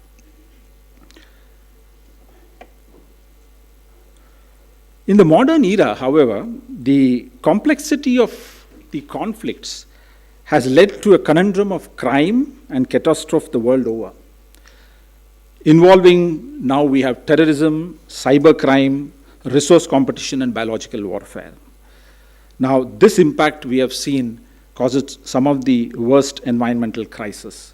The UN, as recently as 2025, warned that a lot of the ecosystems are turning into wastelands. And I think the most important thing that we have to be conscious about is food security. What we are eventually landing up with all the ecological destruction is going to be the lack of food as we go in future. Just to give you some statistics, according to UN itself, 95 to 90%, 97% of Gaza's cropland and tree crops have been damaged or destroyed. The war in Ukraine has caused nearly 1 million hectares of forests to be burned, a damage to 96% of Ramsar wetlands. I think all of you know it's a very important, sensitive UN site. And Ukraine has documented more than 9,000 environmental damage incidents with estimated losses of about $155 billion. So this has actually been recorded. Now, let me shift the focus to another important issue called climate change. See, now climate change is slightly different because it has not emerged from war, it has emerged from development. So the discovery of oil and use of the gas has seen huge economic development, global trade, technological breakthrough. But the collateral damage that it has caused due to the trapping of heat near the Earth's surface is what we all call global warming. Now, scientific data reveals that before the industrial revolution, the CO2 levels remained stable at around 280 parts per million for many centuries. But the noteworthy fact is that in the last 170 years, the CO2 levels have risen drastically, reaching up to 425 parts per million as recently as March 2025. But the even more important thing is between the years 1950 to 2000 is when you saw the maximum rise of CO2 emissions, adding to about 400 billion tons of CO2 in volume. So what are these activities that actually led to this irreversible phenomenon of what we are calling climate change? Now, if you see the relationship between energy and economic growth, we all know quite well. Between 1978 and 2023, the global energy-related carbon dioxide emissions increased from 18 to 40 billion tons in a matter of just 45 years. So this cause was caused due to, of course, rapid urbanization, transportation, manufacturing, and so on. Now, the strongest evidence for this comes from the two rapidly growing economies, China and India itself, especially post-2000, which saw a lot of economic boom. That apart, what is even surprising is that in regions where birth rates are declining, energy demand has continued to increase due to larger homes, electronics, digital infrastructure, and travel. But the paradox is that in spite of energy efficiency technologies, total energy consumption continues to increase in spite of having it. So we have actually not declined in our energy consumption in spite of the fact that we have energy efficiency technologies. So while renewable energy sources have expanded, the point to be noted is that they have not become substitutes for fossil fuels. Because all your statistics shows that dependency on fossil fuel has only increased, in spite of the fact that you have added capacity to solar and wind. So these are just acting as supplementary, they are not actually substituting. So that is the key that we should take away. Now, just about the time when the world was coming together to address this onslaught, we just saw what the Gulf War has done. Now, the UK Conflict and Environment Observatory said that there's a wide range of environmentally problematic sites have been targeted in this war, which are all based on fossil fuels. So, any strike on these infrastructure actually has led to immense pollution levels that can last for decades or even centuries to come. So it's not just a bloom of smoke that you see there, but this is going to be quite a permanent this one. Now, work on the Gaza conflict estimated that the first 120 days produced more emissions than did 26 individual countries and territories in 1 year. So, what it said was, it is not so much that about the bombs itself, but the places where they strike is more dangerous. And we already saw a lot of people have talked about the oil spillage, its consequences on aquatic organisms, the biodiversity, and so on. But also what is important is the soil fertility is getting affected, which is why we are also going to face the food crisis. Already there is sufficient food crisis which is taking place in the Middle East. Now, this whole thing has also led to certain geopolitics, which we know. Energy trading relationships have considerably shaped our international cooperations and policies. Now, what is important is that all these countries where the bombings have taken, where the war has happened, for them, fossil fuel-based oil itself is the lifeline of their economy. So, for them to compromise on that economy itself is going to be a difficult thing. The recent war is said to be a control for fossil fuel resources. Both US and Iran have consciously attacked or targeted energy infrastructure across the Gulf region to show their might. So therefore, if we talk about a shift to decarbonization, we are actually talking about devaluing the assets of those countries. Okay, so will they agree? And that is the reason they are so resistant to change. But the consequence of the war has also had certain positive outcomes in non-such fossil fuel-based countries like India itself, where we are now trying to shift towards solar and energy efficiency measures and so on. But what is interesting to be seen is whether the rebuilding of the Gulf countries, whether it is going to focus, whether it is going to focus on renewables or whether it is going to focus on climate change. That is, on non-renewables is the how it will define the future. So let me come to the last part, since I have 2-3 minutes left. The part of ethics. So what is ethics itself? We have to define what is ethics. So the Encyclopedia Britannica defines ethics as the discipline concerned with what is good and bad and morally right and wrong. In my view, the role of ethics serves two purposes: preventing the destruction of our planet, one, and restoring ecological order for world peace is the other. So when we say restoring ecological order, I do not mean that you have to go to a farmhouse and live, or you have to move away from a city. It's not those kind of things. Even simple steps that you take by supporting a local community to restore a stream, or reclaiming an urban park, or rejuvenation of a soil itself are steps towards restoring ecological order. But one problem with restoration of ecological order is that it can never replace the original value of that nature. So one of the things is we humans try to force what we want even on ecological restorations. Okay. So therefore it is important that we involve the local communities while restoring, because local communities have got a social and emotional bonding towards what they want to restore. Of course, we have spoken about how materialism and self-centeredness leading to corruption, intolerance, conflicts, and so on. But at the heart of governance is ethics. That's the most important thing I was coming to. All this is fine, but what about governance? So the second Administrative Reforms Commission in 2005 said, any discussion on ethical framework for governance must begin with ethical values in politics. Restoring ecological order or battling climate crisis needs the support and intervention of government.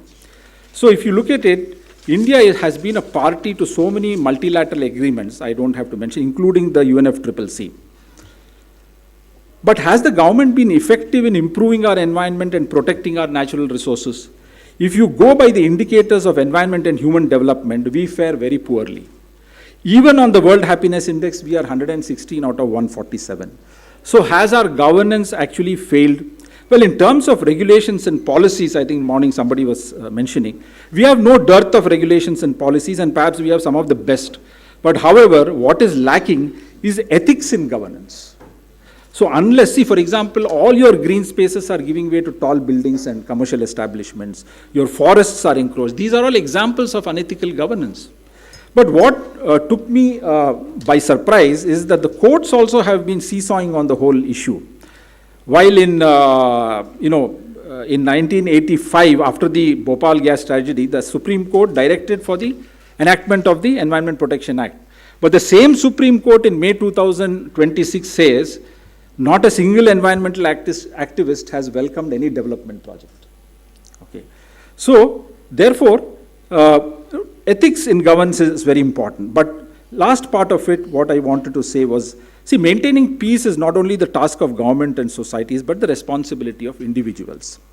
The core Buddhist principles of compassion, karuna, non-violence, ahimsa, have to come from within each of us.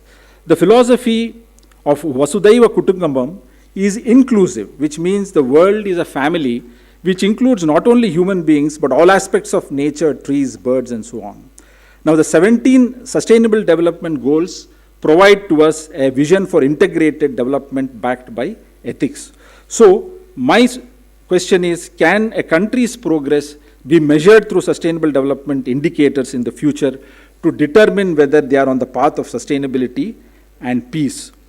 So right now, friends, the future isn't something that we need to imagine. It's happening right now. If you look at all the current scenarios, including the water conflicts that we have, the energy conflicts, and most importantly, we should take note of is the artificial intelligence boom, which is going to be the greatest guzzler of fossil fuels with the data centers. I think that is something that we all need to be careful about. Now, therefore, it is time for each one of us to take action rather than set the dates and targets and wait for things to happen, for it may be too late. In times of turbulence, as now, where the world order is disrupted, the call for peace yawns more than ever before. Let us move towards a world peace order that has ecology and ethics as its fulcrum. And let me end by quoting Robert Swan, whom all of you know, is a very famous British environmentalist who said, "The greatest threat to our planet is the belief that someone else will save it." So let us not wait for someone else to save it. We ourselves have to act now. I thank all of you for listening and the organizers for giving me an opportunity to speak at this August conference. Thank you.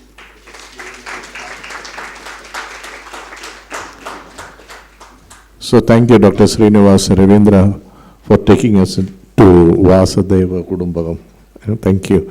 Now I invite Professor Pragati Chauhan, Professor, School of Business, Associate Director, Manav Rachana Center of Peace and Sustainability, Manav Rachana University, Faridabad, India.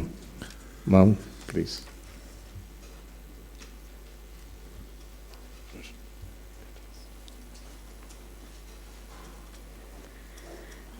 A very good afternoon, everyone, and thank you to the Honorable Chair, my co-panelists, and the audience present here. So I think we have already talked too much of data, and we have talked what is happening around us in terms of the ecological disbalance, in terms of the climate crisis, and so on. What I intend to speak today is simply about you. You as a human being, you as that individual who is responsible for creating all these causes that we are talking about today. And so that is why I talk about human revolution. I talk about compassion and interdependence, which is the core of the Buddhist philosophy.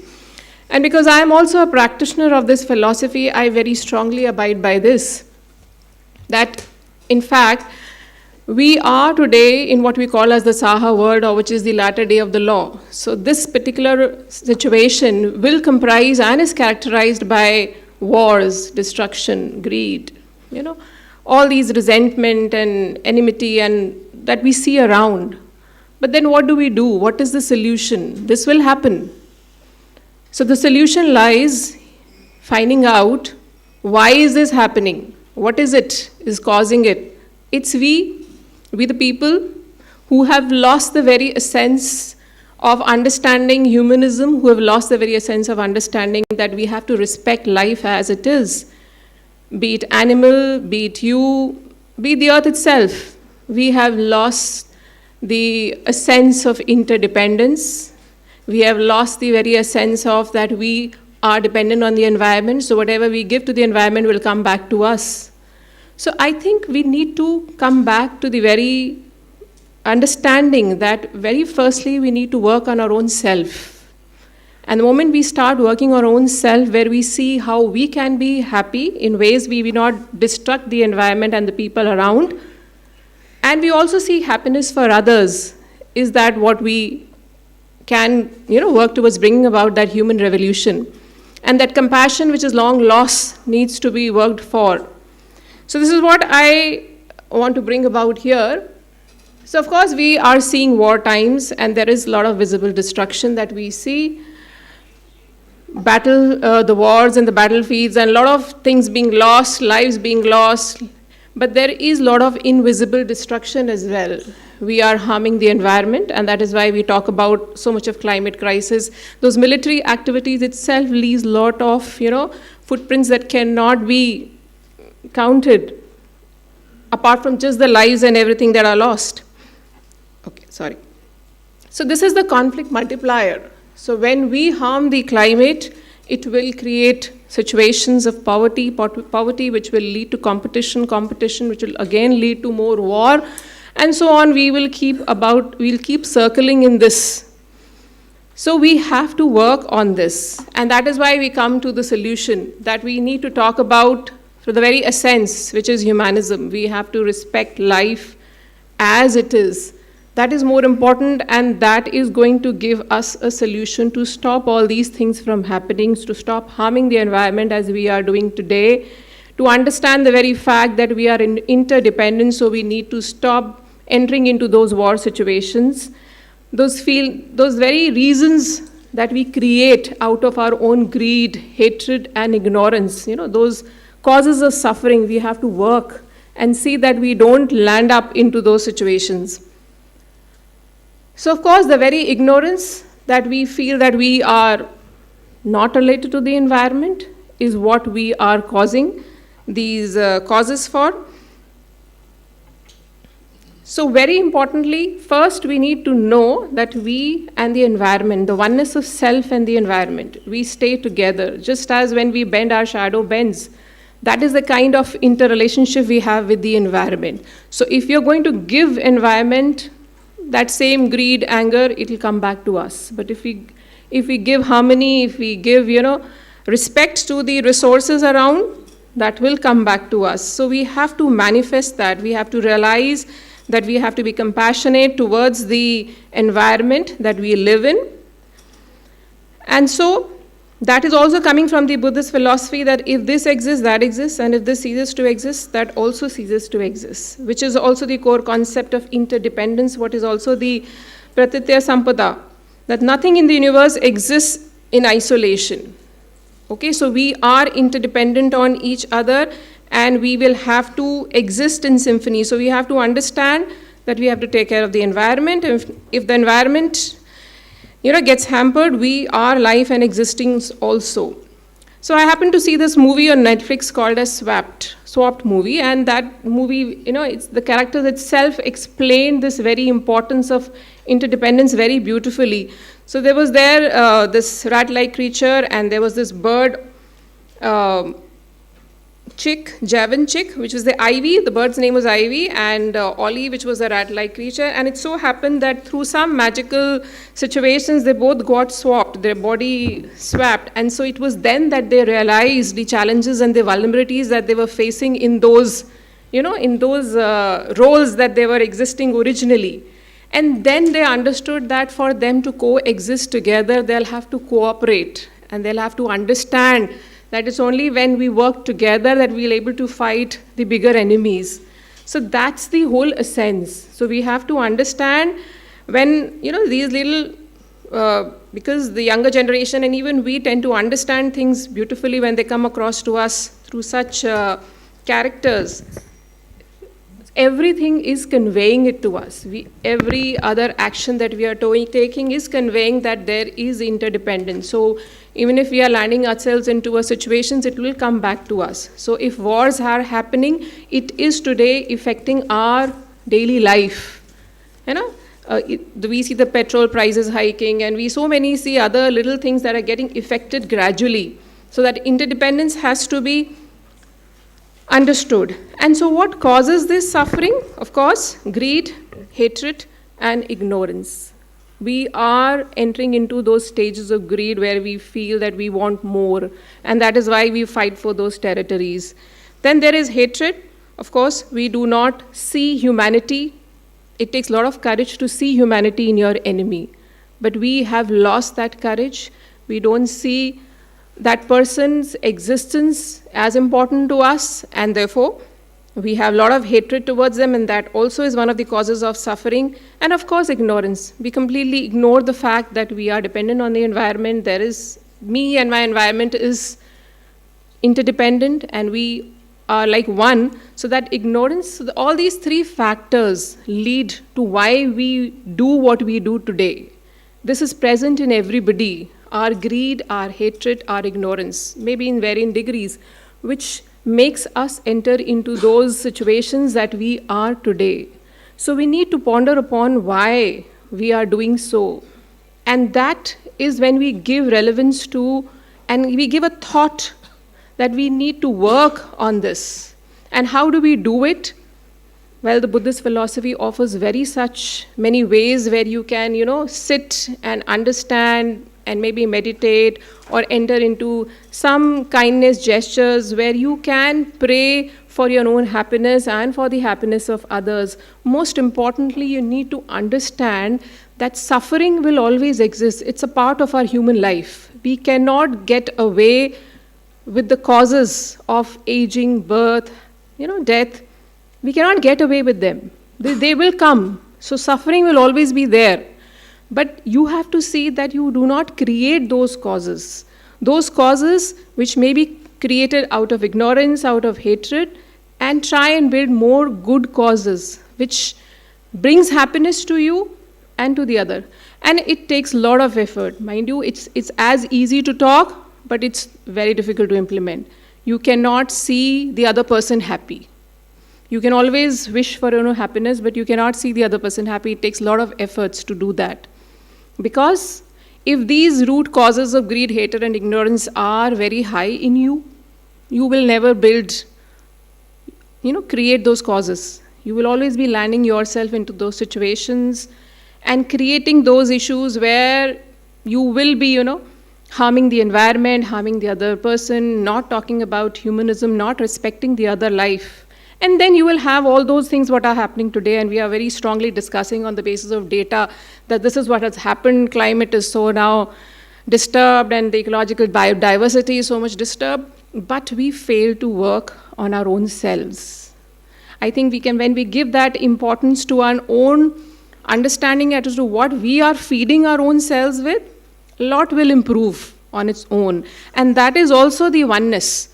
When what you give will come back. I think every one of us understand it so well. And we say it and we hear it, but we fail to implement it. Because that implementation takes a lot of effort. So how much are we actually working every day to create good causes in our life? Maybe when you think over end of the day, what good kindness acts that you have done, what good causes you have created will give you a complete, understanding of the day that you have spent. How much your emotions, your feelings, thoughts wandered. How much did you hate the person in front of you, or you ignored, you did not apply much of wisdom, and you thought of other people, disrespecting others in very many situations. And that's very common for us. But that is how we build ourselves. And that is what we give to the environment, very simply. So of course, greed, hatred, and ignorance is what is affecting us, and we have an antidote. We need to work on them. We have to build that compassion in ourselves, and compassion is when you start relating to the other person's suffering. How well do you relate? How compassionate you are? Again, that takes a lot of efforts, because we are in our own selfish motives. We are all striving to fulfill our own earthly desires. So that is what is, it hampers our thinking. So, but then there are certain ways that you can do. There is engaged Buddhism. There is means like dialogue, which has also been talked about. We need to understand, we need to interact, and we have to think with wisdom and logical reasoning. And of course, some loving kindness gestures, which also is being offered by this entire philosophy of when people can sit together and they send some, good vibrations to people who are around, and most importantly to people who they not have a comfortable relationship with. We cannot actually think good for people with whom we don't have a comfortable relationship. And that is where the effort goes.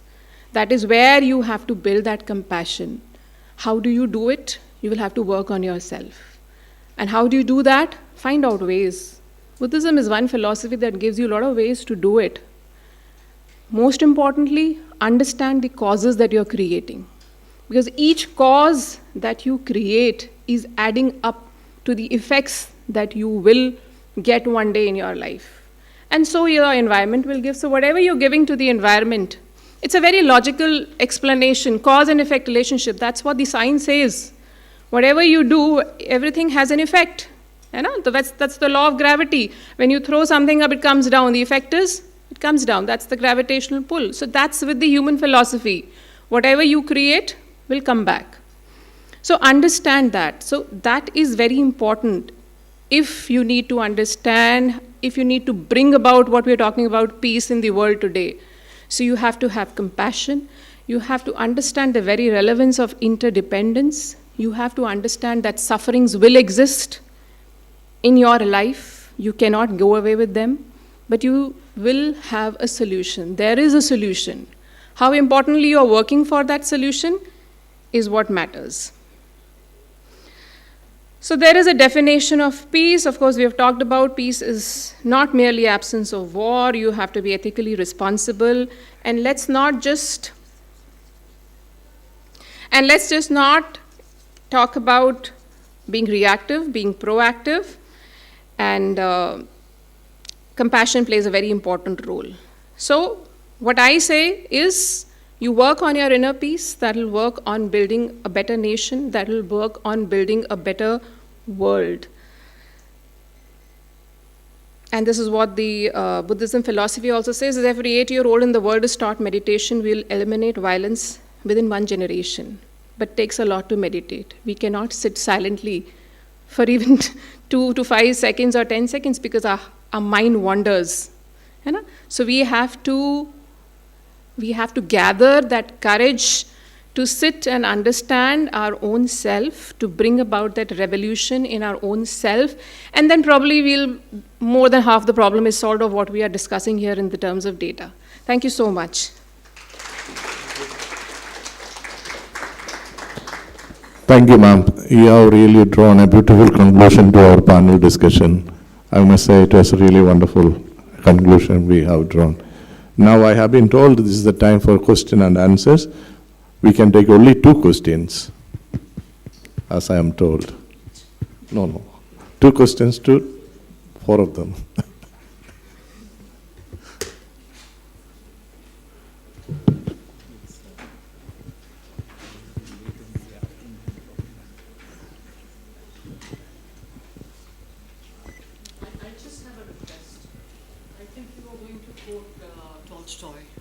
You were going to quote Tolstoy. Could I have that quotation of yours from War and Peace? I did quote.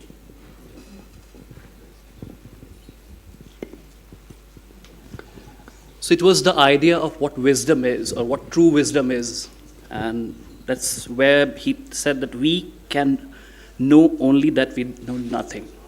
So once you have this conjuncture, that you are supposed to yearn for more, learn more, and be available to discuss, to have more dialogues, then that's the actual wisdom. We do the reverse of it. My question to you is, yeah. Why does War and Peace remain a classic till today? It remains a classic. Why does it remain a classic till today? It remains a classic till today, and I've not read the actual text. I've only read the summaries of it in multiple senses. But I thought it is pertinent to quote it here because we were discussing the War and Peace. But I can definitely answer you, because War and Peace showcases that the idea of free will is an illusion. And the idea that few people, or Übermensch, which is Nietzsche's philosophy, which says that there are great men who are going to rescue you from systems. Perhaps we have leaders here, His Highness here, he is one leader. But imagine the idea of toughness he has to wield in order to let that ignorance of him be available before others. So when we take him as a person, he has his own pains of the idea of ignorance he has. And again, if I can extend it to the idea of Buddhism itself, we do think that Buddha is somewhere there. And then he got nirvana. आप जब भी आनंद में होते हो, आप अच्छी मिठाई खा रहे हो, when you have the information which is just available for that particular moment, आप उस समय बुद्ध होते हो. So the idea of war and peace is important because it says that the idea of Buddhism is distributed throughout all of us. We should just realize that it is available for us to enjoy, not only for ourselves. You can also enjoy someone else's Buddha, and that is where you form good relationships. So I guess till the time we will be there to enjoy each other's Buddha, there will be relevance for war and peace. Thank you. Sir, please. Yeah. These days, as you mentioned about Gen Z, who are willing to explode, somebody mentioned, whenever any question, for instance, waging peace in times of war, rescuing ecology through universal compassion, the first thing they do is, okay, let us ask ChatGPT, or let's ask Grok, let's ask Gemini AI, or let's ask someone, what is the answer to this very wonderful topic in which we have been immersed since morning? So they, of course, respond, and they will respond according to your own emotions, because they would like a response from you that, I like your answer. So you see how they play on the human emotions and sentiments to build their own clientele. So have any of you thought, any of the speakers? No, I will say augmented intelligence will take over. I think in 2 years' time, we will be all sidelined because we have failed in our duty as human beings. Not so much. So I not will 2 years, 4 years. I will say that even It's coming. Thank you. First, Professor. So when I said implosion, it's actually taken from a Korean philosopher, Hongju. If you read his work, he had said something what you are saying now 25 years back. And see, technology is imminent. Technology evolution will happen. But I think acts of a child or acts of a smile of a child, act of a Gen Z also amongst this batch, planting water, sitting in a park. If you read my science fiction, so I get a cathartic phase or a cathartic space of writing for peace through my science fiction character called Lucy. So Lucy is essentially a mind state, if you read that science fiction series, which is about a third world order, where we are living in an intergalactic space where everything is hyperbolic technology structure which you are talking of. But even in that state, Lucy looks onto the moon. Lucy looks onto a satellite. I think even in such a mechanistic, robotic society, when robots will become more like humans, humans will crave more to be like humans. I mean, precisely the point that he is saying. Survival and ecological existence is not so substitutability.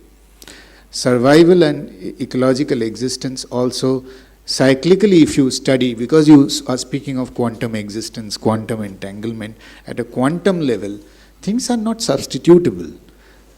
Things exist in a metaverse, and that metaverse will stay. Something will be born.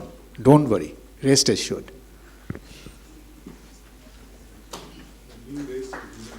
A short answer to your quip, sir.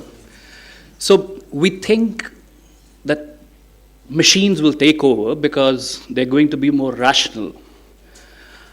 The trouble of being humans is not in the idea of being rational, it is rationalization.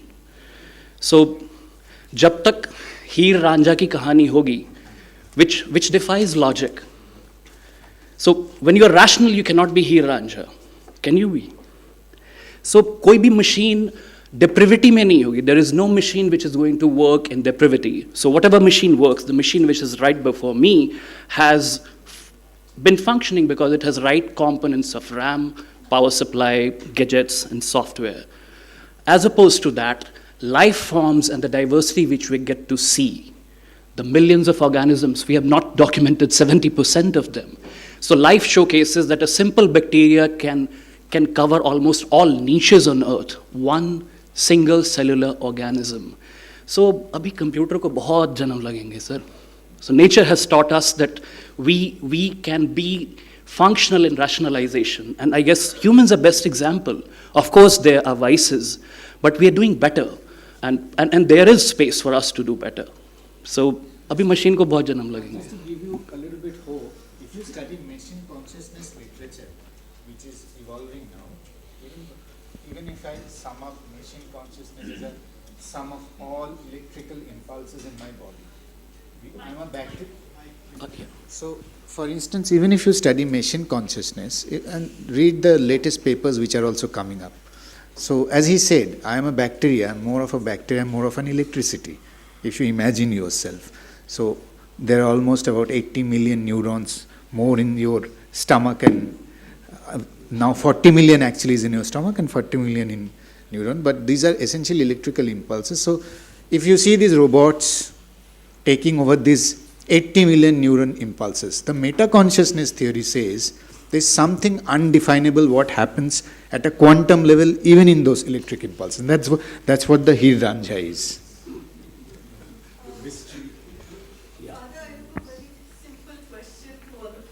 Okay. Third and last one. Yeah. I can't hold myself back because I deal with students day in and day out. So, a very simple question. How do we motivate youth today, or Gen Z, how you say it, to wage peace in times of war? I don't think you have to motivate them. You have to be peaceful to them. Because they are far smarter than you and me. So just be peaceful and patient with them. They will be motivated. They just need a little bit of theravat in their life. Too much happening with them, and just be kind to them. The idea that somebody wants to do or put some order itself is war. So, the idea that we want to place somebody up on a pedestal who should be guiding the next generation, that itself is war. If you stop doing that, if you control that flow in terms of some sort of hierarchical setup, yeah, that's the best motivation. I guess other panelists could also add. No? Just not in specific to that, but I think we need not be overwhelmed with machines and so on, because ultimately it's we humans who are training that machine. So whatever our intelligence is going into that, it's only that the machine does it much more efficiently, more quicker and faster. So it's all humans who are putting their intelligence into it. So I think first important thing is what you are teaching the machine is extremely important. So the more positive things you teach the machine, the more positive things it is going to bring out of it. And I think answering your question, the need of the day for children is to bring positivity. There is so much of negativity in this world. Every day you are seeing negative things in the mobiles, in the social media. It's full of negative things. And even the news captures only negative things. So much of good work is happening. It is not capturing that work at all. Recently I was at one function where our State Minister for Labour, he spoke about the kind of work that the Labour Department has done for disabled people.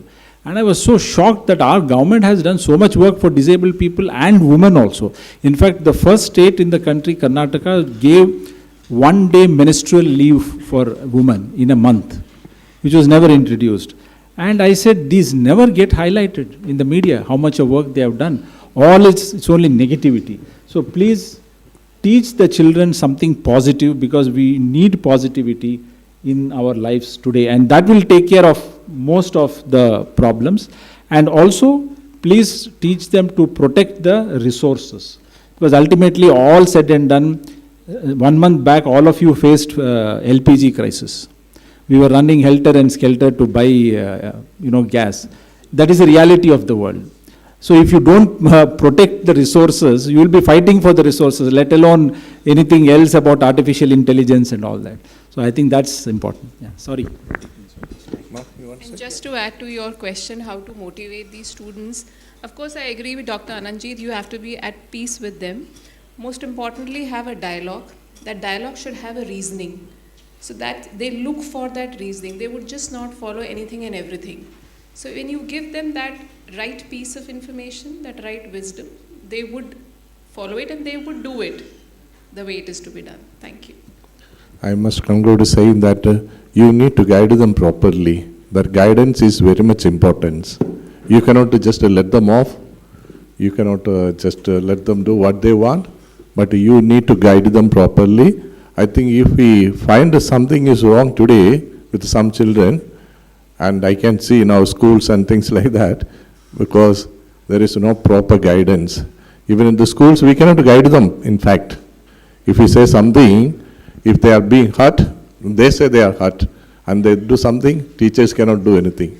Now, earlier days, the teachers could do something in the schools. Now, I tell you, parents, teachers won't do anything.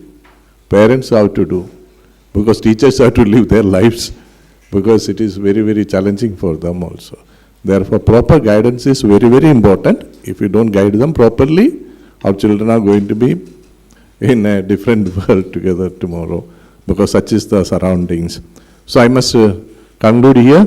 I thank each one of you for listening to me and my panelists. So thank you so much, and thank you for inviting all of us here.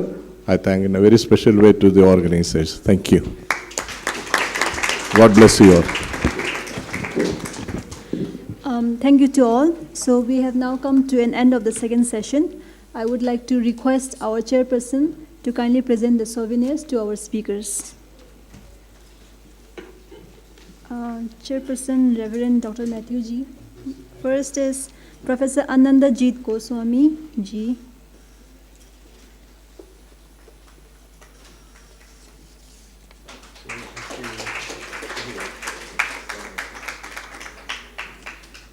Dr. Nishan Kumar Ji.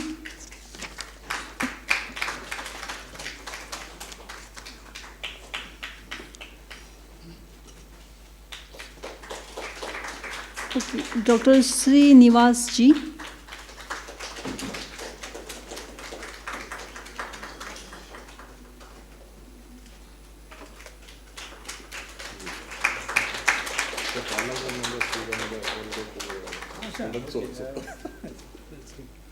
And Professor Pragati Chauhan Ji.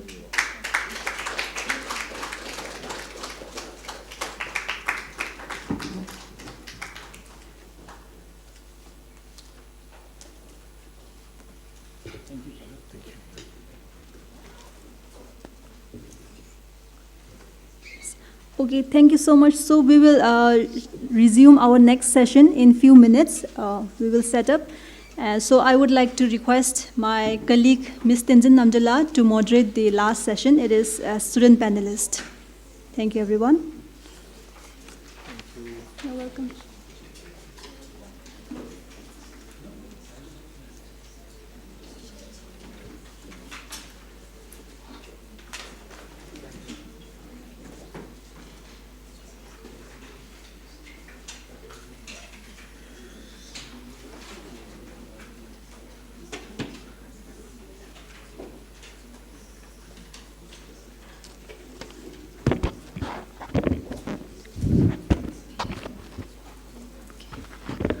A very warm good afternoon, everyone. As we come to the final session of today's conference, it is my pleasure to welcome you all to our final session, which is student panel discussion. So throughout the day, we have heard valuable insights from our esteemed speakers. Now we have the opportunity to hear from our young minds. So this session will be chaired by Venerable Professor Kaveri Gilla, who is a non-resident senior fellow, Center for Excellence in Himalayan Studies, Shiv Nadar Institute of Eminence, Delhi. So, ladies and gentlemen, let's welcome our chairperson, Professor Kaveri Gilla. And we have 6 student panelists. I would like to welcome them as well to the dais and take your seats. We have Ms. Khila Butiala, Mr. Manoj Kumar, Ms. Vaishnavi Joshi, Mr. Siddharth Gupta, and Abhishek Ubdela. Ladies and gentlemen, please give a big round of applause to them. Thank you so much. I think the glasses, Kumbal. The glasses. No, I'm just telling you. I think the glasses.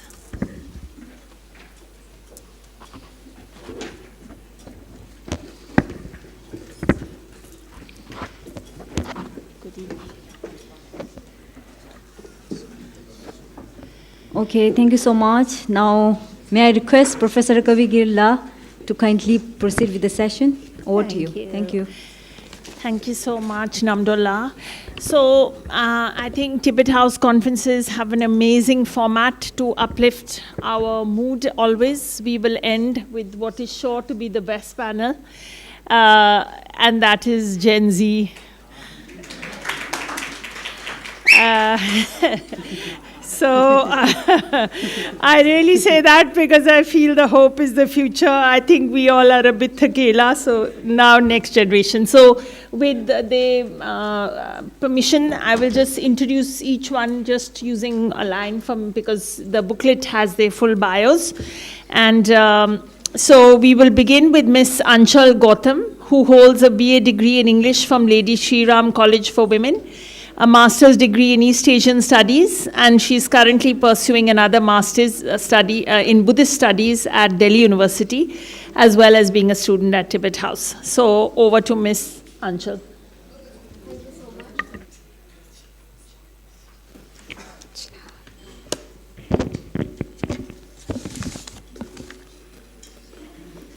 Namaste, Tashidele, and a very good evening to everyone present today.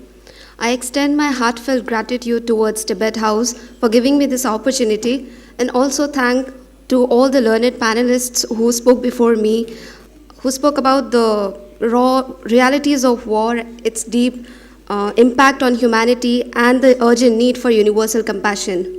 Before I proceed, I would also like to share an excerpt from a reflection by His Holiness, the 14th Dalai Lama, from his Sheltering Tree of Interdependence, which reminds us that peace begins within the human heart and extends to all forms of life. It goes, as a noble being recognizes the kindness of a sentient mother and makes recompense for it, so the earth, the universal mother, which nurtures equally, should be regarded with affection and care.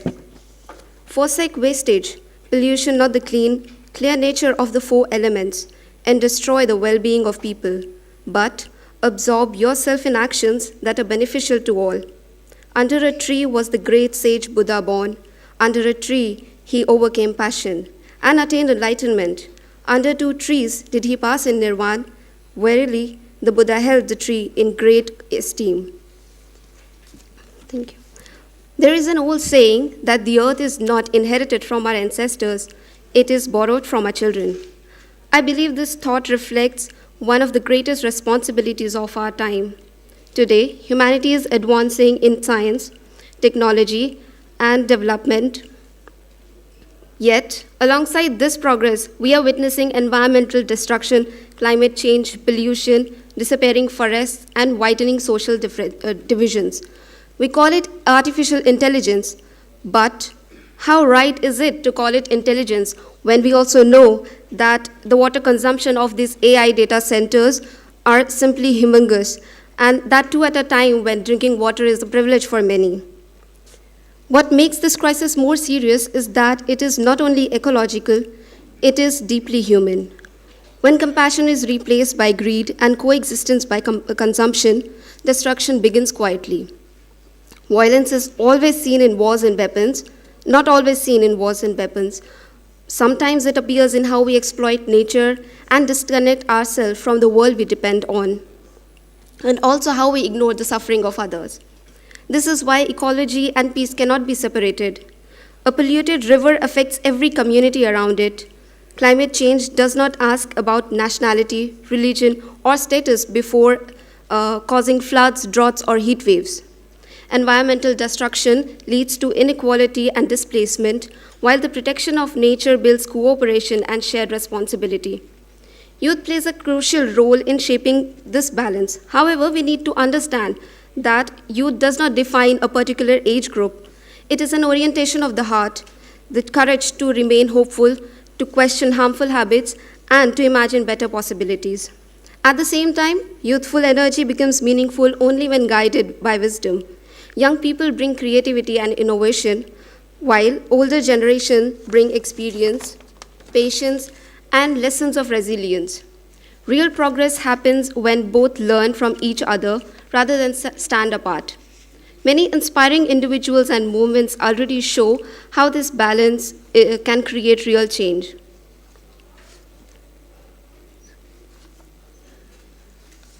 So, we see it in the innovation of Sonam Wangchuk in Ladakh, whose Ice Stupa project builds artificial glaciers to store water for communities facing shortages. We see it in the global leadership of Archana Soreng, who reminds world leaders that indigenous societies have preserved ecosystems for generations through restraint and coexistence. We can also see it in Arun Krishnamurthy, whose massive efforts have mobilized thousands of young volunteers to clean and restore degraded lakes and water bodies, proving that ecological restoration rebuilds community spirit. This spark is catching fire across our entire nation. It is alive in grassroots youth movements like Youth for Climate India, who are transforming concern into collective responsibility, and the citizens for Green Doon, who are preserving the ecological identity of Dehradun. We feel it in the sustainable development of ecotourism crafted by Ecosphere in the Himalayan region. And it is also championed by organizations like MAD, which is short for Make a Difference, the La Charitable Trust, and Pragya, who are proving every day that social welfare and environmental awareness are inseparable. And for those who say that these are just modern trends, we look to history, tracing a circle of deep ecological wisdom across our land. The historic Chipko movement became a symbol of resistance as villagers embraced trees to halt deforestation. The Khasi communities of Meghalaya have protected sacred forests and graves for generations. The Soliga community of Karnataka continues sustainable forest living rooted in deep ancestral knowledge, while the Bishnoi community of Rajasthan famously protected trees and wildlife even at the cost of their own lives. Expanding outward to the world, spaces like Sadhana Forest shows us that when volunteers cross borders for afforestation and reforestation, environmental action becomes a universal language of peace. All these examples show one clear truth. Protecting nature is also an act of peace building. Every restored lake and protected forest becomes a step toward healing a divided world.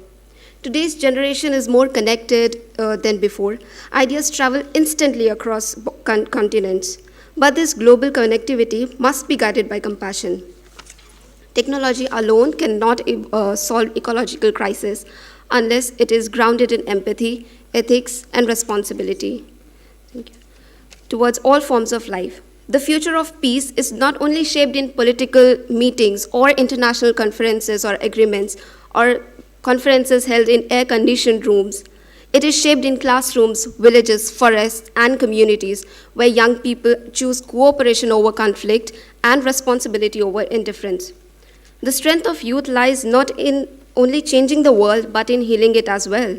Healing ecosystems, societies, and humanity's relationship with nature.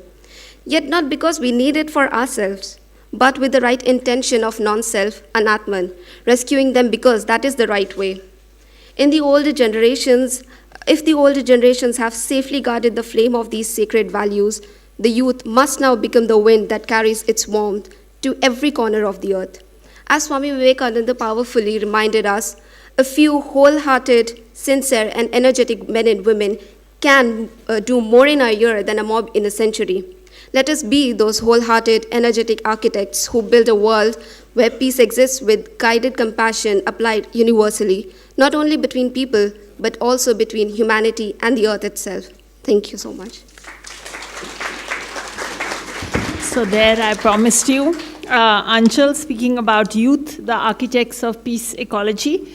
And seeing her, you see how somebody like Greta Thunberg has led the whole world in terms of peace and ecology. And she said something very beautiful, that youth is also having the courage to always be hopeful and work for something. So thank you so much, Anchal. Our next speaker is Miss Keela. Bhutia, who's a postgraduate student from Gangtok, Sikkim. And she's currently in the final semester of her Master of Arts in Political Science at the Department of Political Science, Ramjas College. And she is going to speak to us about the ecology of mind, Buddhist interdependence, and mindfulness as antidotes to Anthropocene crisis. Thank you, Keela. Tashitilik, and a very good evening, respected Keshe Dojit Abdullah, Chairperson, eminent scholars, and fellow panel members. My sincere gratitude to the organizers for giving me this profound privilege to address such a distinguished gathering. My topic for today is the ecology of mind, Buddhist interdependence and mindfulness as antidotes to Anthropocene crisis. Today, humanity faces an ecological crisis of unprecedented scale. Wars are devastating lives and communities, and climate crises are escalating, threatening our planet and existence. Particularly in Asia, rivers originating from the glaciers of the Tibetan Himalayas, often called the water towers of Asia, sustain millions of lives across nations. Yet, these fragile ecosystems are increasingly threatened by climate change. Scientists estimate that by the middle of this century, the global population may approach nearly 10 billion people. This raises an urgent question. Can the Earth continue to sustain humanity if we consume without restraint? However, I believe this crisis is not merely environmental, political, or technological. At its deepest level, it is also a crisis of consciousness, a crisis of the human mind. In Buddhist thought, the environment is often described as the container, while sentient beings are its contents. Both exist in mutual dependence. If the container is damaged, the contents inevitably suffer. Therefore, protecting the environment ultimately means protecting all forms of life. The life of the Buddha itself reflects a profound connection with nature. The Buddha was born near a tree in Lumbini, attained enlightenment beneath the Bodhi tree, delivered his first teachings in Deer Park at Sarnath, and entered Mahaparinirvana between two sal trees. These are not merely symbolic details. They reveal the intimate relationship between spiritual awakening and the natural world. Today, many people, especially younger generations, are becoming increasingly disconnected from nature. For many children growing up in cities, nature is experienced more through screens and images than through direct relationship. Food, for instance, meat, is packaged in supermarkets, disconnected from the ecosystems, labor, and forms of life behind it. It hides the harm done to nature and animals. Choosing a vegetarian diet or simply eating less meat contributes to a more peaceful world. Growing up in Sikkim, I witnessed a different relationship with the natural world. Mountains, rivers, lakes, forests, and springs were treated with reverence and sacred respect. Many lakes and mountains were associated with local deities and cultural traditions, creating a sense of responsibility rather than domination. Similarly, in many villages, sustainable practices existed naturally long before the modern term sustainability became popular. People reused bottles, carried the same cloth bags, not because of environmental campaigns, but because simplicity and respect for resources were embedded within everyday life. This reflects an ecological wisdom that modern societies are gradually losing. Global warming is not simply an external environmental issue. It is deeply connected to the inner condition of the human mind, to greed, attachment, ignorance, and endless desire for control and consumption. In Buddhism, these destructive mental states are known as kleshas. Greed fuels overconsumption, ignorance blinds us to long-term consequences. Today, consumer culture constantly encourages us to desire more, newer phones, greater luxury, and less convenience. Advertisements repeatedly stimulate dissatisfaction, convincing us that happiness lies in accumulation and consumption. Yet, there is an important distinction: the difference between what we need and what we want. Our physical needs are relatively limited, but the stomach of the mind is endless. If humanity continues consuming excessively, we may eventually require the resources of multiple planets simply to sustain our desires. This is why the ecological crisis cannot be solved through technology and policy alone. External solutions are necessary, but inner transformation is equally essential. This is where mindfulness becomes deeply relevant. Mindfulness is not merely awareness of oneself, it is awareness of our relationship with beings, with society, and with the natural world, and how our actions affect the earth. Today, humanity urgently needs a collective moral awakening, a sincere commitment rooted in compassion, mindfulness, and universal responsibility. Ultimately, waging peace today does not only mean ending wars between nations, it also means making peace with nature, with one another, and with our own minds. If we transform the inner environment, the outer environment can also gradually transform. If we cultivate compassion instead of greed, mindfulness instead of ignorance, and responsibility instead of exploitation, then a more peaceful and sustainable future remains possible. One world, one humanity, and one shared earth, all deeply interconnected. Thank you. Thank you a lot to Ms. Keela. Beautiful presentation on the container world and sentient beings and the relationship, and also how great beings can, by changing the inner world, change the outer world. What a beautiful presentation. Thank you so much. Our next speaker is Mr. Manoj Kumar, who's an LLB student at Campus Law Center, University of Delhi.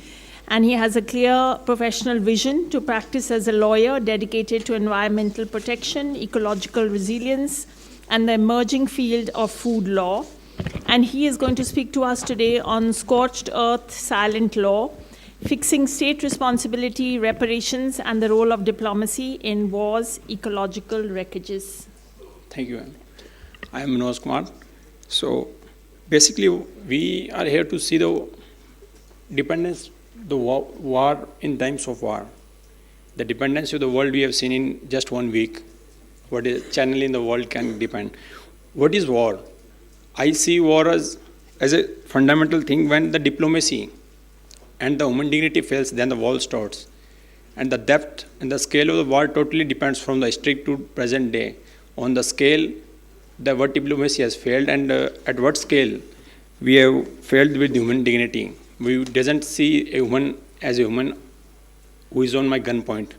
We don't see it as human. We see it as a problem in something else we want to achieve from them.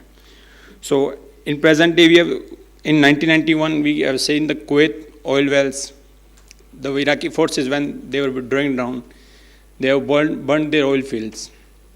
How much emission that caused, we cannot define it. So if today the earlier panel was talking about Gen Zs to protect, to talk about protection.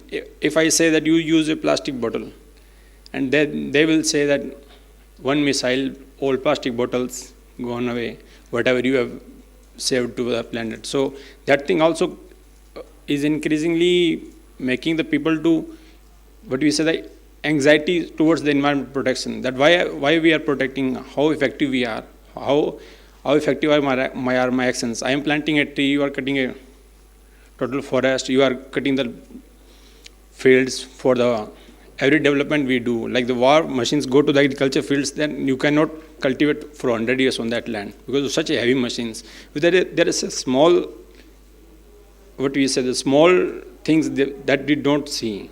Once the machines are gone, the fields are gone forever. Equally, we can see in the Ukraine war, it's still going. And one force, and the Ukraine, I want to share the data, that 300 million tons of CO2 has been emitted in 4 years. That is equivalent to the, for context I want to say, 47 million tons per year. That is 10 million flights Delhi to London for every year, 10 million flights. And if we say that we want to protect, then who will say that how you are protecting if you are going for continuously? Those things are there. So war is like a condition for climate anxiety very well. And I have seen that in my field also. Like we go to the courts or anywhere, they will see the CGI's remarks recently in our country also that the environment lawyers are a problem for every development project. This is show the mental structure that what they are seeing as. Because you are a distraction in the development. Who overstands.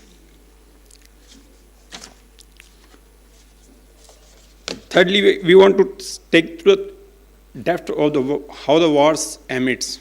Firstly, it will increase the use of fossil fuels for the forces, for the movement, for their protection, for their food, everything.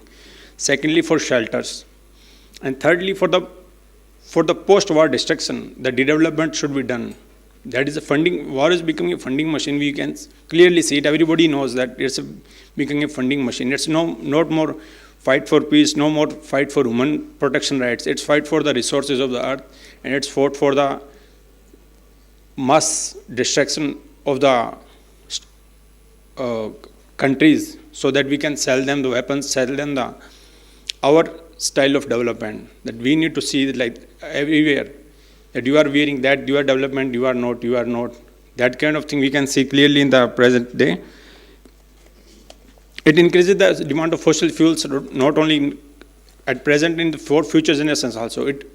Recently we can see the CNG imports. Yesterday I came to know that the 30% of CNG that India imports is used for the production of urea only. And I was surprised that how close our food security is with the CNG imports. Not only for cooking we can do with the wood, but without the urea we cannot produce the food. And we are importing 30% only for urea production. And that is very huge, and that all we caused because of the ignorance of the natural resources. Still people are like Sikkim is the organic state, we can see they are producing the food and without any synthetic fertilizer. But first we cause dependence and then we cause solution. That is development, what we say, that is a development today. Also we can see during the war times, we see the destruction of the critical infrastructure. Due to the interdependence in the world so much increased in recent years, we can see that no one is free from the globalization. So the internet cables, the pipelines, destruction, everything. Yes, ma'am.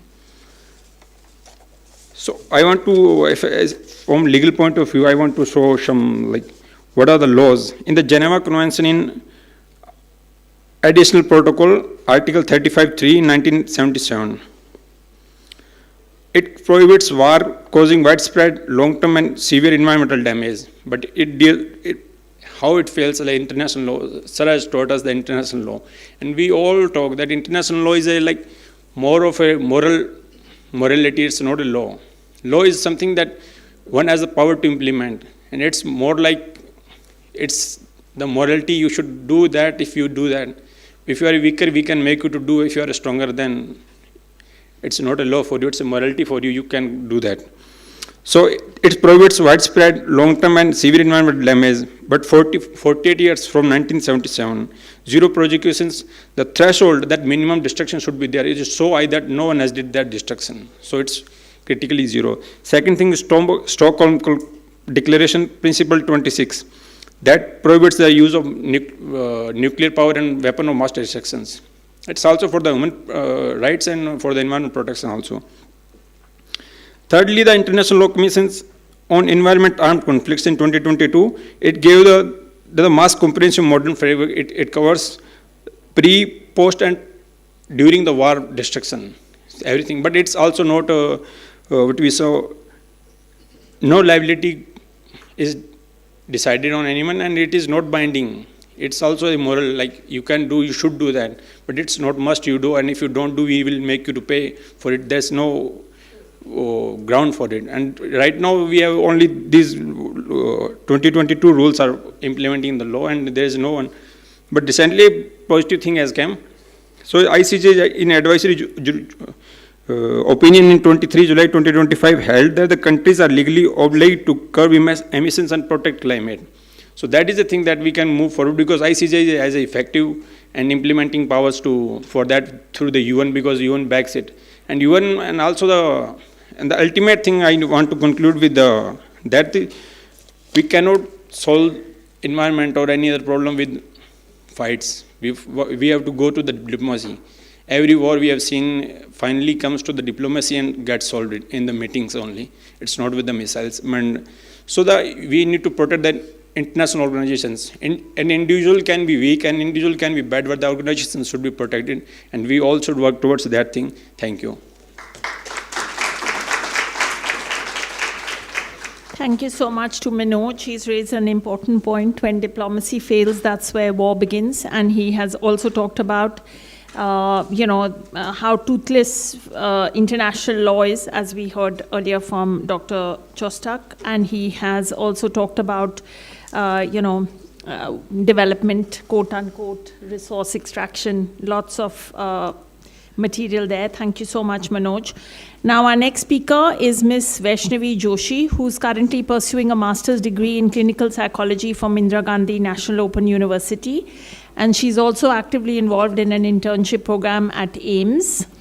And she is going to speak about wars do not begin at borders, they begin in human consciousness.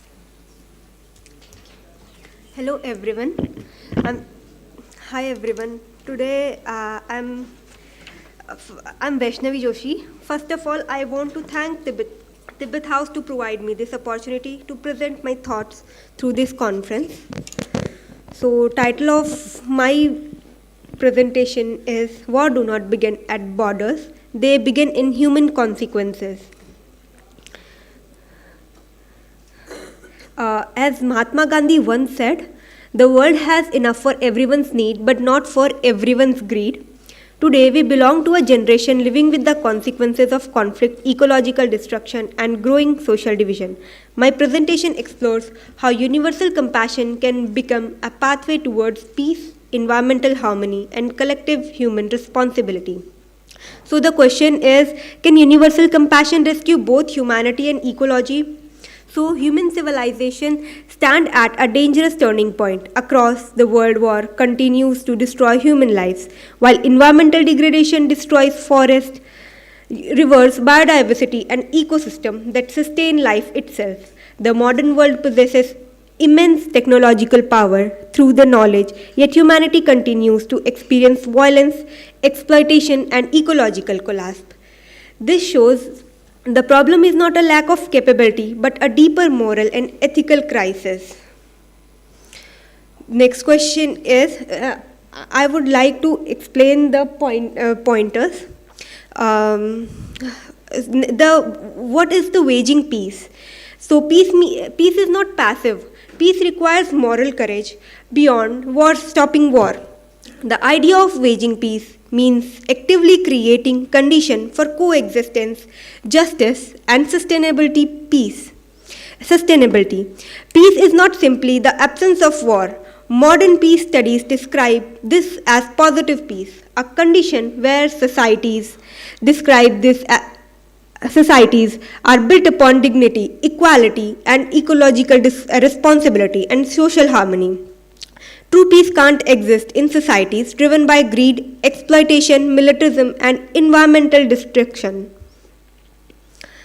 The Emperor Ashoka provides one of the history's strongest examples of moral transformation. After the Kalinga War, where thousands of people lost their life, Ashoka experienced deep remorse after witnessing suffering and destruction. Instead of continuing military conquest, he chose peace, ethical governance, and compassion. He promoted the Buddhist path of Dhamma based on kindness, tolerance, and moral responsibility and respect for all living beings, where true strength lies in compassion, not domination. Ashoka's inscription and edicts encouraged people to avoid cruelty, protect animals, and live peacefully. His vision recognized that humanity, animals, and nature are interconnected. This transformation teaches us that peace and ecological responsibility are inseparable. Ashoka demonstrates that political power can be redirected towards coexistence rather than domination. Buddhist philosophy explains that suffering originates from three destructive forests: greed, hatred, and delusion. These three poisons are not only created wars and social conflict, but also fuel consumerism, environmental exploitation, and ecological destruction. Before nature collapsed externally, human consequences collapse internally. Buddhism proposes four boundless states known as the Brahmaviharas. These include loving, kindness, compassion, empathic joy, and equanimity together. They cultivate empathy, tolerance, emotional balance, and peaceful coexistence. These principles are not only spiritual teaching, they are ethical foundations for social harmony and ecological responsibility. The Noble Eightfold Path encouraged ethical conduct, wisdom, and mental discipline. Right livelihood discourage exploitation. Right action promote non-violence. Right mindfulness develops awareness and responsibility. Together, these principles offer a framework for peaceful living that challenges violence, greed, and environmental destruction. Modern warfare serve ecological destruction. Forests are burned, rivers are poisoned, wildfowl habitats are destroyed, and toxic substances contaminate ecosystem for generation. At the same time, industries linked to militarism consume enormous natural resources and intensify climate change. This creates a vicious cycle where environmental destruction increases scarcity, poverty, displacement, and further violence. Universal compassion means recognizing the suffering of all living beings and responding with care and responsibility. It challenges the division that sustain violence and exploitation. Compassion-centered ecological thinking promote that scholars call climate resilient. Peace, the understanding that peace can't exist without ecological sustainability and social justice. Humanity is not separate from nature. That suffering of the earth ultimately becomes the suffering of humanity itself. Government alone can't create lasting peace or ecological harmony. Real transformation begins with human consequences and everyday action. Act of compassion, protecting biodiversity, reducing waste, supporting vulnerable communities, and promoting environmental justice contribute to culture of peace. Education also plays a critical role in teaching future generation empathy, coexistence, and ecological responsibility. The crisis of war and ecological collapse reveal the destructive consequences of greed, domination, and indifferences, yet they also offer humanity an opportunity to rediscover empathy, cooperation, and ecological responsibility. Universal compassion is not merely an abstract ideal, it is an urgent global necessity. Sustainable peace can't exist without environmental harmony, and environmental harmony can't exist without compassion-driven ethics. The crisis of war and ecological collapse reveal the destructive consequences of greed, domination, and indifferences, yet they also offer humanity an opportunity to rediscover empathy, cooperation, and ecological responsibility. Universal compassion is not an abstract ideal, it is an urgent global necessity. Sustainable peace can't exist without environmental harmony, and environmental harmony can't exist without compassion-driven ethics. So at last, I want to explain the peace with nature begins with peace within humanity, where the crisis of war and ecological collapse reveal the destructive consequences of greed, domination, and indifferences, yet they also offer humanity an opportunity to rediscover empathy, cooperation, and ecological responsibility. Universal compassion is not merely an abstract ideal, it is an urgent global necessity. So I want to repeat this line again. Sustainable peace can't exist without environmental harmony, and environmental harmony can't exist without compassion-driven ethics. Humanity can't rescue the earth while remaining at war with itself. Peace with nature begins with peace within humanity. Thank you. Thank you so much to Vaishnavi. She has highlighted how peace requires moral courage and is also an active effort, not passive. And also King Ashoka's life, how humanity, animals, and nature are interconnected. So thank you very much. Fifth speaker today is Siddhant Gupta, who's an avid reader, learner. He's completed his undergraduate studies in history from Dayal Singh College and is currently pursuing his postgraduate degree in Buddhist studies with a specialization in history at University of Delhi. And he is going to speak about compassion as a tool for diplomacy. Can Buddhist ethics reshape international relations? Good evening, everyone. First of all, I would like to express my gratitude towards Tibet House who gave this opportunity to present my paper on a topic, compassion as a tool for diplomacy. Can Buddhist ethics reshape international relations? In the world where diplomacy is often driven by power, military strength, and national interest, an important question arises: can compassion become a strategic tool in international relations? The contemporary global order is largely shaped by strategic competition, geopolitics, rivalries, and the pursuit of national interest. Dominant theory in international relations, particularly realism, assumes that states operate in an anarchic system where survival and maximum power remain central. While such framework offer valuable insight, they often overlook the ethical dimension of global politics, including human suffering, environmental crisis, and humanitarian responsibility.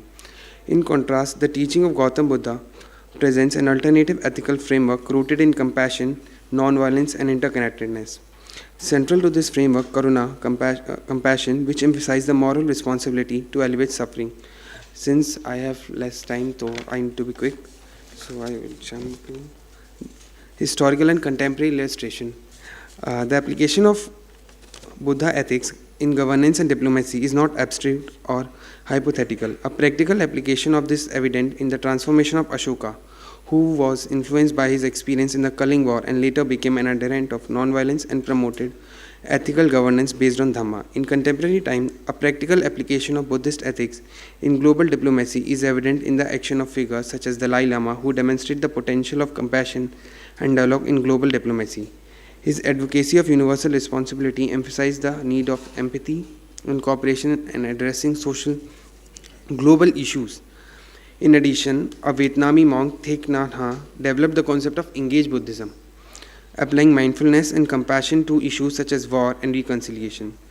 A practical example of Buddhist ethics in contemporary time is evident in global cooperation in response to the COVID-19 pandemic, where global cooperation in healthcare and humanitarian assistance reflected the importance of shared responsibility in global crisis.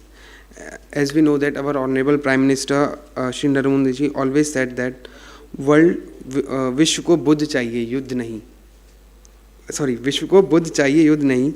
And in G20 summit, India gave also the slogan of Vasudev Kutumbakam, means the world is one family, which implies compassion and altruism, is earlier explained by Dr. Srinivasan sir. And I would like to conclude my topic.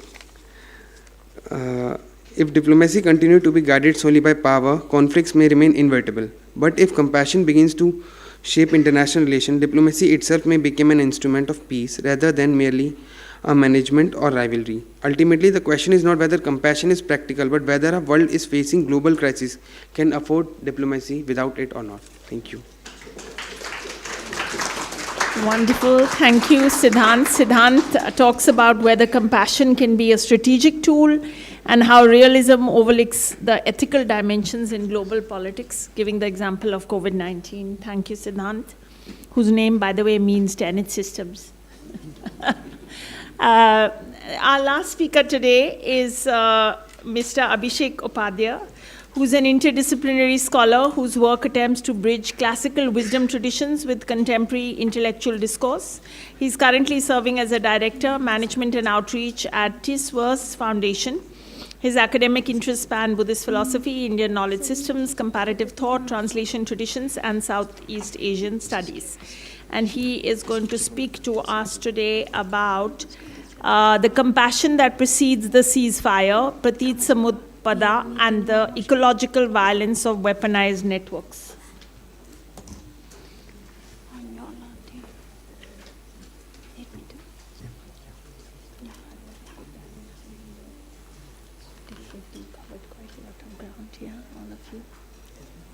You covered a lot of ground.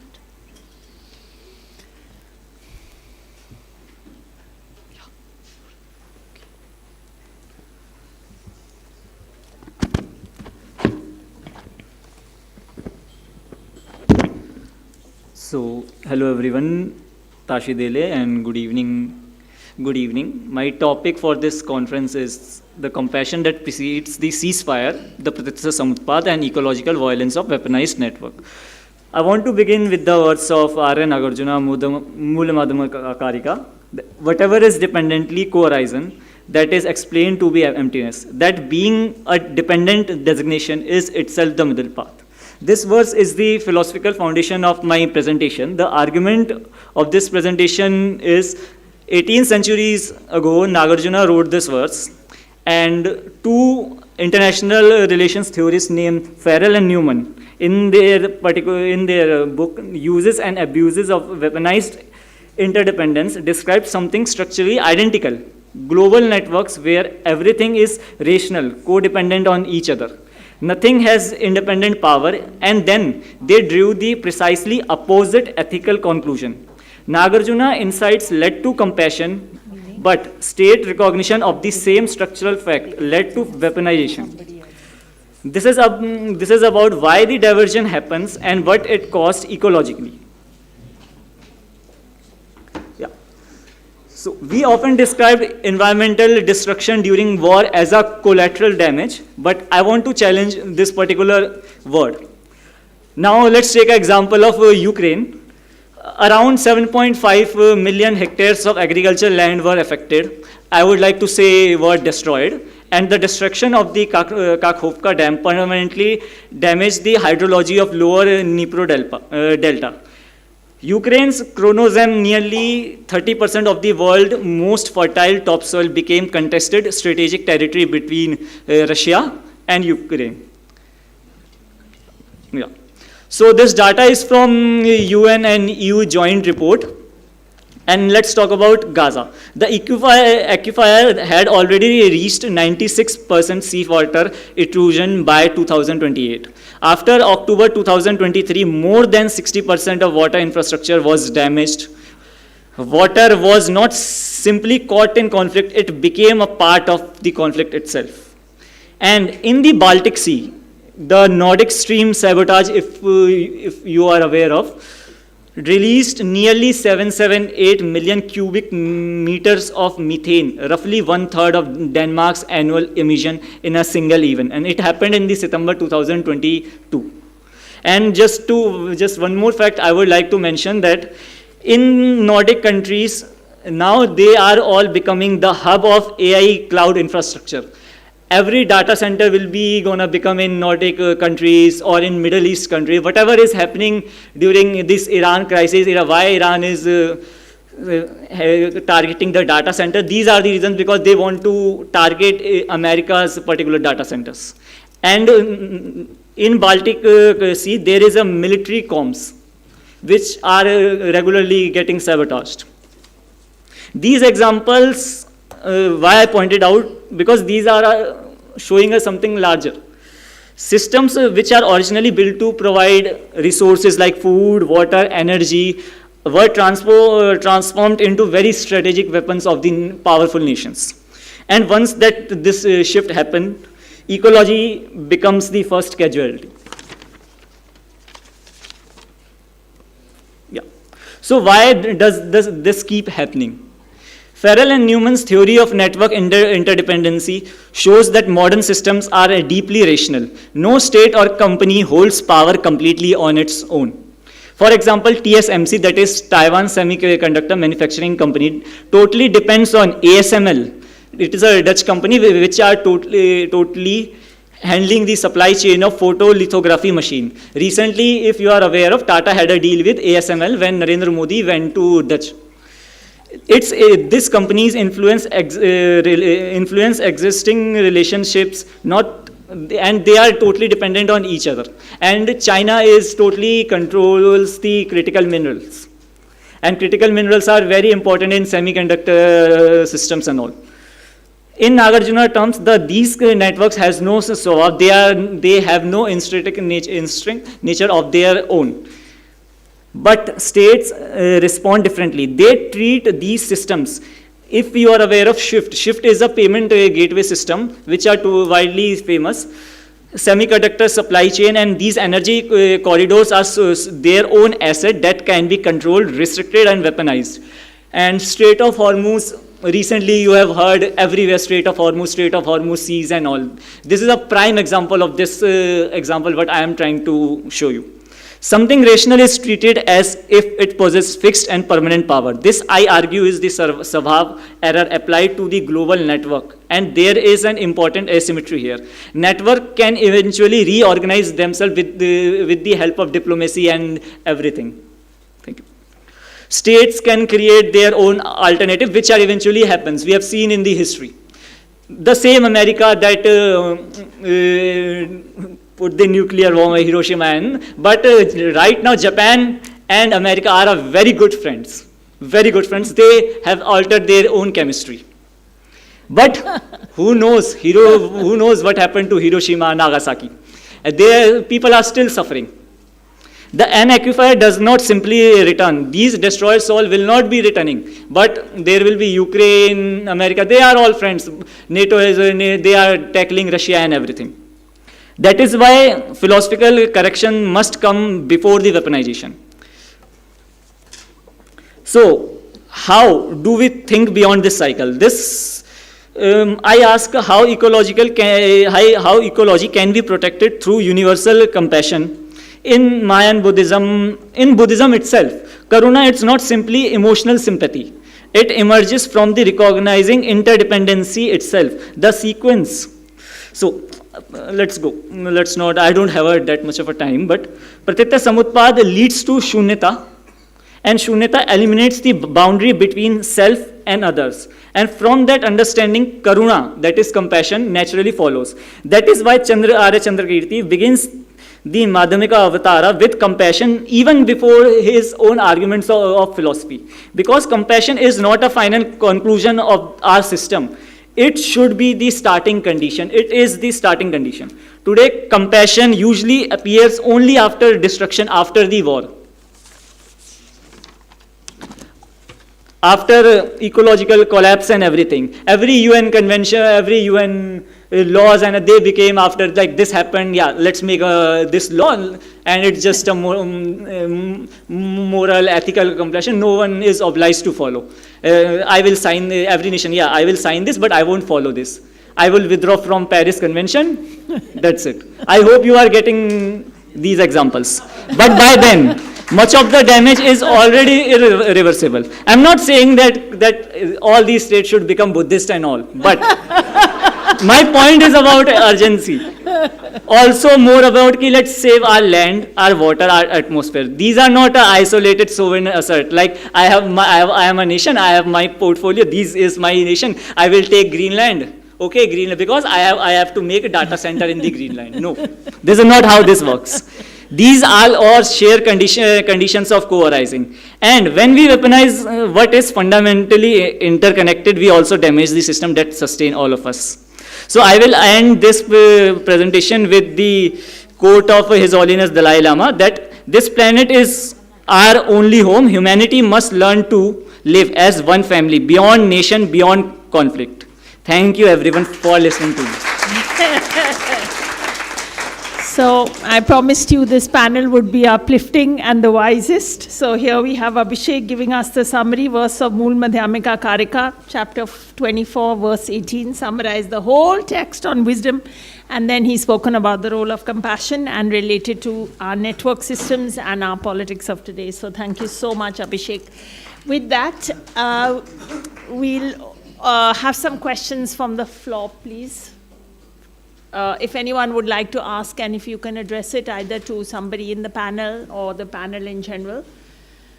And panelists are also free to ask questions from each other. Please keep the question short and to the point. You receive it, okay? Yeah. Dr. Nishant.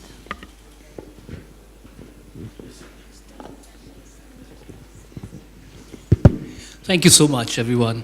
Now that we have a chance, like Gen Z before us, so from a millennial to Gen Zs, if each one of you could share one thing which gives you hope, and one thing which kills your hope. Each one of you, so that will be cool. One can go in whichever order.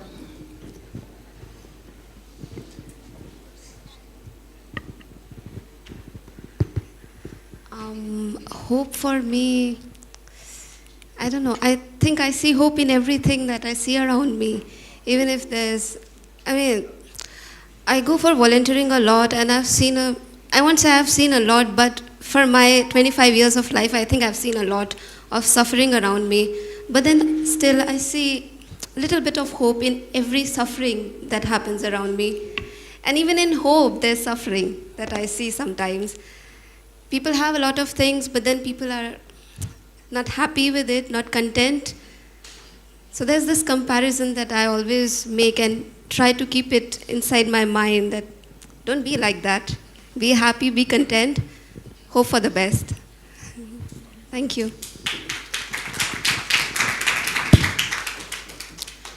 We all of us live to see another day. I think that itself is something that we are hopeful of, although it's not guaranteed that we'll live to another day. Likewise, what gives me the most hope is the supreme qualities of compassion and wisdom that is within every being.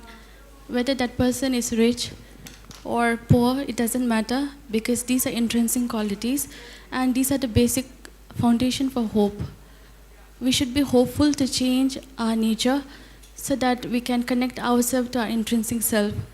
That is the primordial wisdom in each and every one of us.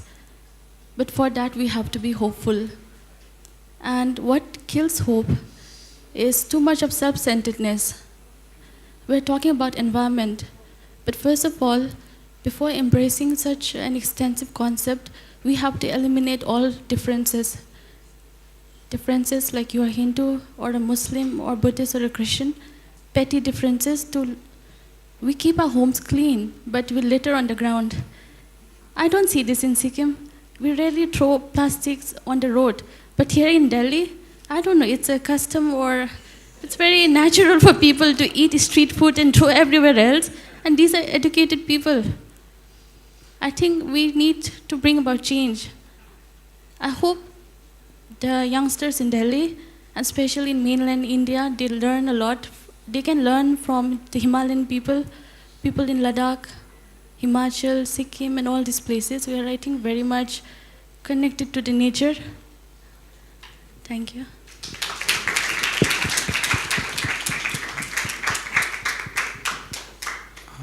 Hope for me is keep going and doing good things and sometimes bad things also.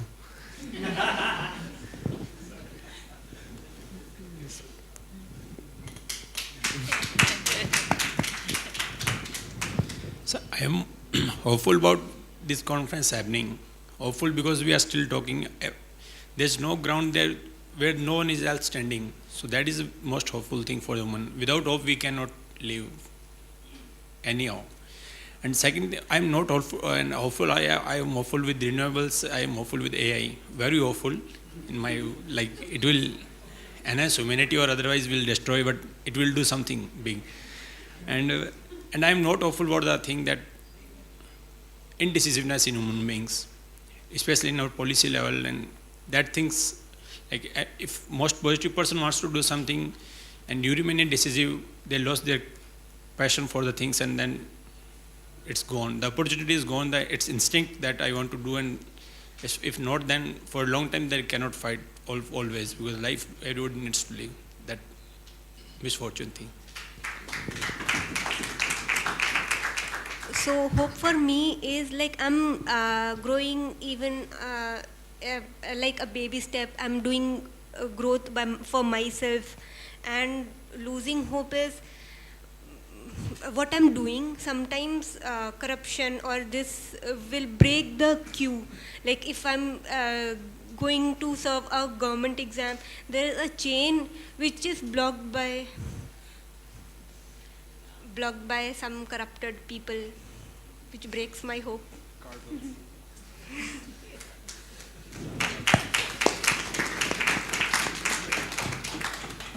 So for me, hope is like seeing certain things.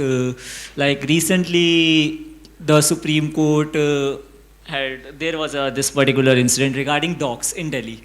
So I see some small children like him who are like very much aware about dogs. They do good things for street dogs and all. Particularly, I am xenophobic person. So, but still, I see and I try to do things. These kind of things give me hopes. And sir, like you asked, most of the people ask questions about Gen Z, and me including being a Gen Z, I have a very thing that kills my hope that Gen Zs are unfortunately easy to manipulate. Old people with their experience have their time. They try to, they argue on this. Gen Z, we do also argue this, but we have a very unreasonable arguments. If we see a reel on Instagram showing about making a narrative regarding this, let's take an example of Aravali. I know a lot, I don't want to say certain things, but we all know what happened during the Aravali crisis, but Gen Z were all out, going out, they were taking sites and all. Yeah, these kind of things kills my hope.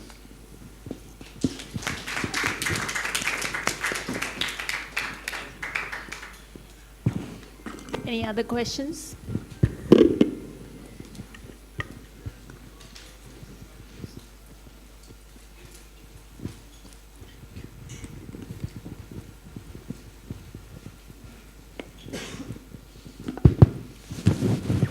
Greetings to the student panel, and my question is that although the government is taking some steps for the sustainable development and the preservation of environment and the welfare of wildlife and animals, but how do we but are we creating an environment for us, like for an individual level, so that we can take our government, like create an accountability for the government? Like recently I've been doing some work, like I've rescued 30 wild cats, street cats, and from dying, they were like they were rash drivings all the way on the busy roads, and the cats were like damaged, and I took this matter to the district magistrate of Ghaziabad, and he told me that unfortunately the government has no framework for these animals, so we citizens have to take care of them. So and also the Nagarpalika Parishad, the civic body, failed to give civics amenities such as I requested them for drinking water and water conservation. For actually the road which is being constructed creates a lot of dust pollution. So I asked them that why don't you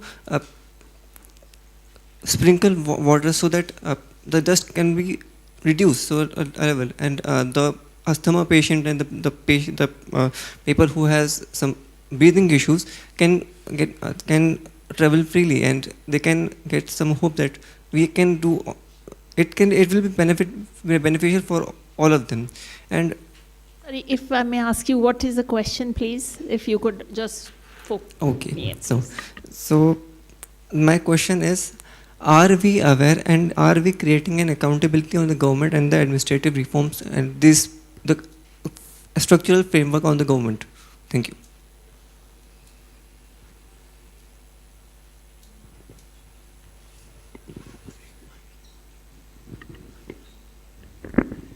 Accountability, we as a citizen, as what most powerful thing we have the power of the vote, and on that day we can make them accountable. After that, after I have selected someone, on what premises I have selected, that he will do, he or she or whatever they are, they will do that thing only.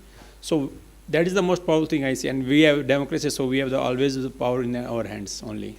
And secondly, you can see the Aravali or whatever movement has gone, it has made the government to take action. With the Hyderabad forest burning, the cutting, our tourism problem, it has made the government to take action. You can see that Delhi pollution has made them to take action. Grab for why are they? Because the people wanted clean pollution.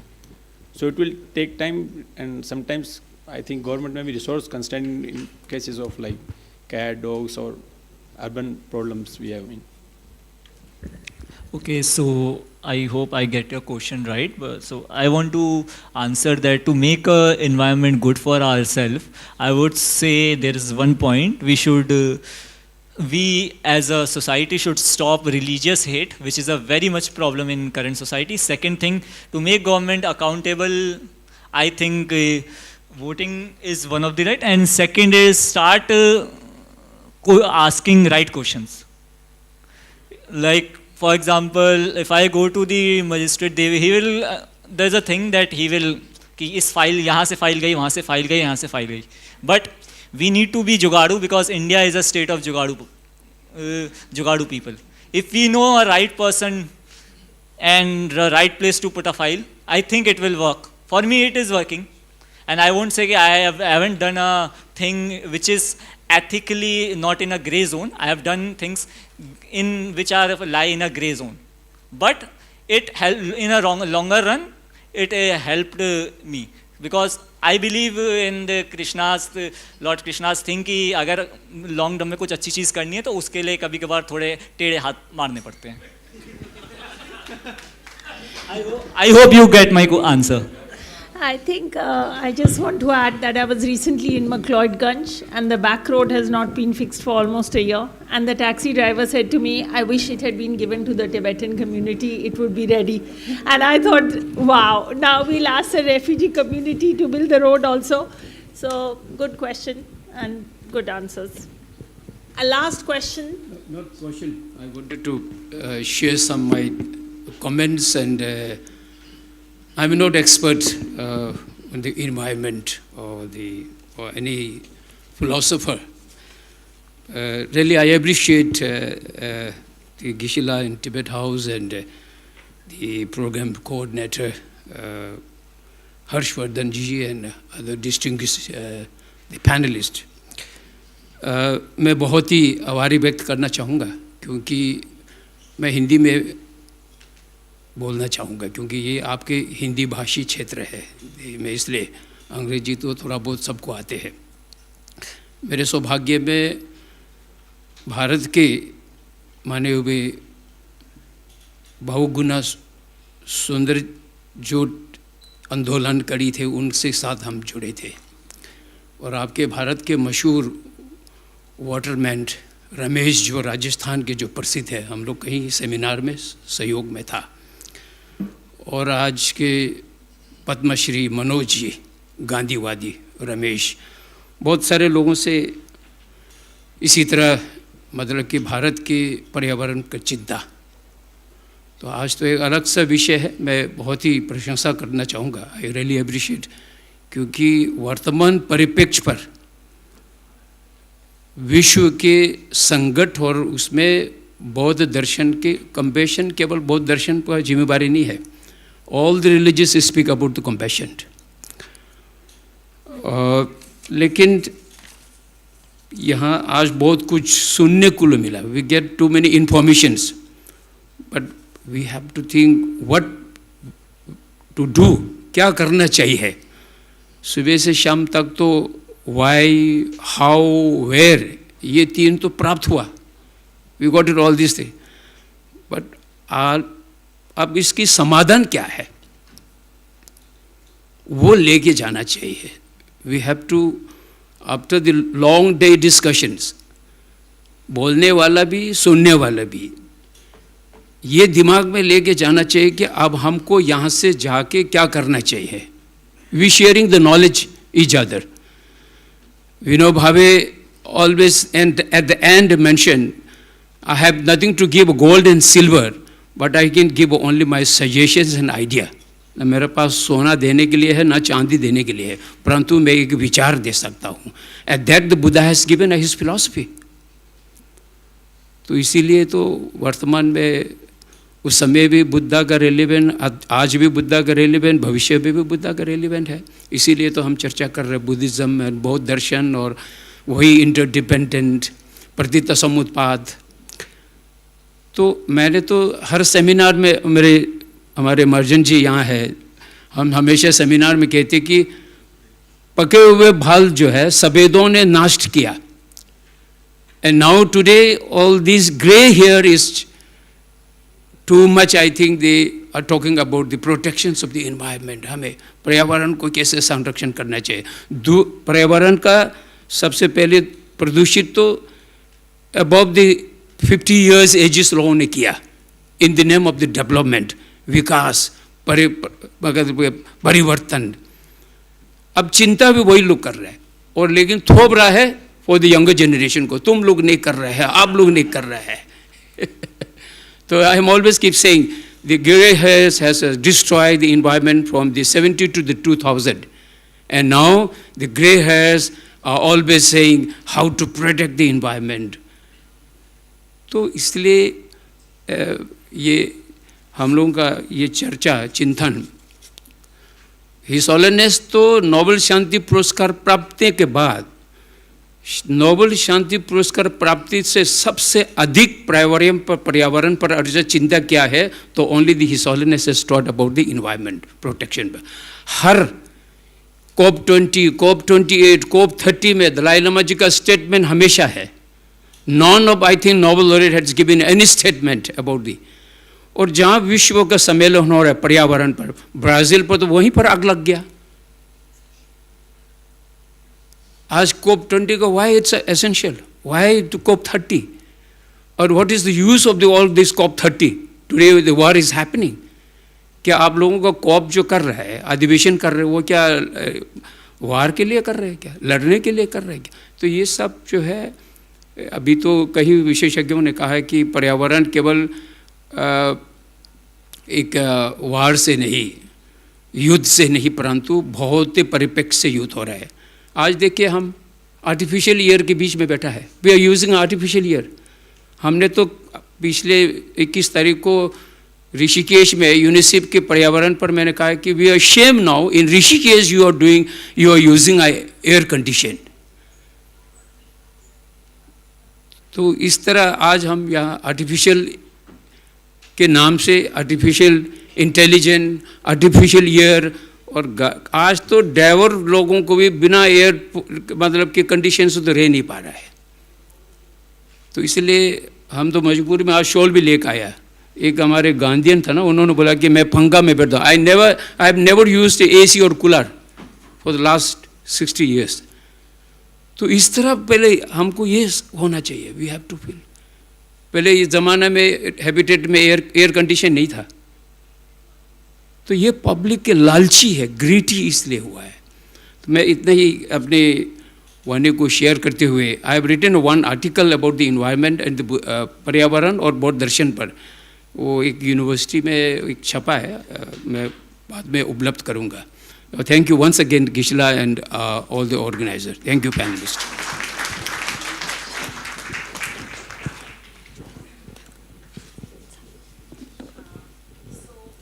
Other questions you can ask over tea, please, because we have a time limit here in the Habitat. And thank you so much. So please, a round of applause for the wonderful, uplifting panel.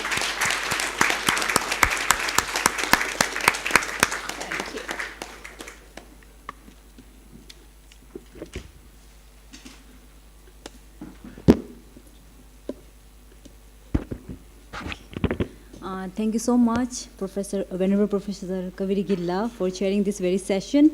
And I also would like to congratulate our student panelists, not only for presenting their paper and also sharing their insight, as well as addressing the question posed by the audience. Thank you so much. So now I would like to request our keynote speaker, Harshvardhan ji, to kindly come on the dais and present his book titled De-Dollarization to our director, Venerable Geshe Dorji Damdila.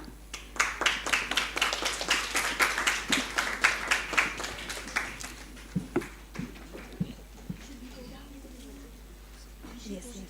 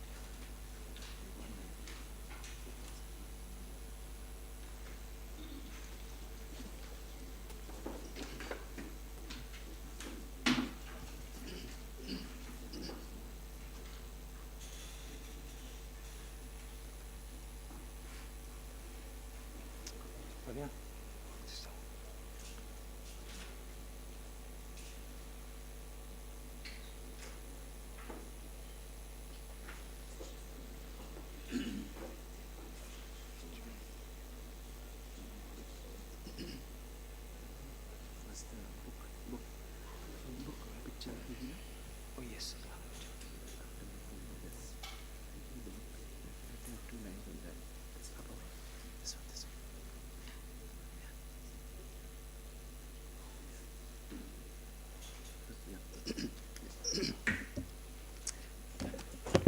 Yeah, good evening, everybody. And in today's conference, Waging Peace in the Times of War, we had heard a lot of references to the Strait of Hormuz, and we have also heard a lot of discourses on the pollution by oil, petrol, and Iran war. So I have written and authored a book on de-dollarization, which I feel is essentially it serves as an economic mechanism for peace, which is essentially the theme of our conference today. So de-dollarization serves as an economic mechanism for peace by dismantling the financial architecture of war. And I hope that the message is clear, that when one of the students here was mentioning about some countries trying to find its way and rough through the country's way over the world, I think de-dollarization will serve as that financial instrument to dismantle the unipolar hegemony of a country and bring in peace, which we want today. So I would humbly request Geshe Dorjila to kindly release this book, De-Dollarization.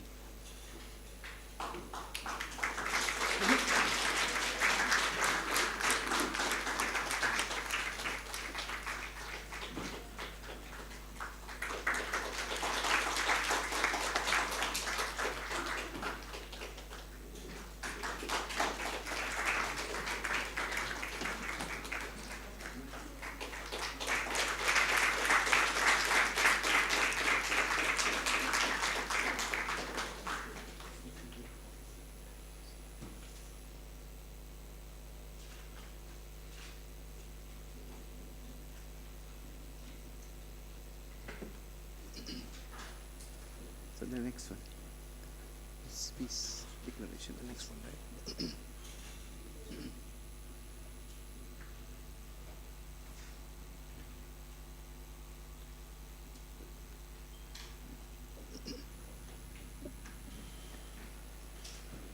Full so that people can read it. You just need to scroll it. Nice. Look full on the screen. Like this one piece, yeah. You make this smaller. Yeah. Then it is not visible. Yeah, it's okay. Oh. That would be Okay. Yeah, Okay. Okay. Then you scroll it. It's on the page number 3 as well, so everybody has to one booklet also. Yeah, fine. Yeah. So the question that was posed to the student panel was like, what is your take on hope? What do you hope for? What the gentleman asked, sir asked the question about what gives you hope? What gives you hope? And I would submit that, hope is a good thing. I think hope is a thing that keeps us, keeps our tomorrow, keeps us going. And moreover then, I feel that conferences like this is hope. When we have people like Geshe here, I think that is hope for us, So I would urge all of us to give a big round of applause to keeping that hope alive.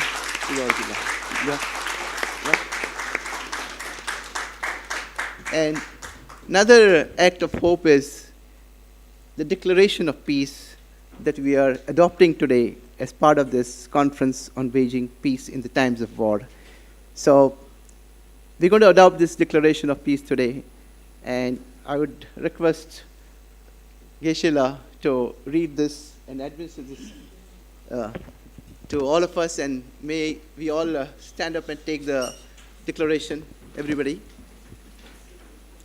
So I'll scroll this, you can see here. It is also on page 3 of your booklet.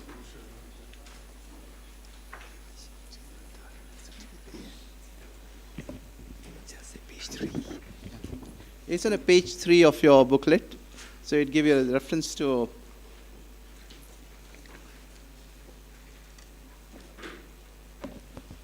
the one is on the screen as well as the one that I'm holding, and then the one that you have in your program booklet. So page 3. We'll read this together. So meanwhile, just see if as somebody said, that we make some commitments mentally to try best to adopt, to be sympathetic, and also to see how to rescue the ecology.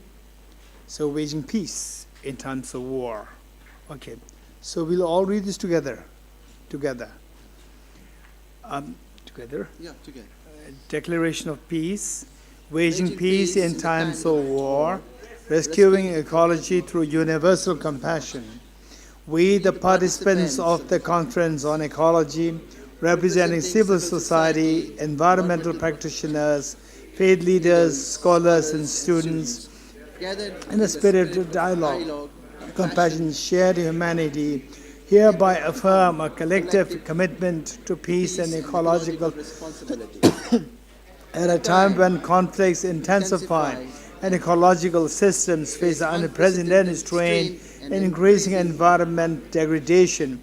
We must realize that the earth is a silent victim of war. We affirm that lasting peace cannot exist without harmony between humanity and nature. Guided by the principles of compassion, nonviolence, interdependence, and respect for all life, we hereby declare and resolve: 1. A commitment to the culture of peace, grounded in nonviolence, tolerance, and solidarity. 2. A resolve to strengthen interfaith, intercultural dialogue, fostering mutual respect and countering hatred and extremism. Number 3, a reaffirmation of human rights and human dignity without any discrimination. 4, a recognition of the link between peace and ecological sustainability, and a commitment to environment responsibility and respecting the rights of Earth. 5, a call for collective and multilateral action to address the root causes of conflict and for their peaceful resolution through dialogue, mediation, and diplomacy in place of force. We hereby solemnly adopt this declaration of peace as a guiding framework for individual and collective conduct, and call upon all individuals, organizations, and civil society to join in this shared responsibility.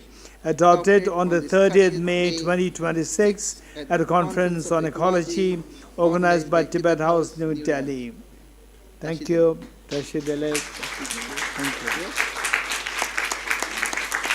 And please give a big round of applause to Mr. Harshvardhanji.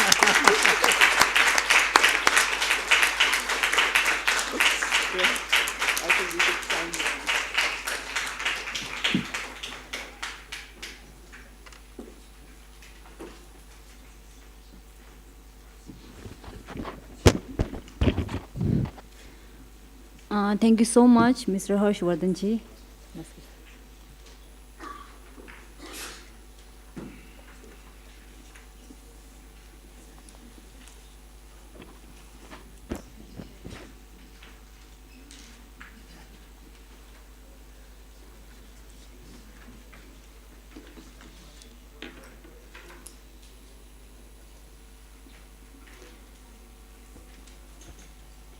So I request all the participants to kindly sign on the statement that is distributed by our staff members. Thank you.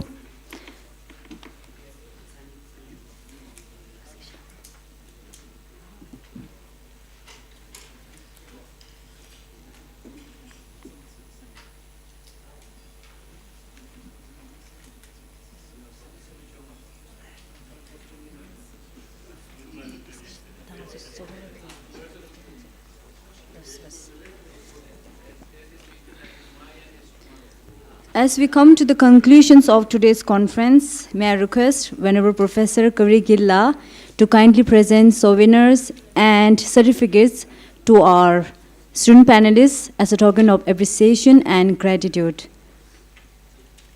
So I would like to call upon on the dais Miss Anchal Gautam ji. Anchal Gautam da. Ladies and gentlemen, please give a big round of applause for them for sharing their insights and experiences.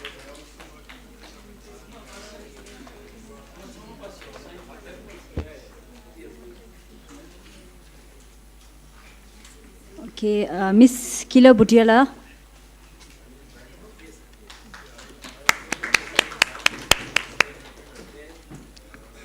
Mr. Manoj Kumar, Miss Vaishnavi Joshi ji.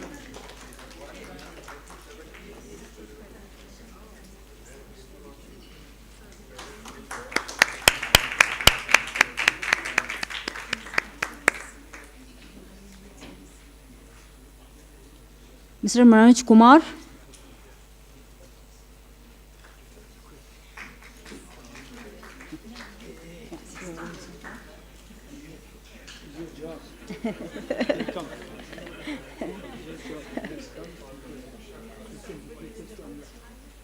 Okay, Mr. Manoj Kumar.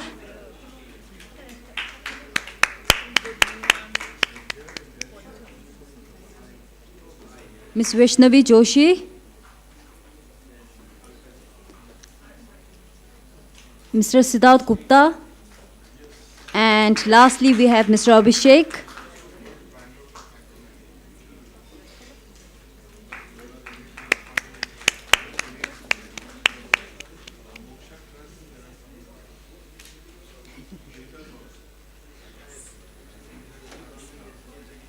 Mr. Siddharth Gupta.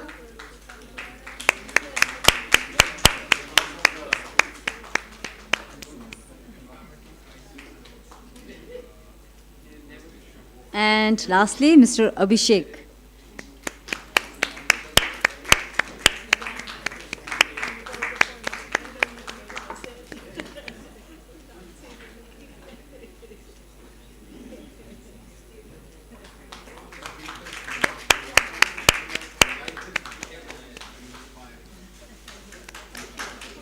Thank you, Venerable Professor Kavi Girla. And I also would like to extend my heartfelt gratitude to all the participants for actively participating.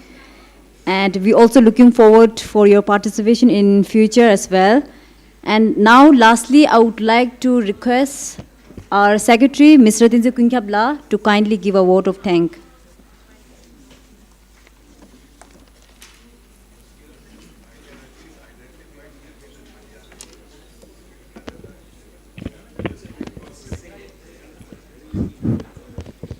Good evening, everyone.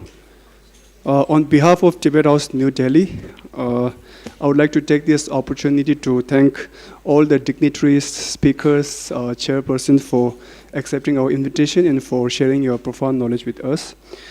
Special thanks to Mr. Harshvardhan Omri-ji for convening this very conference and for identifying the speakers and dignitaries and helping us, sir. I would like to thank my colleagues for all the efforts and enthusiasm towards putting all this together.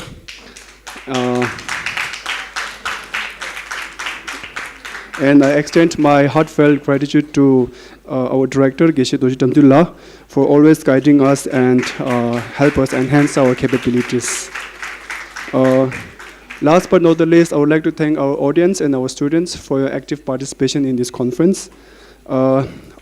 As Professor Srinivasan quoted Robert Swan this afternoon, the greatest threat to our planet is to believe that someone else will save it. So let's not leave it to our speakers to save the planet, but instead take a step forward within our own capacity and to work towards reviving this planet. I hope to see you all again soon in our future conferences and seminars. If you wish to receive regular updates of Tibet House, you can subscribe to our newsletter by sending us an email to the programs@tibethouse.in. Details are mentioned in the program booklet. You can also follow us on our social media platforms like Instagram, Facebook, and we also have YouTube channel. And we have our website, www.tibethouse.in. So I would like to announce that tomorrow we are commemorating the Buddha Purnima as per the Tibetan lunar calendar. The auspicious full moon day is regarded as one of the holiest day in Tibetan Buddhism, and believed to multiply the merits by 100 million times. So we are visiting the Buddha relics at the National Museum tomorrow, followed by the Aspirational Bodhisattva Vows at Tibet House. So I would like to invite you all to join us. The details are on the last page of the program booklet. With this, we have come to the end of conclusion. That is all for today, and thank you for joining us.